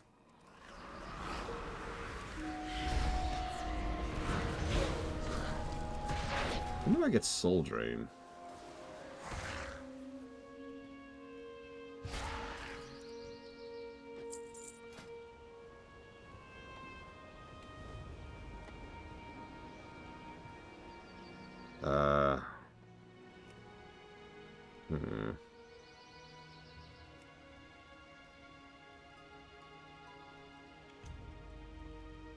There it is. Drain Soul. There it is. Yeah, straight up replaces Shadow Bolt. That's interesting. So I'd probably do that, but... Hang on. That's it. Oh, God damn it. Dude, look, I'm trying to look at my talents, okay?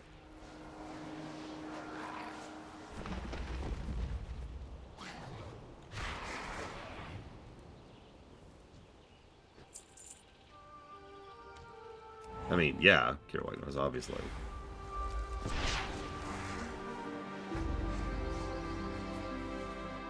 But if that turns it into a drain, that doesn't feel like it lines up in my head.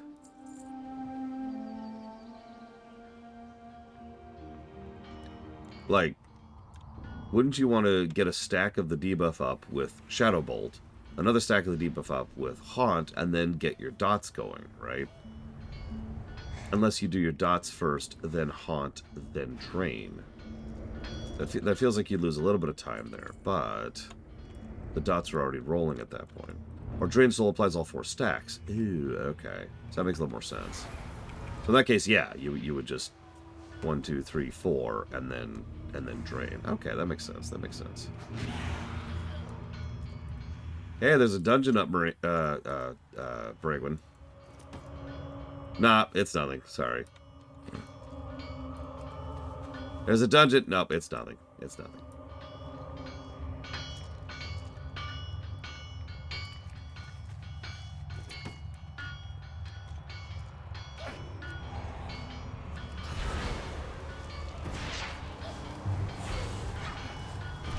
Speaking of dungeons, as much as I'm talking up about how great it would be to actually finish these zones today, I should probably mention that I have 3 dungeons to do in this block. Now, one of those is pretty short. One of those is long but relatively empty. The other one is probably going to be a chonker by itself. So, yeah, checking for availability for that, because, yeah. No real preference, just don't bring a druid, apparently. I would like it if I could get a tank and a healer who are not me. So I could bring my Warlock, but if I can't, that's not the end of the world. And as usual, time walking for Kata, and 35 to 67 is the range. I'm not going to do it right now, there's no rush, I'm just kind of gauging. You've never healed in WoW, Braven? Have you healed in FF14? Oh, that's a cool name, Golden Meadow.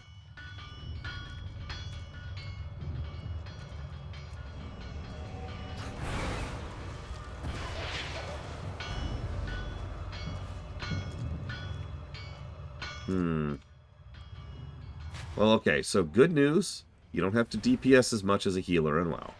Bad news, that's because you have to heal more. Good news, we probably won't need super large amounts of healing unless things go wrong. Bad news, I'm going to be making things go wrong constantly in order to test the limits of the dungeon.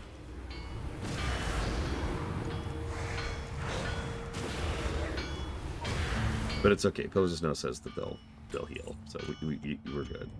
Although, if you ever do want to try out healing, Brigwin, and you just want to poke at it, and you want someone you trust as your tank, hit me up. I do not mind.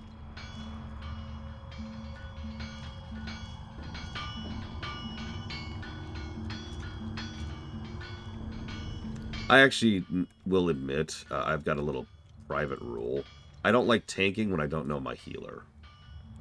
So, I don't mind healing pugs, because I can heal. I can heal in my sleep, right? That's I've been doing it since vanilla. I've been doing it since Asheron's Call. You know, I got that. But tanking, I don't like tanking if I don't actually know my healer.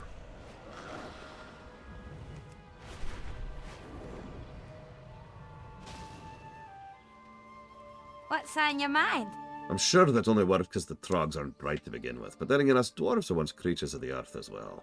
Being bossed around by a kobold doesn't sound quite dignified. And I'm glad they didn't get to figure out that they could pull that off. Watch your back.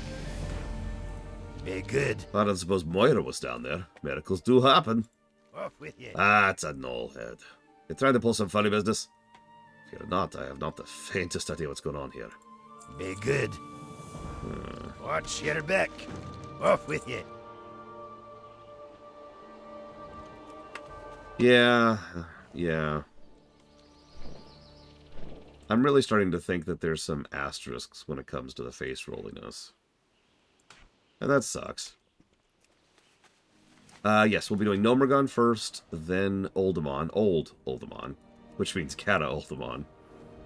Then we'll be doing Black Rock Depths. Well met. Keep your feet on Moles and kobolds and Trogs, oh my. I'd laugh if I didn't have another twist in the story for you. Be good. So we got Trogs working with kobolds working for the Gnolls. Gnolls moved in from the wetlands. How do I know? Well, they brought friends, because what's left of the Loch is swarming with bluegill murlocs that were never there before. Pests are pests, but this coordination is worrying. I need you to talk to Canary Caskshot. Caskshot. Little unrelated.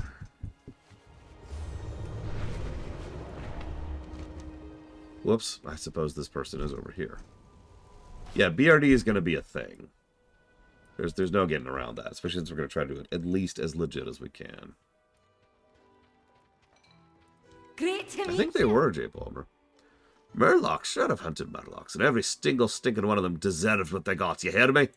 Safe travels. Murlocs working with Gnolls. That's a laugh. Not just killing them won't get you anywhere. Too many of the buggers. But I've got a plan. Using the old noggin. See, Murlocs, they have this smell. They get that smell on stuff, and when another Murloc smells it, they go crazy. Makes great bait. Anyway, I got their little glands. You've got Murloc glands. See you soon. While you're running around doing whatever the heck it is that you do, would you mind helping me out a bit? See, usually I go out hunting crocolisks at the Loch, but given certain circumstances, I'd rather sit here right now. Mighty polite of you not to give me grief over it, thanks. Seeing as you're such a lady, why don't you bring me back some crocolis jaws, and I'll give you mostly clean money in return. Safe travels. Your money is mostly clean.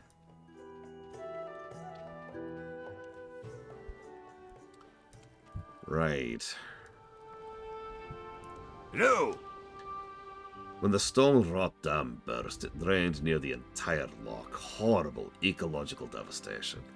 And I got thinking it didn't really affect us as dwarfs. Not only are we plumb out of fish, but there's acres of dead threshodons left to rot in the sun.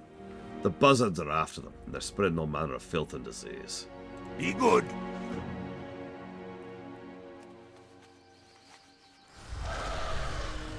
Right. Oops. In Loch?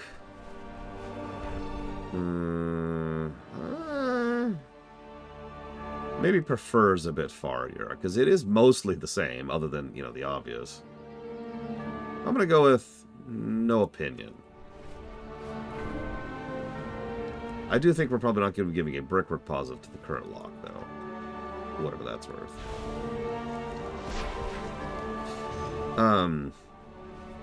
Yeah, the only real difference is the water. The water?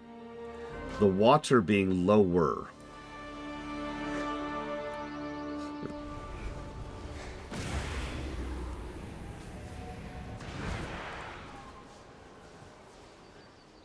No, J. Palmer, it would not have.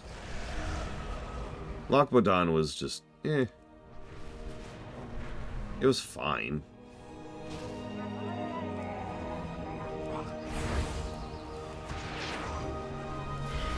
Like, a lot of vanilla zones were fine. And obviously pretty good for the time, which is its own thing. Yes, I think we could call this officially a wash.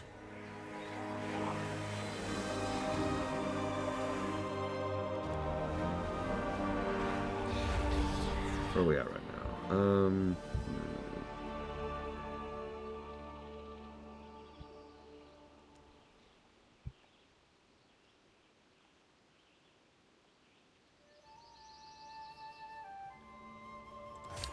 I guess we'll go and get our AoE, I guess. Oh yeah, by the way, to continue that discussion, Epic is still an amazing person. Thank you, Epic, very much, as always, for the sub. And if you give me a moment, I'll write that down. Yakuza Kiwami 2, the Resident Evil block, and Kingdom Hearts 1. Damn, what I was trying to say. Thank you, Epic. To continue our trend of the timeline between Cata and Vanilla being vague and based on an individual zone basis, they all act like the Cataclysm hit here, like, a few days ago. Just like in Darkshore, actually. I don't know if this is true. I probably should have been paying attention this time around, but I'm far too stupid to have thought of that in advance. But I find myself wondering if the lower level zones happened closer to the Cataclysm itself, and then the higher level zones happened further out, kind of creating a bit of a timeline, you know?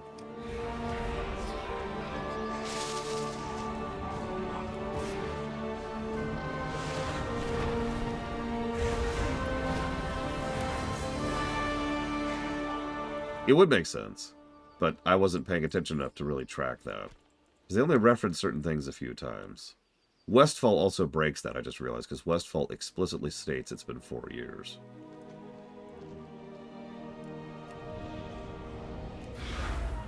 Whereas, again, this zone is just a few days after the Cata. Darkshore is another example of one that's just a few days after the Cataclysm.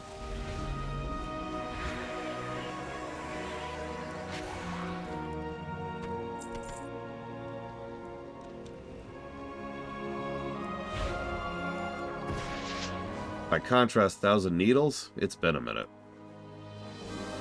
And South Barrens, it's been months. They actually say that down there.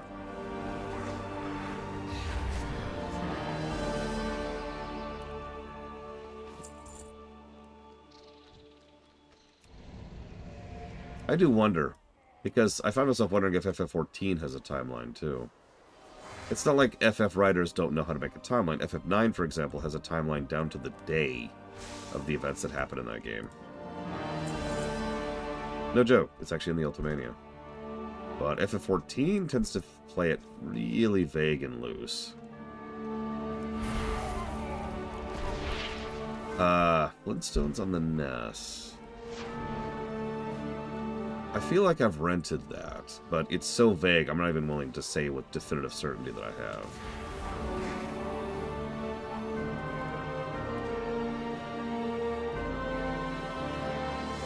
Yeah, I'm kind of with you on that, as Miristar. But then again, I like having timelines.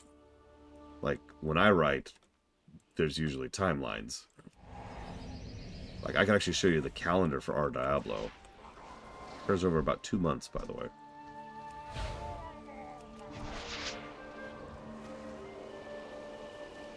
And yeah, travel time is definitely something they just kind of gloss over in FF14. I do get that in lore you can literally just teleport to a new destination. But you also have to go there the first time, right? Like, wasn't the trip to Tuluyolo like a couple of weeks in lore or something like that?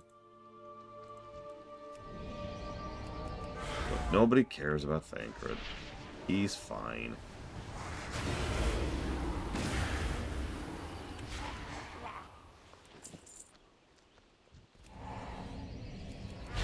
Speaking of vanilla quests, Jesus Christ, drop your stuff.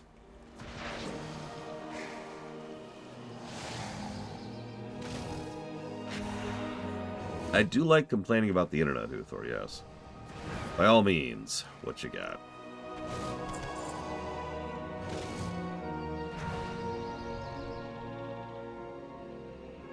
Yeah, honestly, even just counting travel time, that doesn't make sense. Like, speaking of timelines, I mapped out travel time in RFF1.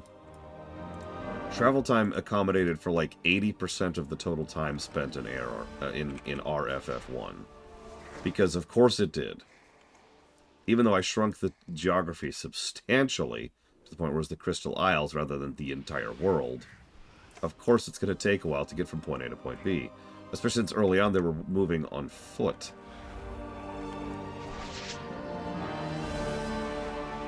I'm giving that negative, by the way. This music needs to stop repeating. Holy crap.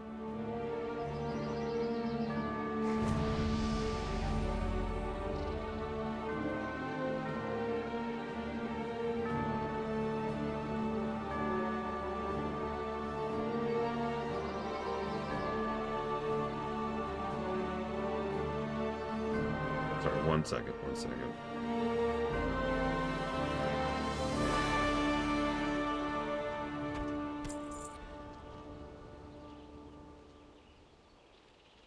What? Uthor? What's the logic there?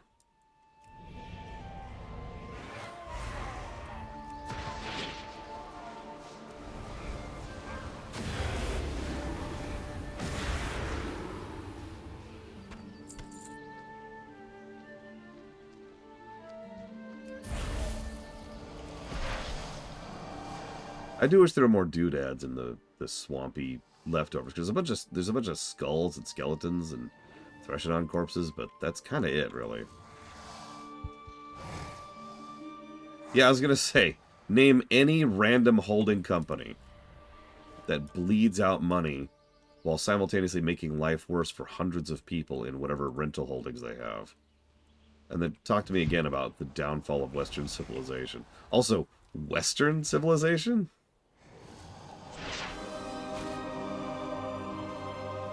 While we're on the subject. Huh?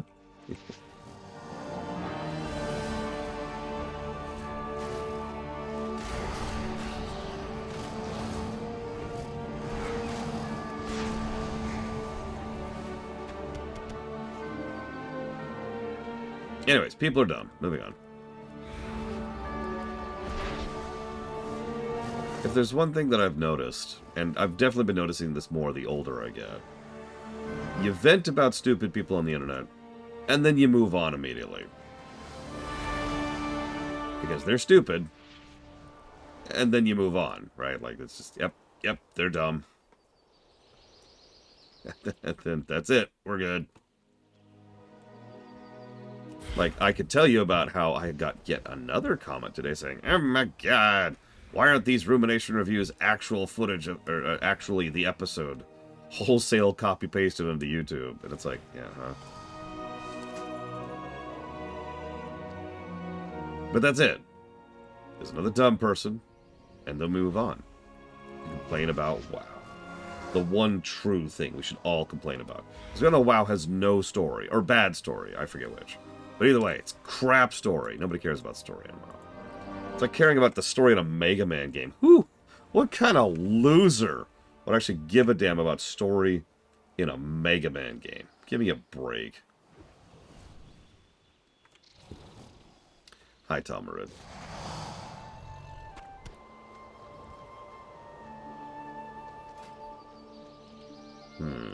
Let's go with...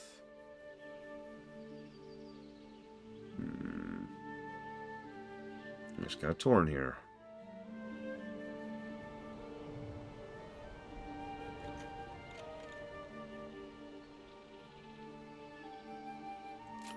Let's go with something basic.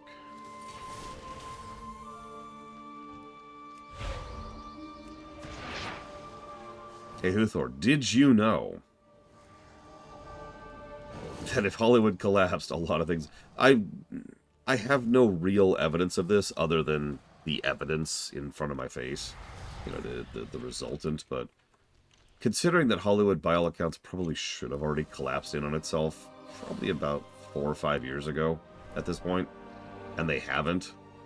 I have suspected for a while that someone and something somewhere has been just absolutely dumping money into the industry to keep it going.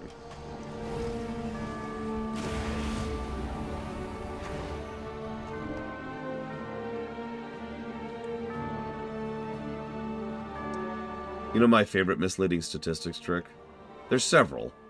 There's several fun ones, but my favorite one is when they'll show like a graph bar. So like, you know, bar chart, right? So here's, let me make up something to be mad about. Here's the number of murlocs in World of Warcraft. And here's the number of kobolds in World of Warcraft, okay? And they're like, say, 10% off of each other. Like, they're right next to each other in terms of actual statistics. However, what they'll do is they'll look at these two charts, they'll chop off the entire lower chunk of the chart. So it's just this. And so if you look at it visually, it looks like murlocs are like this, and gnolls are like this. That's like, oh my god, there's triple the amount of murlocs as gnolls! Yeah, that trick. That's my personal favorite bullcrap trick there. Oh my god, it's such a huge difference. That 5%.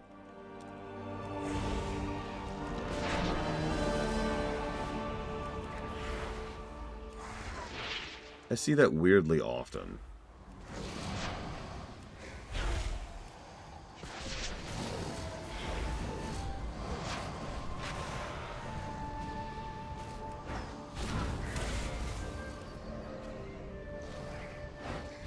Were they ever called out? I mean, that's an interesting question. Reagan did that all the time, yes.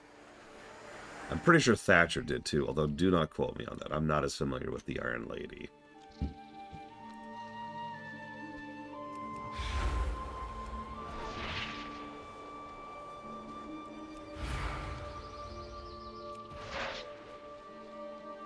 Listen, I need you to be mad about something, Uthor. I don't care what. All I care is that your eyeballs are looking at the thing I want you looking at, okay? So, WoW Vanilla is garbage, and I can prove it with this chart that's extremely false. Actually, you know, one of my actual favorite tricks, I just realized there's another one. It's a really messed up trick, though. It's when someone goes out of their way to say something in a very obviously, like, anybody in the universe could tell that they're lying or misrepresenting a thing. Specifically so that people will then respond to the thing they're doing, whether it's a TikTok or a YouTuber stream, whatever, pointing out how wrong they are, driving up engagement with a bunch of people correcting the person who is deliberately wrong. Well met. That should prevent disease and illness from spreading. Thanks. See you soon. You're welcome.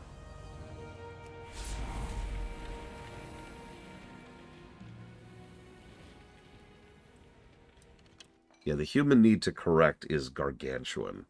A lot of things prey on that. Interest ya in a pint? Now, don't you stink to all high hell. I'm assuming it's because of the murlocs, but it's hard to tell. That is the second time I've been called smelly in, like, just today. Watch your back. Yeah, that's a stench. Prepare yourself. I'm about to wow you with what's left of my mental faculties. Safe travels. See you soon. Safe travels. Watch your back. Alright, now shut your gob and let me talk, because here's the plan. Those gnolls and murlocs are liable to be meeting out there somewhere.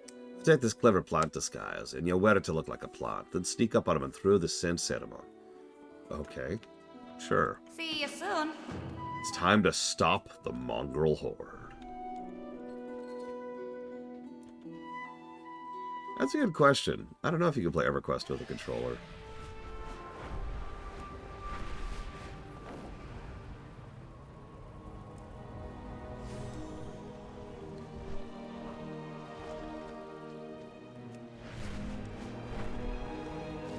There's only one way to be sure, Hira.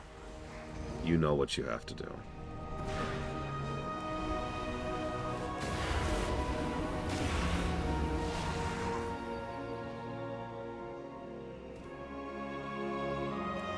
Oh my god, you're right, Dakota.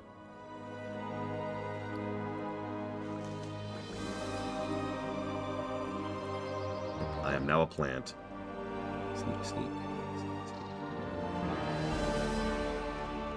And armed with gnoll-forged weapons of indestructible copper, you murlocs will be unstoppable. That's right, they're going to arm them with copper weapons. What's this? What the heck is that smell? Sniff, sniff, sniff, sniff.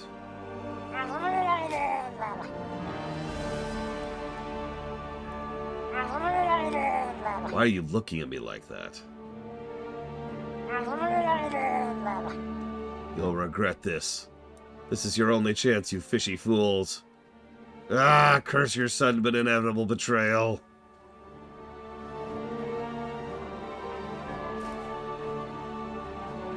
Oh shoot. I don't want them to die.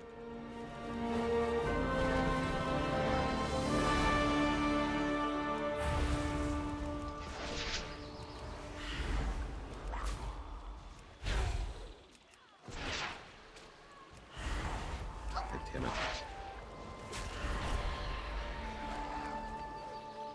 Okay, they didn't die. Whew. Let's get my freaking pet back. Yeah, what's that a reference to, by the way, Thor?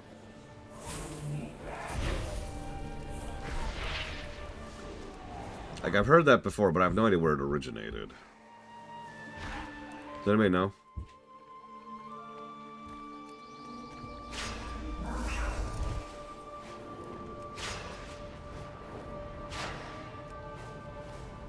Okay, Bregman, stay safe. Enjoy the storm. Enjoy the really great honey buns. No, not those ones. Stop being perverted. God. Yeah, EverQuest is still getting expansion, Zero. Welcome. Worked like a charm, didn't it? Maybe Cadra will get off my darn back now that we've saved the whole town. Watch your back. Thanks, I think.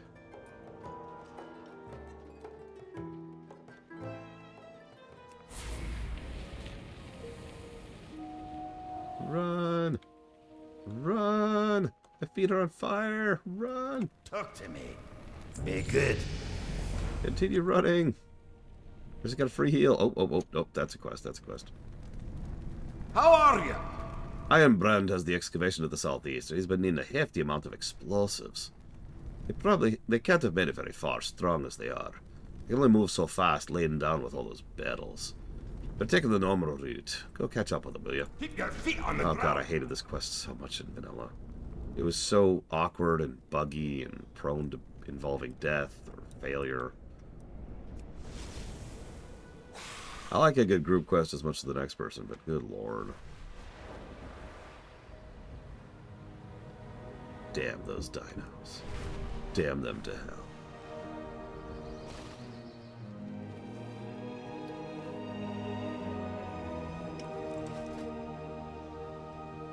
And I'm going with this, yes.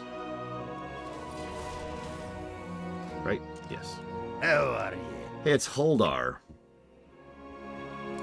I'm pretty sure this is done on accident, but my friend Gary's main for a very long time was named Holdar. Word for word, letter for letter, the exact same spelling and everything. It was his dwarf priest. I'm pretty sure it was an accident, because later on, God, you're right, Udor. Because later on, he encountered this NPC and was like, hey! So I think it's just coincidentally he came up with the name Holdar, and there happens to be a Holdar in the game. Anyways. Off with you. We need to get this powder to Ironbrand, but the cart isn't going anywhere now. There'll be a lot for us to carry, and these parts can get dangerous, and who knows what else the Dark Arts might have in store for us. I'll feel a lot better if you can help me look over things. Yeah, sure. Watch your back. Off he goes. I appreciate your helping us. We never would have suspected Shane was a sympathizer. We just weren't prepared for this. We have need of your explosives, and will take pleasure in killing you for them. Killing is the only pleasure that I have in life. Because I am evil. Yeah, no, this quest sucked in vanilla. I mean, all quests sucked in vanilla, but you know what I mean, you know what I mean.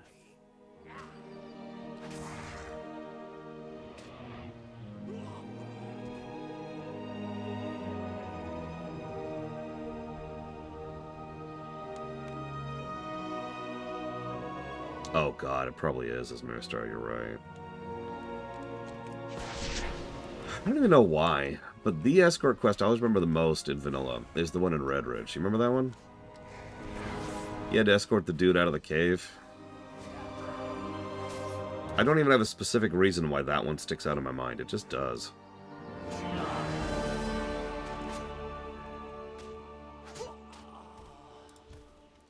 Good work. I'm glad to see you take some revenge on that traitor. Go take the path Mirren did. Let him know we're ready for you. It was Kishin? Okay, well. That's funny, because I don't think I've ever processed that was the same character. I am half tempted to pause right now, go get on vanilla, and then run out there. Just to see it, just to see that it's Kishin. I'm not going to do that. I'm on a deadline here, and I'd like to get through these stupid zones, but man, I'm curious now. You got my attention. And I'll have to go there at level like 3. It's troubling news you bring. I think the Dark Arms have sympathizers able to procure this kind of material from the dust in their ponds. It's a matter for someone else to consider. Thank you for protecting Holdar and the cart. Be good. We've uncovered some incredible artifacts It's hard to be convinced it's all authentic, but there's some serious historic potential. Unfortunately, there's a lot of Trogs here. We lost access to 3 of our most notable sites to date. If you go to the excavation, find the upturned giant, the broken tablet, and the overdressed woman. Please define overdressed woman for me. Yeah, wow, there he is. Corporal Keishan.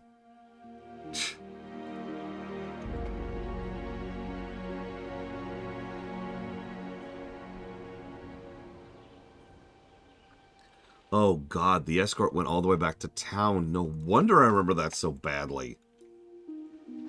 I always assumed they were magistrate. I mean, it makes sense, right? Given the proximity. Uldaman's like right there. Literally, you could see it on the map. And I know we've got some MMO skill going on, but still.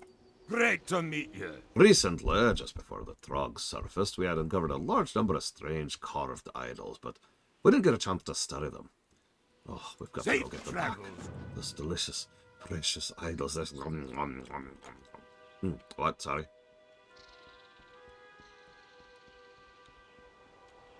Where is this quest?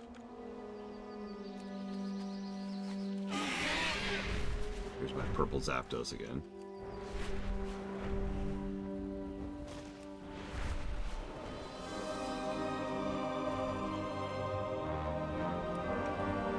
There's another one of these. I mean, yeah. Oh, and here's a green Zapdos. I've just got Zapdoses for days, yo.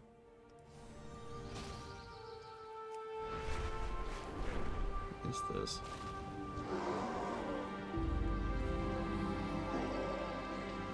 Oh, I should probably stop dying really quick.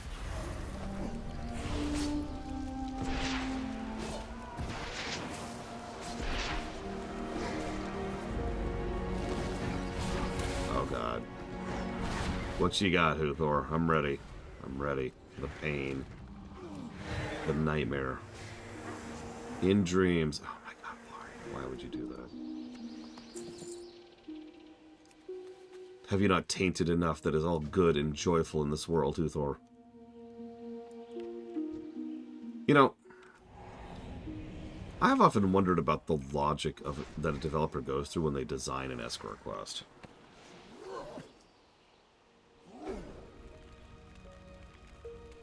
Now, hear me out, because I know that's a weird sentence. But, like, you don't just make an escort quest, right? You have to seek it out. You have to put effort and time and work into it. That's arguably harder to design from a workload perspective than a regular quest of just an X of Y, either loot or kills. So someone somewhere has like, I have to do it. I have to design this escort quest. And they put extra work into making an escort quest.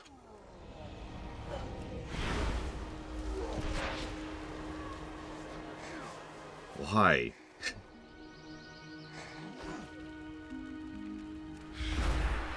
That's funny, Huthor.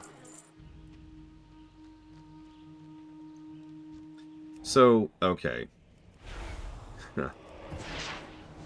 High-up's like, we're sure to make all kinds of escort quests. Those are really popular these days with the kids. The reason NPCs move slower than you on escort quests is actually, it's a crude and simple solution to a fairly basic problem.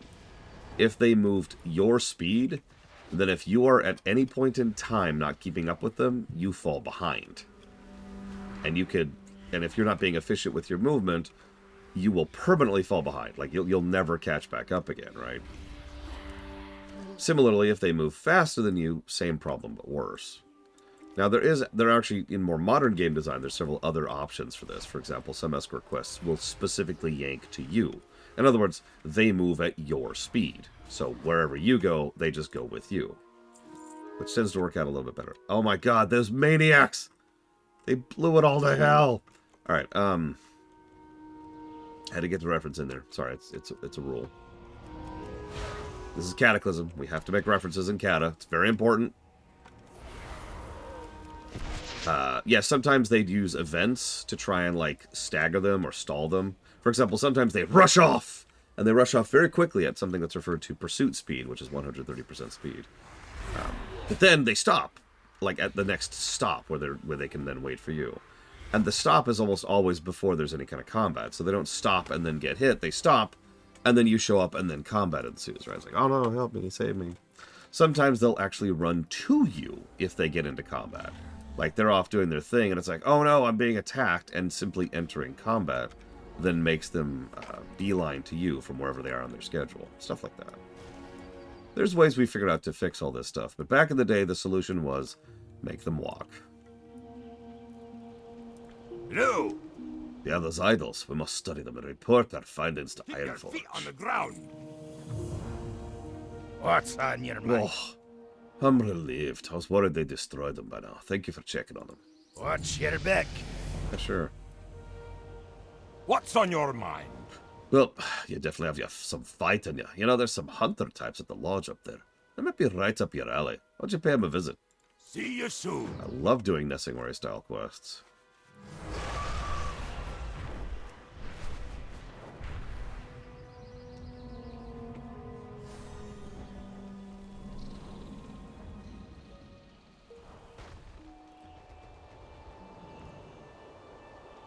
Yeah, that's another one, which is just irritating. You got my attention. Watch your back. Hello there, lass. The mountaineers have sent you over, huh? I do suspect we have just the sort of work you're looking for. Welcome to the First Rider Lodge. Safe travel. This is a night elf lodge. Why are there nothing but gnomes and dwarves here? Oh, I'm wrong. There's a blood elf. High elf, excuse me. And there's a human. 2 humans, holy crap. Off with you. We're always looking for new game around here. The other may like his boars, but the rest of us prefer things more exotic. I never said the Loch draining was a good thing, but did have a silver lining. The swampy grounds brought in new prey. Hornets. Giant hornets, mind you. Not many hunters have tussled with massive bugs before. It's rather novel. Safe travel. Yeah, I've never been to Silithus. Off with you. We've seen more of the foxes in the hills lately. Cunning creatures, good test of a hunter's skill, and fine profit to boot. It's their tails, fine and fluffy. They're just as good hung on your belt to ward off fleas as they are to line the gloves of some fancy noble. Ha! Ah, listen to me prattle on. I'm no goblin. The thrill's in the hunt. But if you bring me him back, I'll pay you. Watch your back.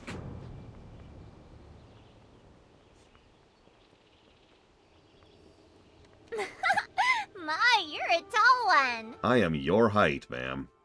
It's stab thistle season. Stab thistle seeds are responsible for 89% of seed-related injuries amongst hunters. We find them mostly in the lower woodlands just north of the lodge. They're commonly found at the base of trees, and they will stab and hurt you. I'd advise to avoid them, but I actually need help removing them. You have a great day now. Okay. What brings you here? Be careful. She even has some night elf voice lines. Hi, how are you? I'm through with gyrocopters. Sure, they work. But when has ever been good enough for a real gnome? I want real flight with wings! I've been studying birds for years now, trying to unlock the final secret to building a machine that flies just like them. The elegant soaring, swooping, the rush of the wind over the wings. You can help me. I need the finest flight feathers you can find. You have a great day now. Okay. I mean, this place being one of Illyria's old haunts wouldn't surprise me. What can I do for you? Try to contain your excitement, for you're in presence of the greatest boar hunter in Azeroth. Their cunning intellect, rapid speed, ferocious strength, resilient hide. Boars are the quarry, only the most masterful hunters. Amateurs need not apply. Why, I bet you've never even hunted such an exotic beast. I'll bet silver any day that you can't match my record of 10 boars killed. Safe travels. Whoa, hold up. This guy's killed 10 boars.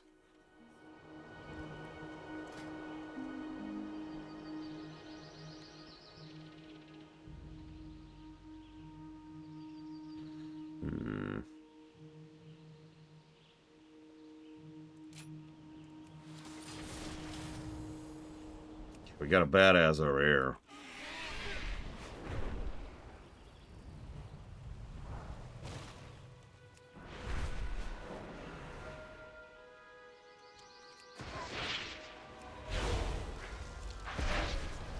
Well, I do like killing people, but why are we killing their ex? I mean, just wondering.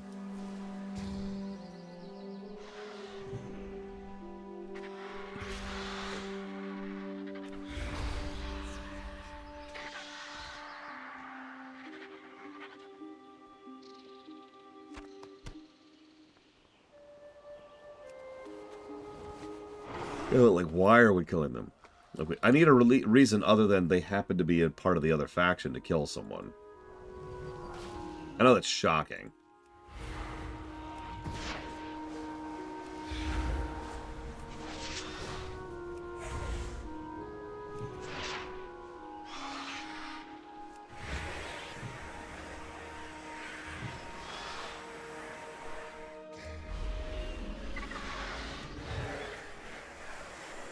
He blows himself up. Why? Okay, whatever. Don't care.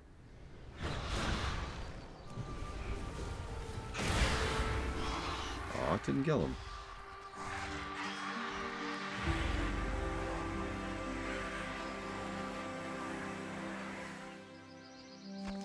What quest is that? That doesn't even sound familiar. A high elf killing himself by blowing up his ship.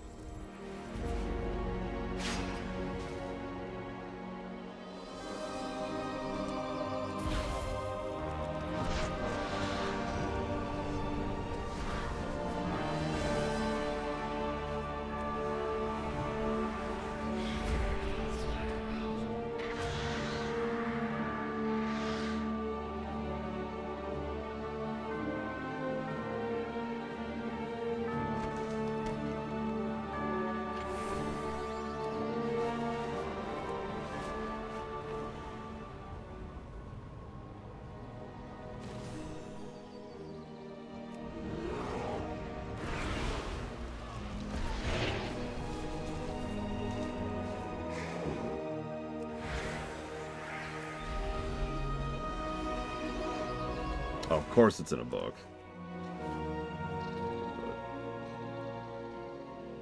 What are they farming, villagers know?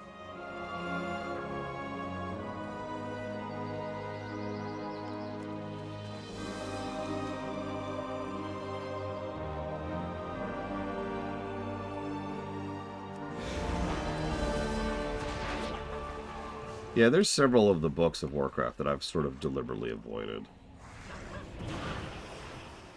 I'll admit to that pretty freely. I never read the Lily series either, to use another example. Or the recent kids books. And by recent, I mean, like, it's been a while.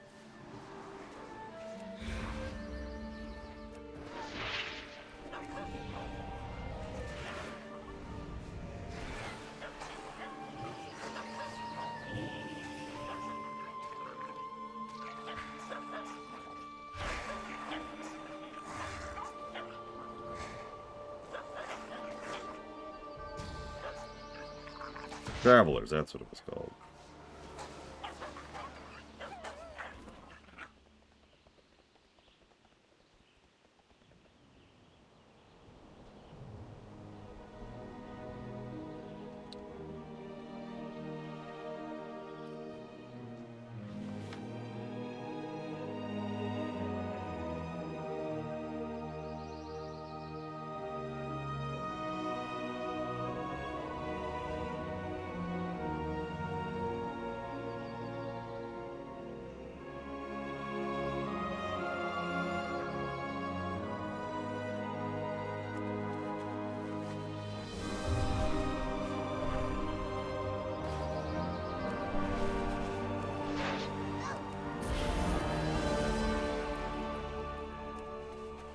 Yeah, I saw that one. Well, at least I think that's the one I saw. It looked rather anime, or manga, I suppose, so I didn't read it. Although, Tony Amendola, I don't know.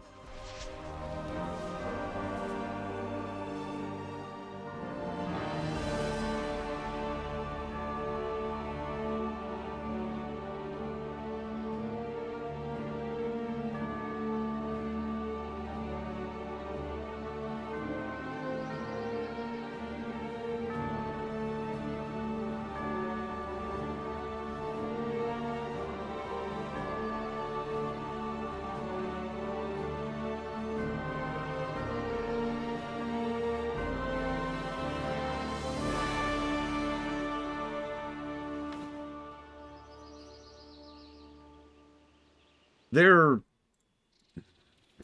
I was about to call them vanilla clone, and then I realized I had to check my usage of that terminology, because calling it something vanilla in WoW has different connotations than usual. Yeah, the intro dwarf was nice, and the intro gnome was actually really good. And we've been doing pretty much nothing but filler ever since. I've noticed, again, a lot of these quests are vanilla plus quests. Vanilla with slightly better drop rates or slightly better distribution of kills. It doesn't help that the Loch... Yeah, I remember us struggling with this when it came to the Warcraft series. Because I was having a really hard time talking about anything. Wetlands is almost assuredly going to be worse than this. I remember Wetlands pretty badly. I shouldn't say that so definitively. I do not anticipate Wetlands will be better. Let me put it that way. Badlands I'm looking forward to. So that's cool.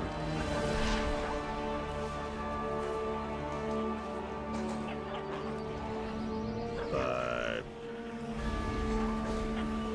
I don't know. We'll see what we think of the Gorge.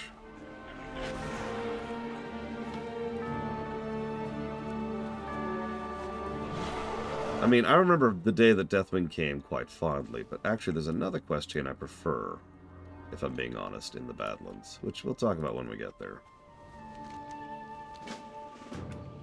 It's the kind of thing I think Blade Cheval would hate if he were to hear me talk about it.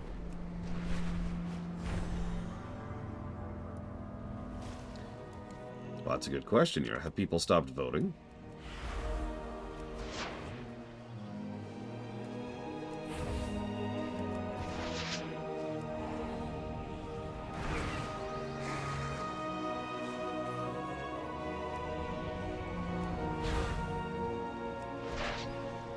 You don't like the day Deathwing came, Uthor? Oh my god. I don't even know why I'm surprised.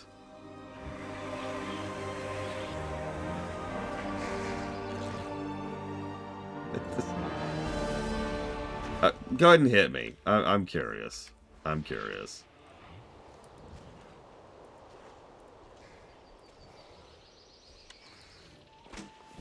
Because that's a quest chain that's going to get gameplay and story positives. I'm just going to give that away right now.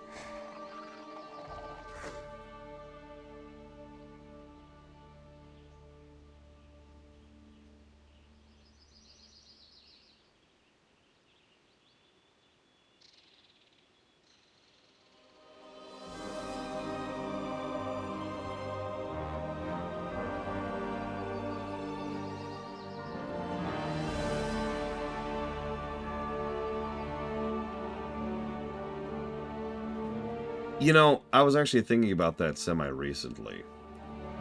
Like, for whatever strange reason, they decided to put through all the time and effort to make a human model for Deathwing. And they never used the damn thing. Hell, if I'm not mistaken, one of the only times they use it is in Pandaria. In a quest that's not even in the game anymore.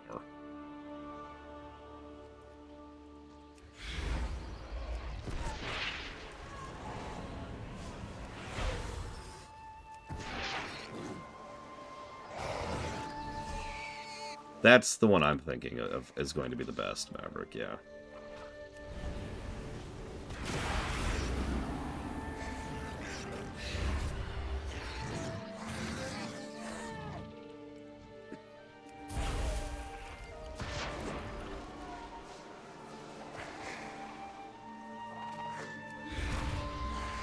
This is a good example of what I mean, by the way, to get into specifics.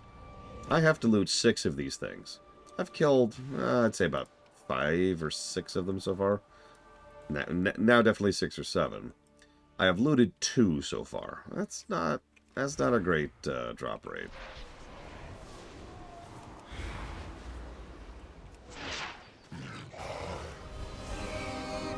Yeah, it's the frickin' Hillsbrad Stags all over again. If you remember, I actually gave up on that particular quest.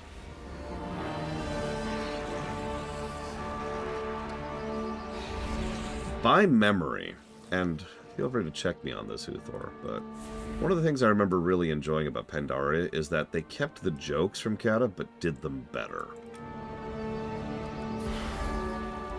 Maybe jokes isn't even the right word, because a lot of Pandaria jokes were more like reference, levity, right? I've often clarified the distinction between something that is, humorous and something that has a light tone. Because there's a difference between sitting up there and saying, I'm a teepee, I'm in a wigwam, I'm a teepee, I'm a wigwam. Careful, relax, man, you're too tense. That's a joke, right? Okay, haha. But then some things are just kind of silly, right? Like Earthbound is a video game that just kind of have an overall high levity in terms of its term. And oh my god, frickin' rares. Go away, rare. Nobody likes you. Pandaria has several moments of definite levity, like when we're escorting Lili across the Valley of the Four Winds, for example.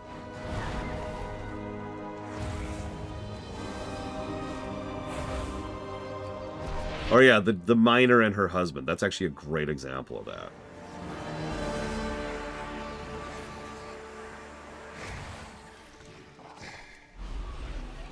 Also weirdly wholesome, while we're on the subject.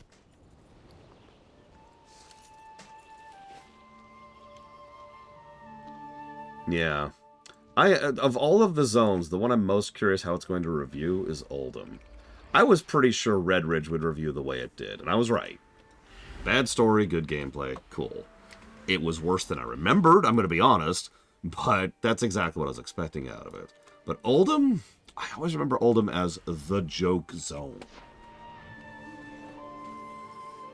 And also the zone where, there's a lot of cutscenes that don't have voice acting for some reason, and are weird, awkward Cata cutscenes.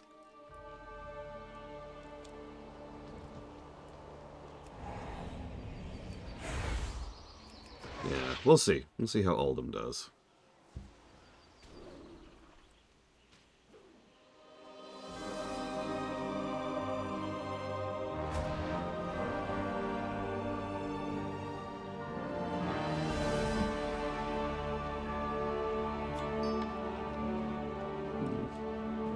Because, I'm going to be honest, I'm pretty sure most of the zones are going to score pretty well when we get to the endgame stuff. Twilight Highlands, Vashir. Vashir's going to get a lot of bug negatives, but that's probably it, right? Deep Home, which I remember quite fondly. Heidel's going to knock it out of the park. I'm calling it right now. Heidel's going to be the best scoring zone in Cataclysm. And possibly the game as a whole so far.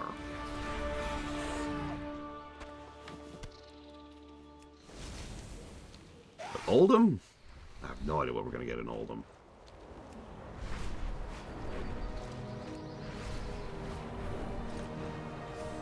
The Twilight Highlands, I don't have as many memories of, in general. So we'll see. It's also the only zone we're doing, close to twice when it comes to this stuff. Because we're going to do the opening. The opening changes on the Alliance or the Horde, and then it flattens out considerably. So we'll actually be doing it 1.5 times or something like that. What can I do for you? See you soon. How go those wasps? Off with you. Lovely specimens. Safe travels. See you soon. That's it. There's no okay. Salutations. Be seeing you. Stop everything. It's come to my attention there's been bobcat sightings through the lodge. Bobcats. Now, mind you, I've never seen a bobcat, but they're surely dangerous. They're like mountain lions or something. I don't want anyone leaving the area until it's secure. Anyone but you, that is. I'll pay you to help secure the area, but don't get your face ripped off. Alrighty then. Okay.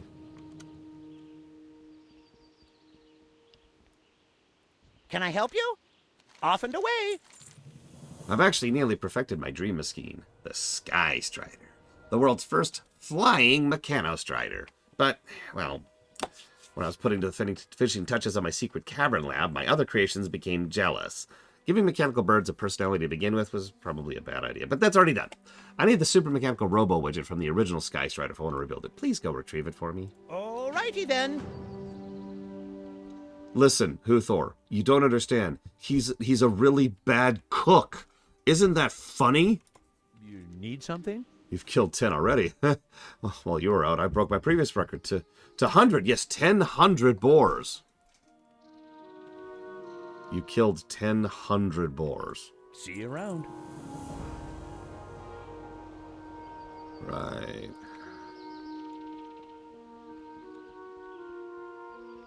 Hello. Farewell. I don't suppose you'd be interested in a little payback for his boldness. Daryl does have some skill, it pains me to say. A year ago, a large bear had been one of the targets of the lodge, but none of the hunters had any luck, so Daryl thought he'd try his hand against him. All he had to show for his effort was that scar over his eye. Kill the bear, and I'm sure even Daryl will be speechless for once. Good luck, friend. I do like the idea of shutting him up.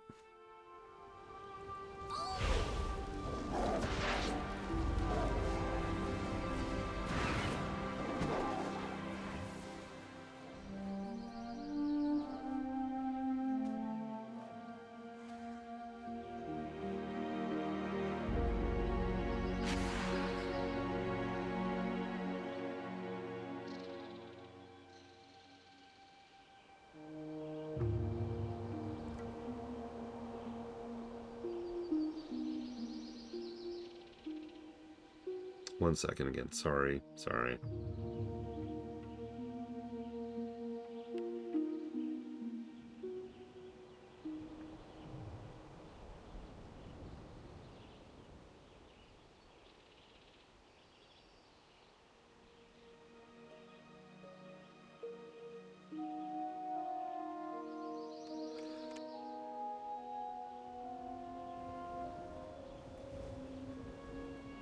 No, I'm actually specifically referring to Voyager. I'm pretty sure Huthor got my reference.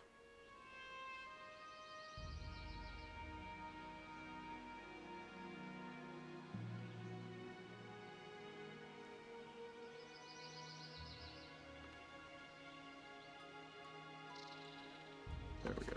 Okay, sorry about that. And yeah, I've had plenty of times in my life where I've made what is effectively a snap judgment call on something that I've completely changed my mind on later. I can actually give you examples of that. Obviously, the most famous examples I like to chart out are Super Mario RPG and Metroid Prime, but I got another one. Final Fantasy VIII, which is a game that I despised so much at launch that I didn't even finish it.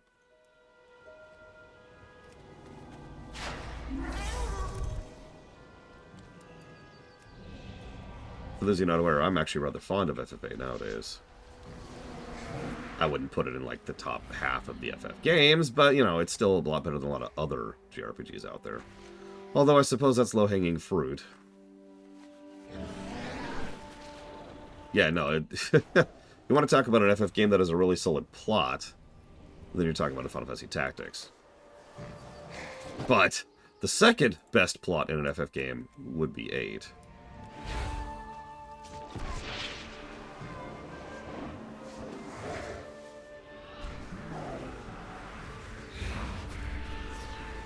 Stop jumping around, please.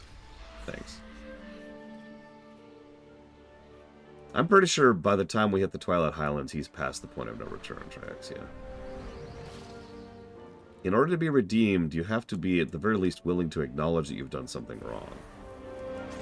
Like, above and beyond everything else, you can't fix something that you don't acknowledge is broken. That's true. Laguna was a great character in FF8, and I will never back away from that statement.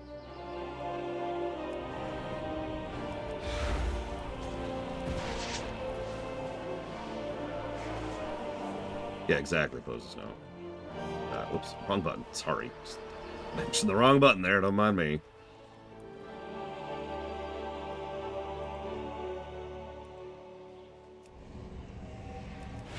I mean, honestly, we've talked about this many times, Trihexia. Putting Garrosh in charge of the Horde was a terrible, terrible decision. It is the single biggest flaw of the big 3 mistakes Thrall made. That's the big one.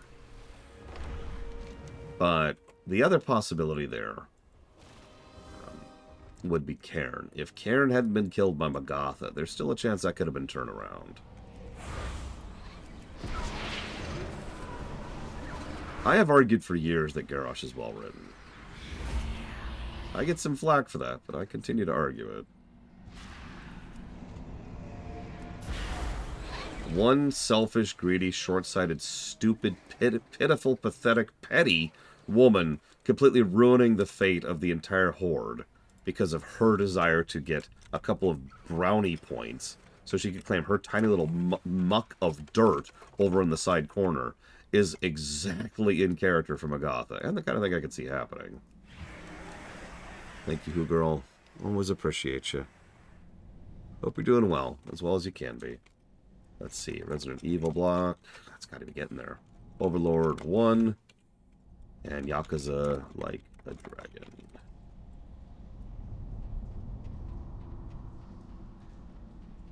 Yeah, Thrall was thrown into the fire and came out of it with the best of himself. So he did the same thing to Garrosh. Garrosh came out of that with the worst of himself.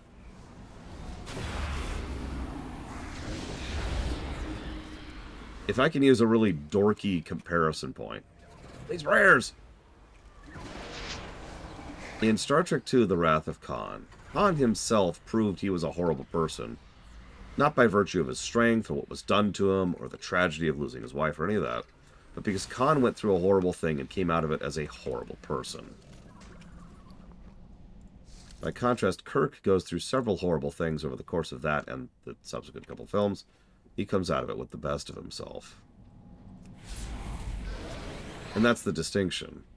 That's the difference between Thrall and Garrosh in one quick sentence.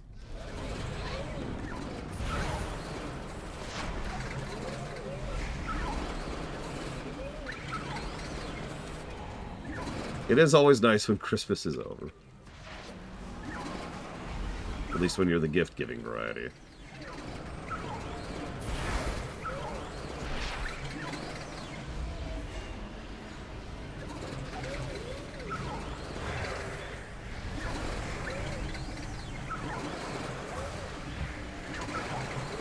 Beam some of my health into my demon here, don't mind me.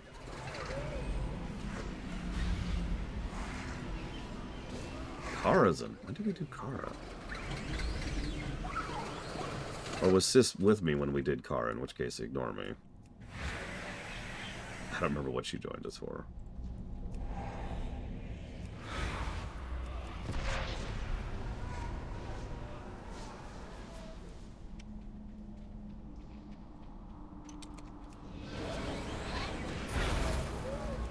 There's a wonderful quest in Pandaria, as so many wonderful quests are, where Thrall confronts an orc who is a Hellscream loyalist. And Thrall, the way he's doing it, the way he's approaching it, is as if he's been corrupted or consumed or misled. And not to worry, I'm here now, so you could stop being a horrible person. And the orc actually corrects him. Is like, no, some of us actually believe in Garrosh's, his line, his party, his doctrine. We're here because we choose to be, and that really shakes Thrall. Hard. And yeah, he effectively retired for several years in lore, because he just kind of couldn't deal with that. Not that I blame him.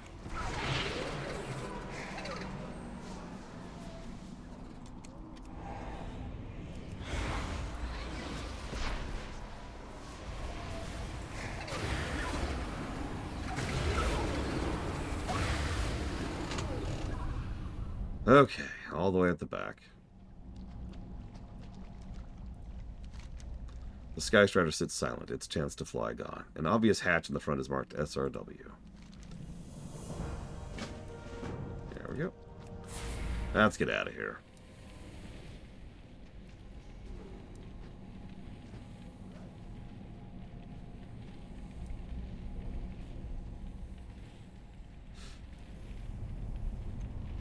The great irony of it all, and something that I will never quite forgive BFA for. You know who the best leader for the Horde for the orcs really was. Varrock.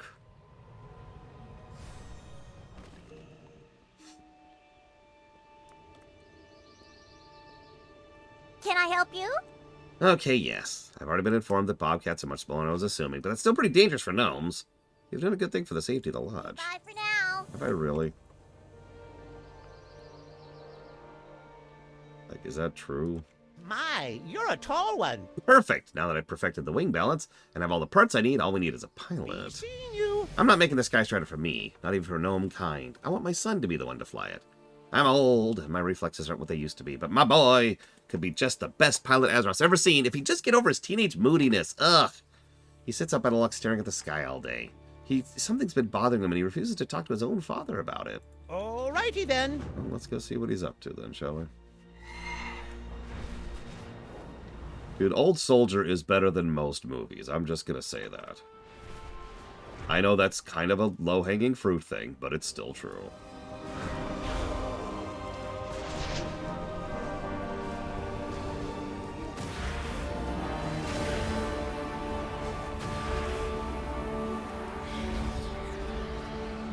Varrock Zar.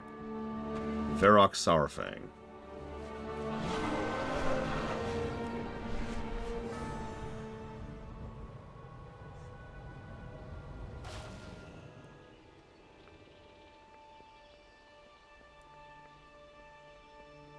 Hey there. Back so soon. No doubt you've been out the hunt again. Don't worry if you've had some setbacks. In the long run, it'll make you better. You couldn't get much worse anyway. Have a good one. What's this? A bear's head. Wait. He runs a finger along his scar unconsciously. Oh, that's quite an interesting kill you have there. Couldn't be the bear from... Take that thing away. Get that grizzly thing out of here. Oh, God, oh, God, oh, God. Don't bring things like that into the lodge. It's unsanitary, unspeakable, unsanitary. Just get it out of here, will you? Don't want to see your bloody little trophy, really. See you around. I'm such a baby.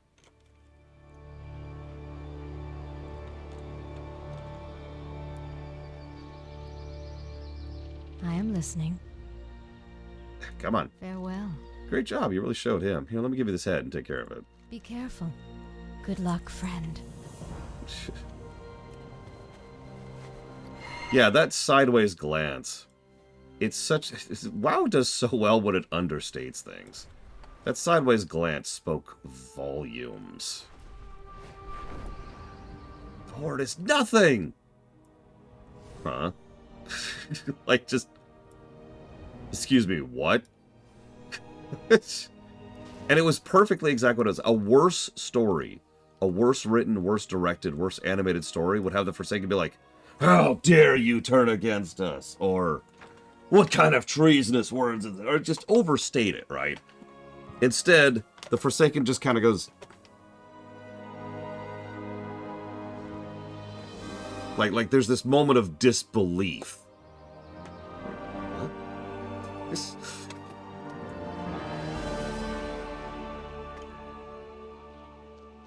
Yeah, a worse story would have been like, we're done.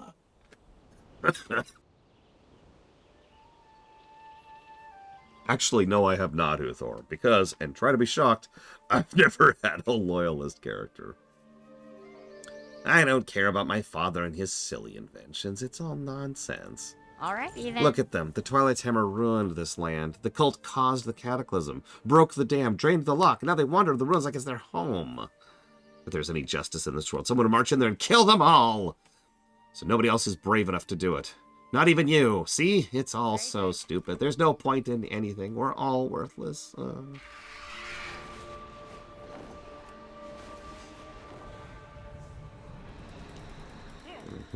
Well, hello. Gallowix is literally burning a stack of papers. Oh, that's funny.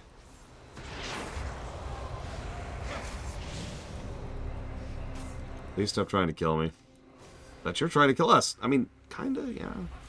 But in my defense, you deserve to die. Do I deserve to die? Be honest with yourself.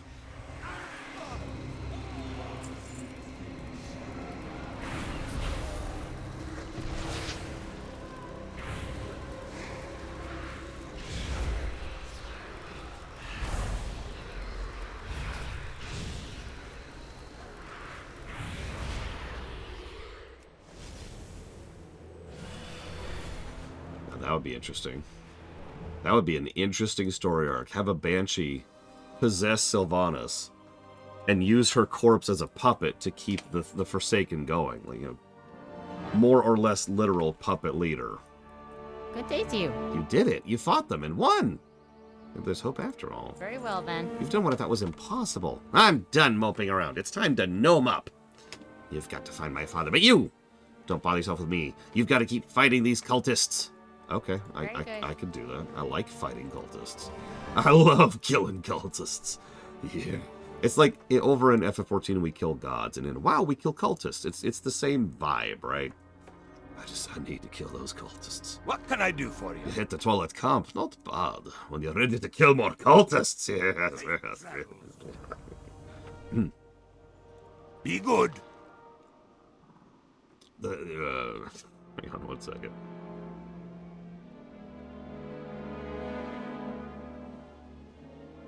Okay. The Twilight's Hammer started as a clan of the Savage Horde. Their leader, Trog, slowly turned his band of ogres into a death cult, welcoming anyone insane enough to wish for the end of existence. As you can see, there's still plenty of ogres on the ranks, deranged, fanatical, and just as strong as before. These crude monsters have a goal to come in and spread their filth on our land. Go kill these ogre scum! Keep your feet on the ground! The cultists of the Twilight's Hammer use their powers to draw elementium from deep within the earth. They coax it into twisted spikes to form their buildings, rooted right into the defiled ground. The ogres here seem to be in the middle of weaving the stuff, and we need to strike them while they're still twisted it into shape. Safe travels! I can do that. I used to hate this area.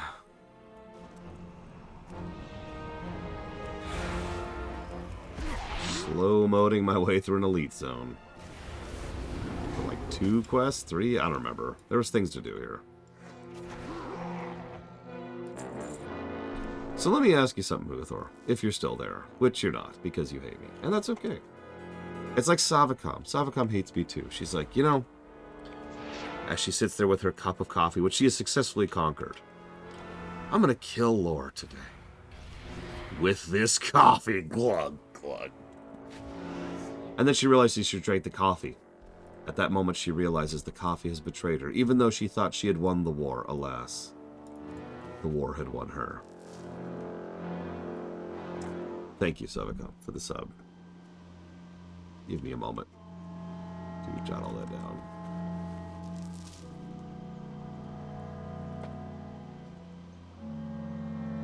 Suikoden 4, Suikoden Tactics, Suikoden Tierkreis.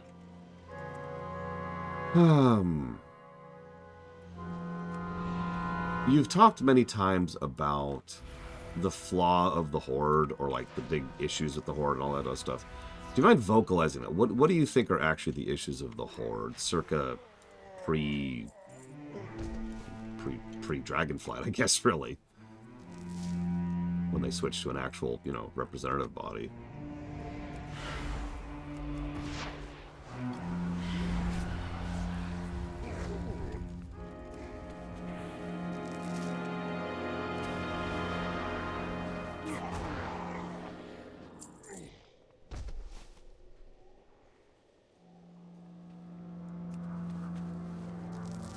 Would anyone want to be the president of Kilts, though? I think that's the real question there. Shorts, much better.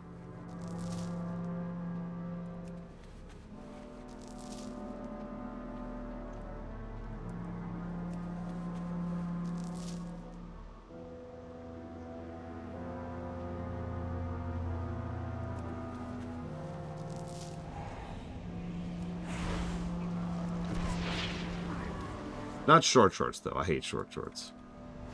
Seriously, just extremely uncomfortable. No, thank you. I like shorts that go past my knee. That's true, Savicom. Thank you, Fuzz.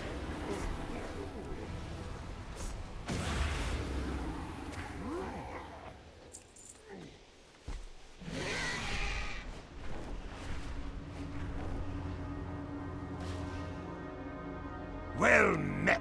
Be good. It may look grim, but we'll win with your help. We won't keep the dwarf. They won't keep the dwarves down. See you soon.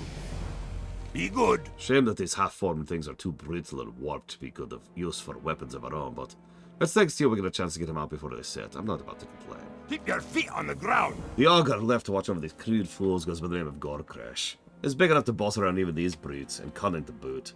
Never assume an ogre's stupid, that's when they get you. If you take him out, that'll show the Twilight that Loch Modan isn't a stepping stone for them. Safe travels. Are you sure?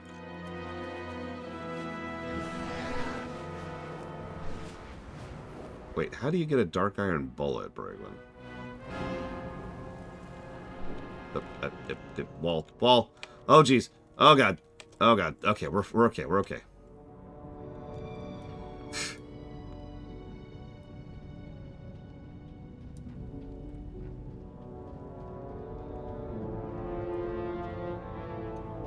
You just have a bullet.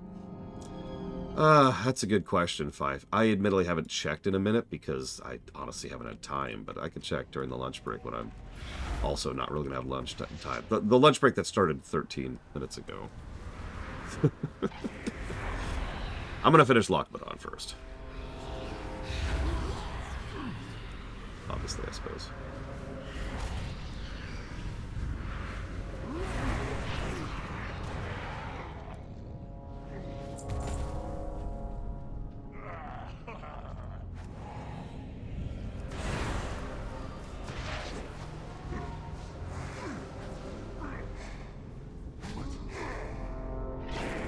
What?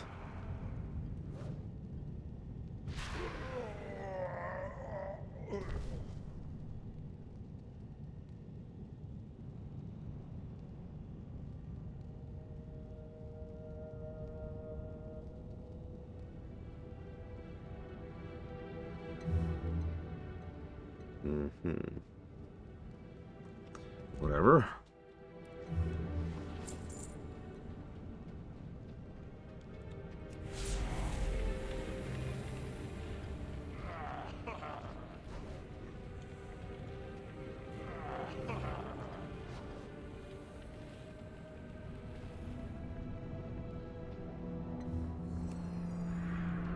Listen, anything to increase the amount of sewing is a good thing. That's all I'm saying. More Who Girl sewing can't possibly be bad.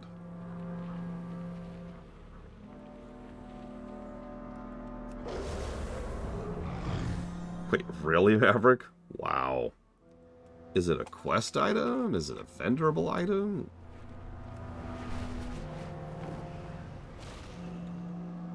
What can I do for you? You have done it. We may have not have stopped the cult dead, but we've shown them we're not easy pickings. Here, take this with my gratitude. See you soon. You've done great work here. While you were out, the young Ando said he had something for you. Something about a metal bird. Okay.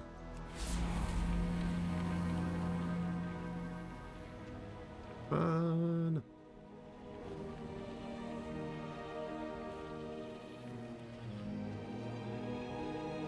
Hi, how are you? It's working. My father brought it. Very well, I misread that as bought it for just a second. Father finished the Sky Strider. It's amazing. Once we get the bugs worked out, I'm going to use it to fight for justice, just like you. I know you've got to move on and help other people, being a hero and all, but how about a ride? Sure. I guess. Oh, God. This is, slow and terrible. Oh, my God.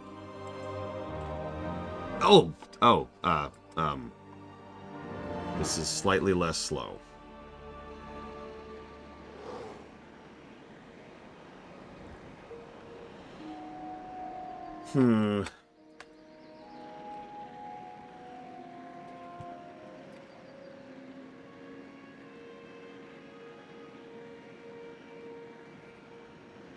Nice view of the dam here, in case you haven't seen it already.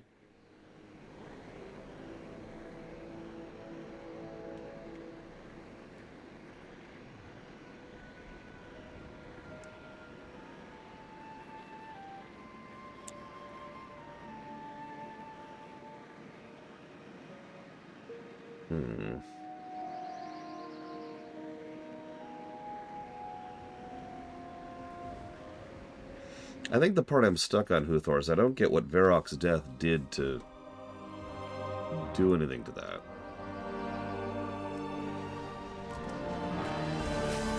I'm probably just missing a step there. Either that or I'm a moron. Both. Here there. What in blazes was that? A flying mechano-tanks? You know what? I don't want to know. We're just gonna pretend that didn't happen and be all nice and businesslike. Off with you.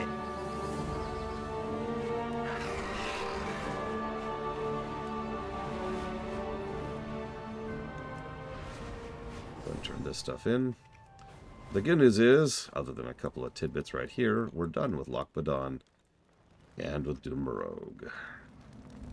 You got my attention. Be good. Watch your back. Off with you. Watch your back. Be good.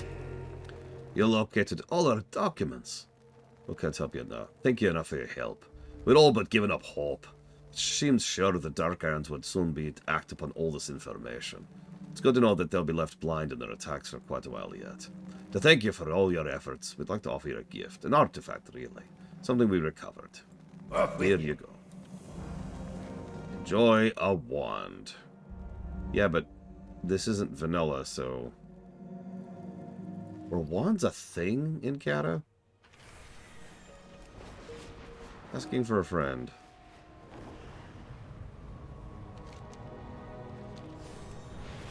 I mean, obviously wands are a thing now, but like, is wanding a thing in Kata? Might be a better way to phrase that question. Yeah, because there is no ranged or melee thing anymore. Ah, well. Whatever.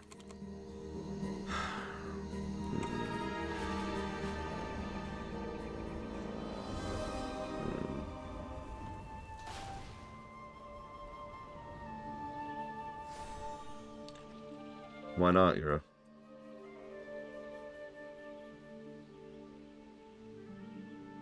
I suppose that's true, Thor, because you're right. Varrock was the very obvious next choice there.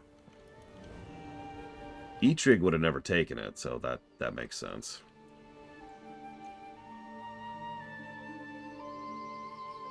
Yeah, that's great, thanks. Chaotic and soulless. Anyways, plus to follower dungeon, obviously, for being chaotic and soulless. For real, I'm gonna go break for lunch. 20 minutes late now. I'll see you in a bit.